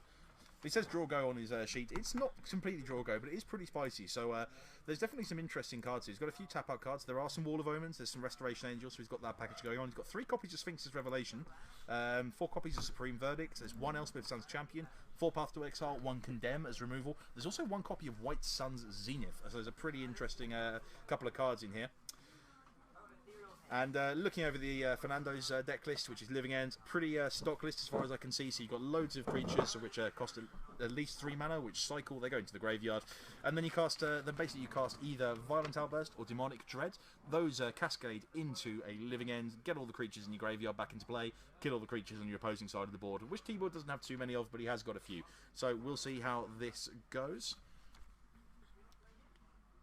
Players just checking out their opening hands. Yep, please. And they've both kept their 7s, I think, and we're underway. Celestial Colonnade for T-Roll, who's on the play. And Bloodstained Mire pass it back. Trying to get a decent look at these players' hands. Obviously, T-Ball's got a decent number of lands by the look of it. Haven't been able to have a real chance to see what he's got going on though in hand just yet. Fernando, one assumes, is going to start cycling creatures, getting stuff into the graveyard. Just choosing what land to fetch up.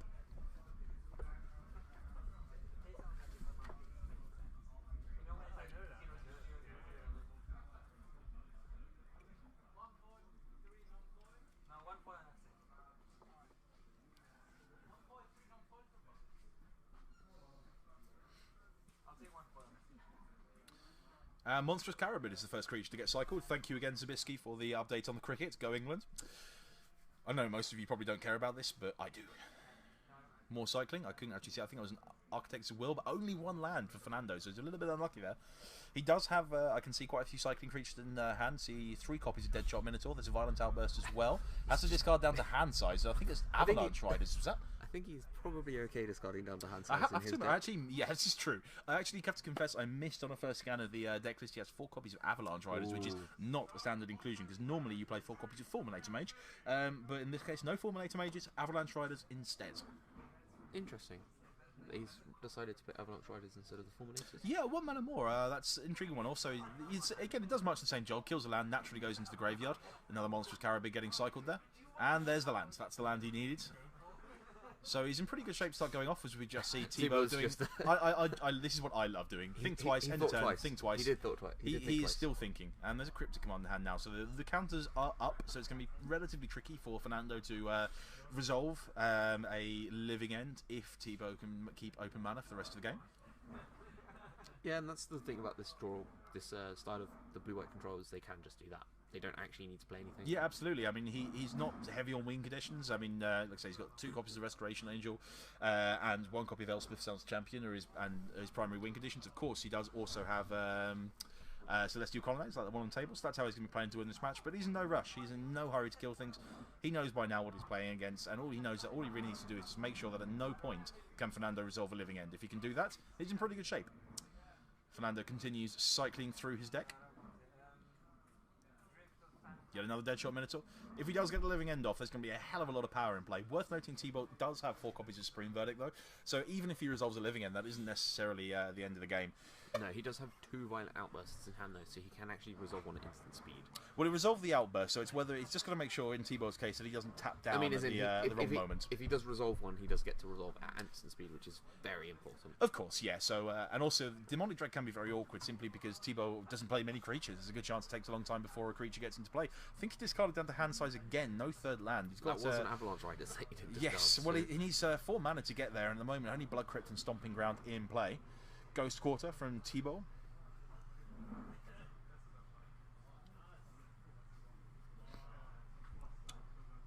There's the land, Overgrown Tomb, off the top for Fernando, so he is now in position to start casting Violent Outbursts. Just want to see how he wants to time it. He's obviously just really hoping that T-Bow at some point just taps out at the wrong moment. You can see he's being cautious, though. He's got Wall of Omens in hand, but opts not to play it, so there's the first attempt at a Violent Outburst. Violent Outburst will resolve, but I suspect the living end that comes off this Cascade trigger will not. The Violent Outburst hasn't resolved. The Cascade trigger has. Well, yes. I mean, the Violent Outburst I suspect will resolve. That's not the effect I think that T-Bow is too worried about. We're going to see a Cryptic Command in response. I assume that will be counter and draw. No, he's going to bounce a land. Interesting. Choosing to try and set Fernando back a little bit on mana. It may be because he's seen the Avalanche Riders going into the graveyard. He doesn't want his opponent to top deck the 4th land and then start taking away his mana. I think he actually drew another Avalanche Riders. Or it could just be he's hoping to Fernando will shock himself to death because he's gone down to 10 already, purely from paying life to get his lands into play. I can't see at the moment if T-Bow has another counterspell in hand. He does have Sphinx's Revelation. Another Violent Outburst. We'll see again. He does have 2 main deck copies of Negate, so actually he hasn't left up blue mana. So this living end is going to resolve. He does have a Ghost Quarter. He does have a Ghost Quarter, but this he can living actually end is Ghost still, Quarter himself to get a blue land. This is true. But it looks like he's just resolving. He's not got anything going on here. So he's also going to lose a land to that Avalanche Riders. Both Avalanche Riders. And he's going to get hit by an Architect's Will trigger as well. So this is not working out very well for T-Bow at the moment. Fernando has found his moment to go off. There's a lot of triggers about to go on the stack.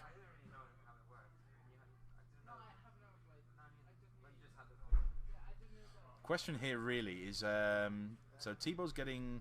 He's going to lose a couple of lands to the Avalanche Riders. It looks like he's Ghost Quartering his own land in order to mitigate that somewhat. Big question here. Does T-Bow have a Supreme Verdict in hand? I do not know. We will find out very shortly. And of course, there's just another question. If he does have the Supreme Verdict, just wipes the board. Maybe Fernando has another Violent Outburst, just untaps and does it all over again. And 2 Architects of Will trigger, so it's unlikely he's going to get a Supreme Verdict off the top. I can't see a Verdict in hand. I think it's 2 Sphinx's Revelation, possibly 2 Snap Custom Ages that. 1 Wall of Omens. I think that's the Elspeth Sun's Champion in hand as well. So he's actually a spot of bother here. I'm pretty sure he doesn't have the Supreme Verdict, and these Architects of Will triggers are going to make sure he doesn't draw one next turn, most likely. Fernando got 2 triggers, so he's also rearranging the top of his own library as well. Looks in pretty good shape. Avalanche Riders getting in there. They have haste. They do have haste. Wow. Darwin Castle's Invitational card. I think that was the first ever Invitational, if memory serves. Oh no, the second in fact. It was the very first Invitational card designed. Because the first Invitational, if memory serves, was won by Swedish Hall of Famer Ulla Rod. And if memory serves, Ulla was asked, do you want to design a card? What card would you like? And he said, no, I'm not bothered, and didn't design one. And it was only later on that he, once Darwin Castle designed Avalanche Riders, he went back and said, actually, I messed up, I'd like to design one, and he produced Sylvan Safekeeper. And as we can see, no Supreme Verdict for T-Bow, and game 1 goes to Fernando. So somewhat, he took a risk on the living end, but it worked out for him. He found his window, and that was the game. Go into sideboards now. So let's take a quick look at the sideboards. From Living End, sideboard has 4 Ingot Chewer, 3 Ricochet Trap, 2 Boil, 1 Molten Rain, 1 Slaughter Games, 1 Brindle Ball, 1 Gnaw to the Bone, 1 Fairy Macabre, and 1 Leyline of the Void. So immediately you're looking at Ricochet Trap. For anyone unfamiliar with that card, it's 2 and a red. But as it's a trap from the original Zenda card block, you can cast it for 1 red. If your opponent has a certain condition, I think that's if they cast a blue instant spell, if memory serves. Yes. What it does is it allows you to change the target of a blue instant spell which has 1 target. So basically, if they're trying to negate your Living End, you can Ricochet Trap and redirect the negate to the Ricochet Trap or to the Violent Outburst, for instance, that you just cast. So you can that way get through what they get through the counter magic. Also looking at the boils, you'd suspect would certainly come in 2 Boil, 1 Molten Rain, so a bit more land destruction in the sideboard. Possibly Slaughter Game. Some argument they have to take out win conditions, having not seen what T-Bow's working with. Maybe that's not so essential, but it's not completely inconceivable. He wants to look at that as an option. What have we got from T-Bow's sideboard here? We have 2 Surgical Extractions, 2 Kitchen Finks, 1 Pulse of the Fields, 1 Dispel, 1 Baneslayer Angel, 2 Stony Silence, 1 Teferi, 2 Disdainful Stroke, 1 Von Vendilion Clique, and 2 Detention Sphere. Cards that I see coming in: Yep. Surgical Extractions. Yep. The Reasonable. Teferi. Okay, yep, because that does work up against... Yep. Basically, if you've got Teferi in play, you cannot cascade into a living end. Correct. The Vendalian Clique, Yep, very definitely. and I think that's it. All of the other cards don't really stand out. Yeah, I can't see anything immediately. You certainly don't want things like Detention Sphere, Stony Silence, Baneslayer Angel. These don't really do it.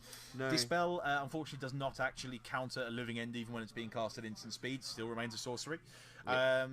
But yeah, so we'll see how this goes. Just shuffling up for game 2. Just mentioning in the chat there, by the way, someone talking about the Ricochet Cryptic Command interaction. For those of you at home who aren't familiar with that one, obviously the idea of Ricochet Trap is to get through counter spells. There's an interesting interaction though, because it says changes the target of a blue spell with a single target. If you cast Cryptic Command, counter target living end, and bounce target land, then it has 2 targets. Yes. So you cannot Ricochet Trap it. Correct. So we're going to have to see if that interaction comes up. But Cryptic Command definitely gets through Ricochet Trap a little bit better than most counter spells, but against something like the 2 main deck negates or the Logic Knot, it's going to do the job. Yep. And one would assume those are certainly going to come in. We'll see what else happens. Yes, Teferi is a very good mage. Yeah, we'll see if he brings the Teferi in. It's a little bit slow, and obviously can just get Beast Within. There are 4 copies of Beast within Fernando's deck, as you would expect from Living End. Very flexible spell. Yeah, but the thing I like about it is you flash it in the end step, and then you just keep up enough protection for it. Yeah, and if it dies straight away, it dies straight away. Worst things happen. I mean, when you're running 4 Cryptic, 2 Negate, a Logic Knot, there's a very slim chance. I'm going to have to delve into the vault of your extensive Magic knowledge here, because I'm looking at over T-Ball's sideboard. There's one of a copy of a card called Pulse of the Fields. I do not know that card. Do you know what this card does? It's 1 white. Yep. For I believe it's an instant. Okay. I think you gain 4 life, and then if an opponent has more life than you, return it to your hand. Ah, so it's for burn, basically. Yes. Okay, fair enough. Well, it's not going to be coming in here. We doubt we'll be seeing that one. But we are underway. T-Bowl starts with a tapped Hallowed Fountain, basic mountain for Fernando. So both players have kept their 7, and we are go. As you might expect, just land go from T-Bowl. Yeah, and that's the the early matchup in this seems to both of them sort of just. It's going to go the same way most times. We're going to see some cycling. There goes Deadshot Minotaur, followed by Monstrous Carabid. And all credit, by the way, to Shea. He did correctly remember exactly what Pulse of the Fields from Darksteel apparently did. Yep. I have never seen that card before in my life, to the best of my There was recollection. a cycle of them. Okay. So there was Pulse of the Fields, Pulse of the Dross. Ah, okay. Yep. Pulse of the Tangle, I think it was.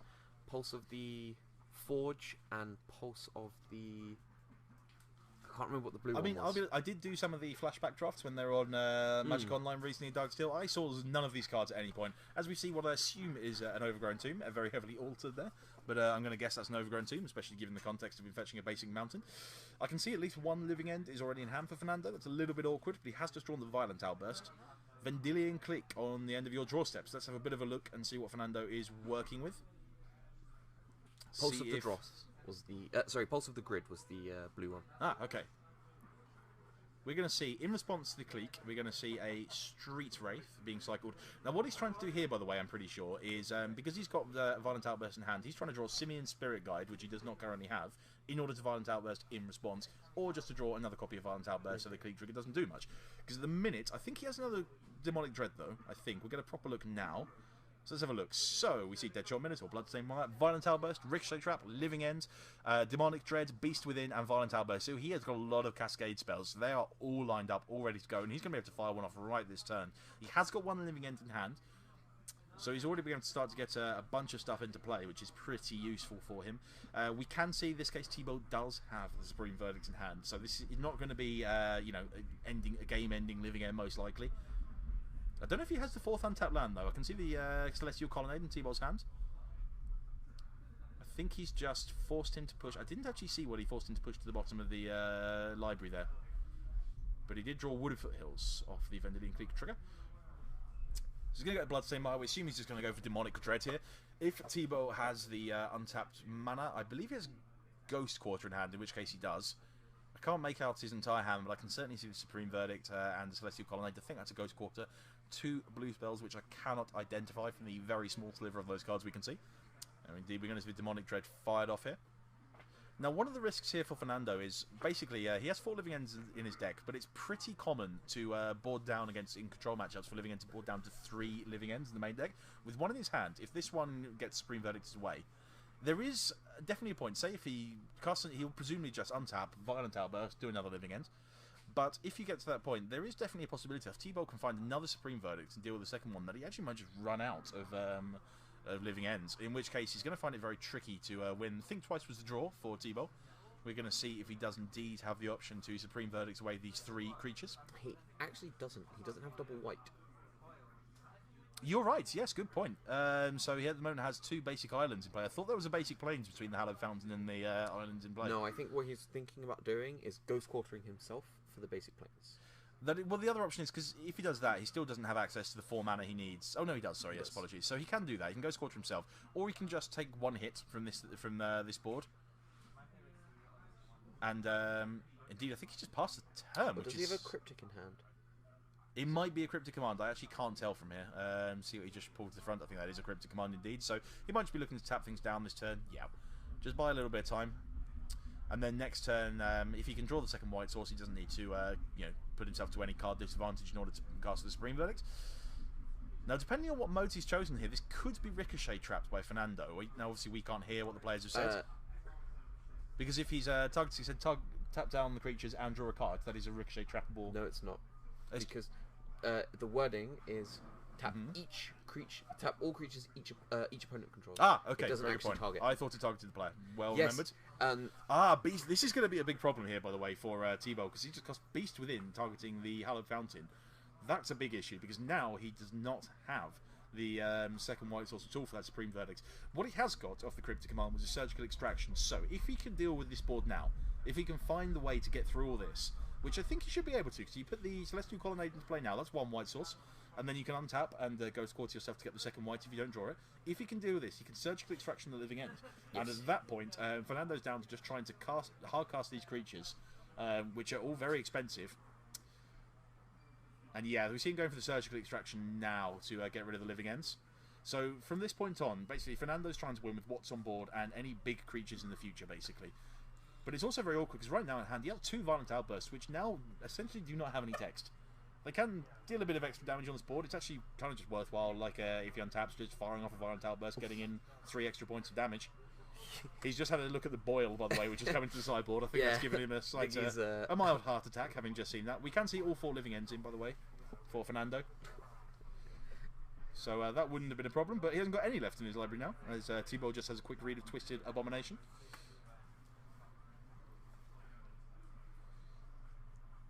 Might want to shuffle that a little bit more thoroughly, that T-Bolt. He's cracked a fetch anyway, so he's going to shuffle. Oh yes, very true, very true.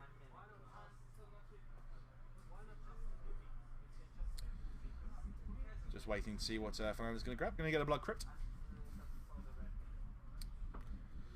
Actually, it might be a Stomping Grounds. Quite hard to tell from here. That is a Stomping Grounds. It is a Stomping Grounds. Another Guildpack Stomping Grounds. Yeah.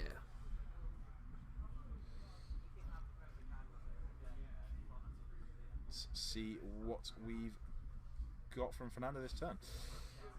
Herbal Tomb of Yawgmoth. Street Wraith is now unblockable. That is true. That is very true. Assuming we're going to see a chump block with the Beast Within here. Yeah, taking 6. Takes 6 damage, down to 12. So this turn he's going to have to fire off that Supreme Verdict. We just see a Deadshot Minotaur played right into the teeth of the Supreme Verdicts, because that's pretty much what's going to happen. See him just firing off the thing twice, try and draw the white source. He'd obviously rather do that than be forced to Ghost Quarter one of his own lands, but, you know, we'll see. And he just drew Mystic Gate. So, oh no, Calciform Pools, I apologise. I thought there was a Mystic Gate. He has both cards in his deck, I believe. Yes, he does. He has 2 Calciform Pools and 1 Mystic Gate. So he can fire off this Supreme Verdict, and he's going to have to. And you can just see now he's going to float a blue mana, Ghost Quarter himself in order to get the second white source, and then he can cast the Supreme Verdict. And from this point on, we're basically just a case of, can Fernando cast enough big guys to get the job done through T-Bolt's control deck?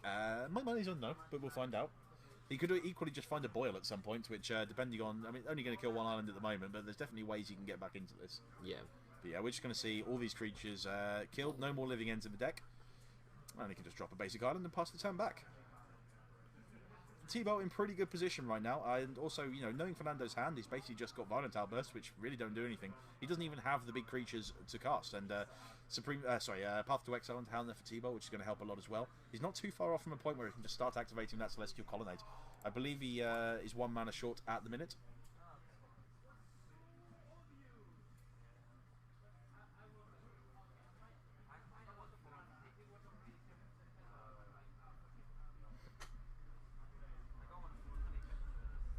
Fernando finds just another land. It's looking pretty bad for him at the moment. So we're just seeing a counter put on Calciform Pools. He's going to flash back the thing twice. Does have a Restoration Angel in hand, so that he could start attacking with, but clearly content just to keep sculpting his hand for now. And that's enough mana to start activating Colonnade if he wants to, but just pass the turn back for now.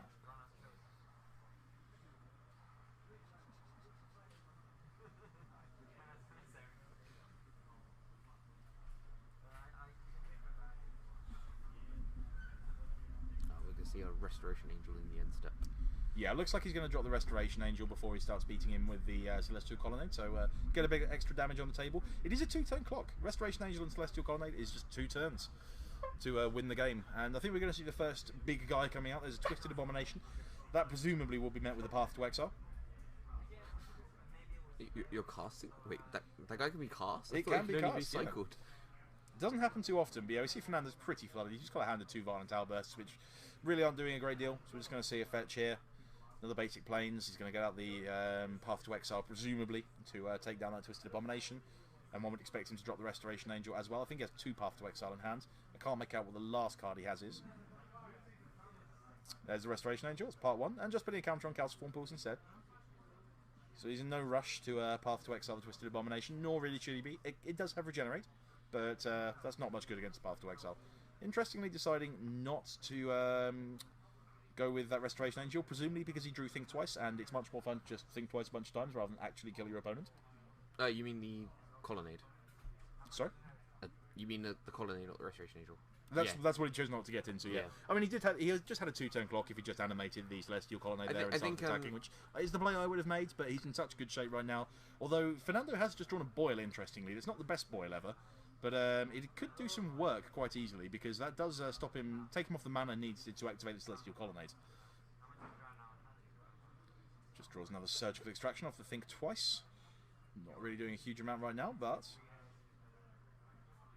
And another counter on the Calciform Pools. And there's going to be the Boil on end step. It's going to take out 2 of the islands.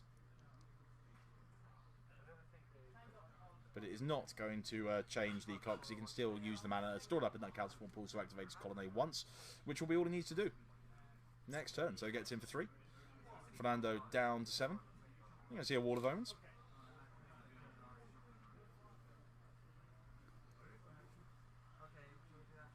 Not entirely sure what that card he just drew was, but... It was White Sun Zenith. Ah, yes, it was the White Sun, the one of White Sun's Zenith. Spicy win condition there.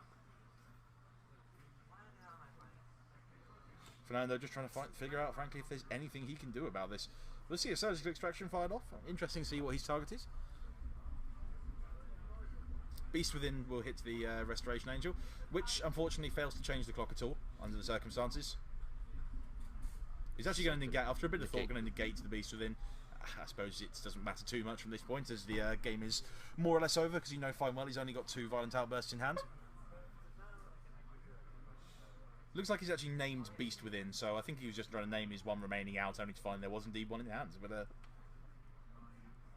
in which case, I'm not entirely sure if that was the only thing he was concerned about, why he didn't just cast it on the upkeep rather than draw step, because obviously gave him a chance to draw one and use it. Now, it wouldn't have mattered, because the Beast token has exactly the same power as the Restoration Angel. He could have Beast Within targeting the Celestial Colonnade to not leave himself dead on board, but as he knows his hand, yeah, we're just going to see an activation of the Colonnade, use the counters on Calciform Pools, and that will be exactly lethal.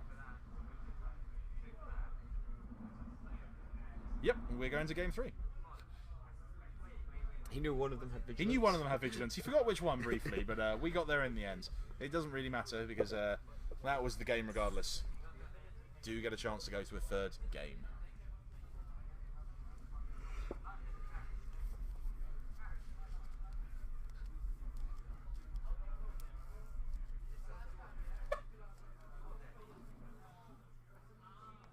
Looks like Fernando's going to reassess his sideboarding in the wake of what he's seen, including those surgical extractions, presumably. Definitely a card that he wants to take notice of.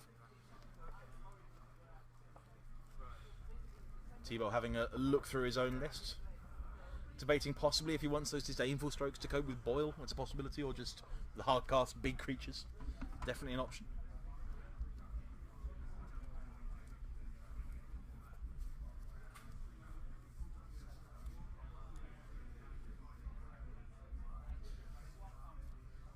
I can trade one day I'm doing for these. What do you mean no way? Oh, I added a ton of money. Who the hell is gonna buy them? Honestly. Is it just easy to like warm yourself and wait to like ruin them?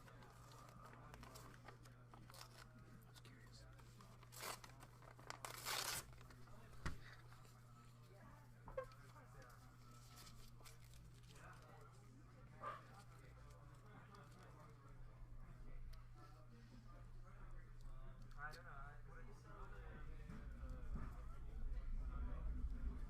mean, it's probably one man. Run a free so I suppose you want the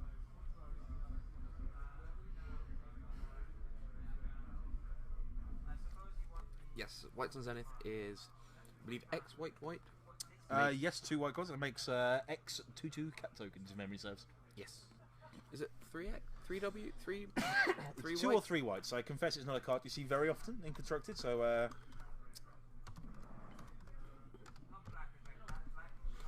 cannot recall immediately off the top of my head. It is X white white white, and you get that many 2/2 white cat creature tokens onto play, and you shuffle it back into your library. Yes. I couldn't remember if it was the if it took its book from Blue Sun or Black Sun. Because Blue Sun Zenith is Draw X cards. Is- Black Sun is- minus X to all creatures. yes, but Blue Sun's is blue blue blue, whereas Black Sun's is black black. Yes, this is true. Well, they're all different. Green Sun Zenith, of course, that's the most famous. The poster of the cycle was just a single green, as I Yep. believe was Red Sun Zenith, if memory Yes. serves, which was X damage, just a fireball. Yes. Yeah. Great card in Cube. I've But it- drafted many Red Sun Zeniths in But Red Cube. Zenith would also exile the creature if it killed it. This is true. Just Yep. in case you need Just to in do case, that. absolutely. Right, just getting ready for game 3 here. Looks like shuffling is almost over and done with. Looking forward to seeing how this one pans out. Winner, just to remind you, will be in top 8. Loser will be going home in with a very disappointed look on their face.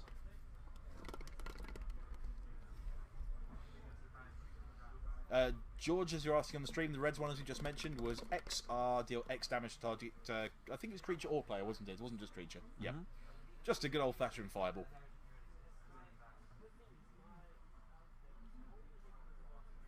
Both players looking at their 7s. Looks like I think both players have kept. Thibault may still be thinking about it.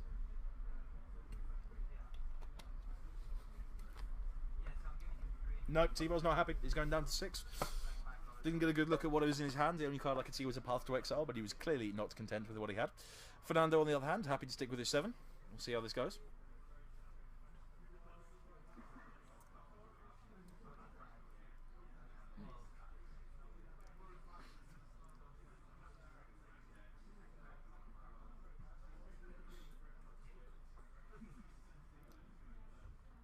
See if Thibault can find a 6 he's a little bit happier with.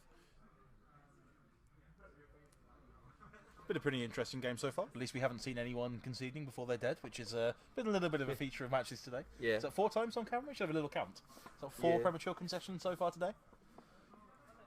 No, I think only 2. We had 2 in one game. We certainly had Oh, yeah, one we had from... 2 in yeah, one then we had... yeah. Yeah. I think 3. it's been 4. Okay, okay. It's been more than you would expect. Let's see, Thibault's kept his 6. We can see a bunch of lands. I can see a Supreme Verdict as well. So that's, you know, quite a lot of the things he wants already in hand.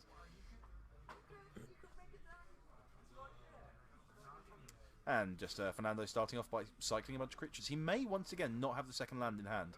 I don't think he does. He's got a bunch of cyclers though, so he's already put a Deadshot Minotaur into the bin, thinking about getting a monstrous Carabid out there. I can see at least one Simian Spirit Guide in hand, so if he does have the Violent Outburst, then he's very quickly going to be able to I think he just drew the Violent Outburst, in fact, so if he can find the next land, he's pretty close to just being able to cast a Living End. He does have the land. He could just Living End now. It's a little premature, perhaps, but he knows he's going to get it resolved, which is pretty important. Yeah, and I think sort of turn 2 Living End is pretty powerful, putting 6 power of creatures onto the build. Yeah, I mean, it's a 4-turn clock, which may just be a little bit too slow, especially when that doesn't kill before Supreme Verdict comes down. So that's one short on that. But it does set you up quite nicely for your next Supreme Verdict. Now, there is a possibility, by the way, and I'm actually not sure. I did have a glance at this hand. I think there might even be 2 Simian Spirit Guides. Now, if that's the case, then he can cycle... I know there's a Monstrous Carabid in his hand, so that can be cycled. And then... Now, I'm not 100% certain about that. So there's definitely 1. Oh, there is definitely 2, yeah. So we can see him cycle one of his creatures, and now he's going to go with Simian Spirit Guide, Violent Outburst, turn 2 Living End, and he's going to put 9 power of creatures into play. Will this be enough to get the job done? Can T-Bow find an answer? I don't think he has anything like a Path to Exile and right now to mitigate some of the damage. He is on the clock, that is for sure. Thanks very much, by the way, Andy, for keeping me up to date with the cricket score. 171 sounds pretty decent. I know, by the way, that most of you do not care about cricket watching at home. I care about cricket. I love my cricket. I will not stop talking about cricket when I get the chance. You love any form of sports ball, right? Most forms of sports ball. This is true, yes. I'm happy to sport in most forms. Rumbling in for 9. I think this is 10 power, is it not? Yes, you're correct, yes. Well remembered. Monstrous Carabid is actually a 4/4. I think he hasn't got it. I think this is just going to be a turn 4 kill. Wow. I agree with you, James Tiberius. Good man. I think this is game here. I think cricket may be the game that takes a long time, but I think this match might be taking no time at all. I think this is all over. Oh, Does he have the Path to Exile? Very well done. No, he has a Snapcaster Mage in hand to chump block. He is not. This is not over. There is there is an Ambush Viper in play. A strictly worse Ambush Viper is coming into play. This is going to chump block something. Chump blocks the Monstrous Carabid, take 6, down to 4, untap Supreme Verdict. Does he have another Violent Outburst in hand? I don't know. That is going to be the big question here. If Fernando has another Violent Outburst, it's lights out. But right now we're going to see the Supreme Verdict.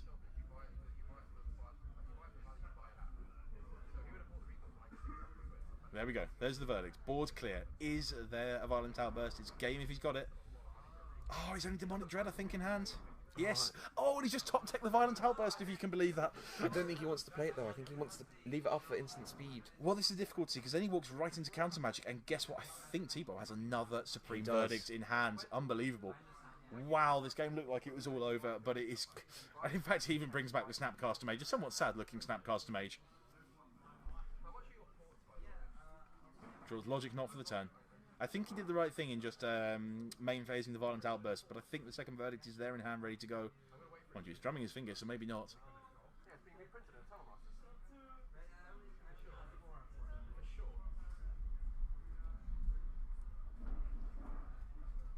Cast Form Balls.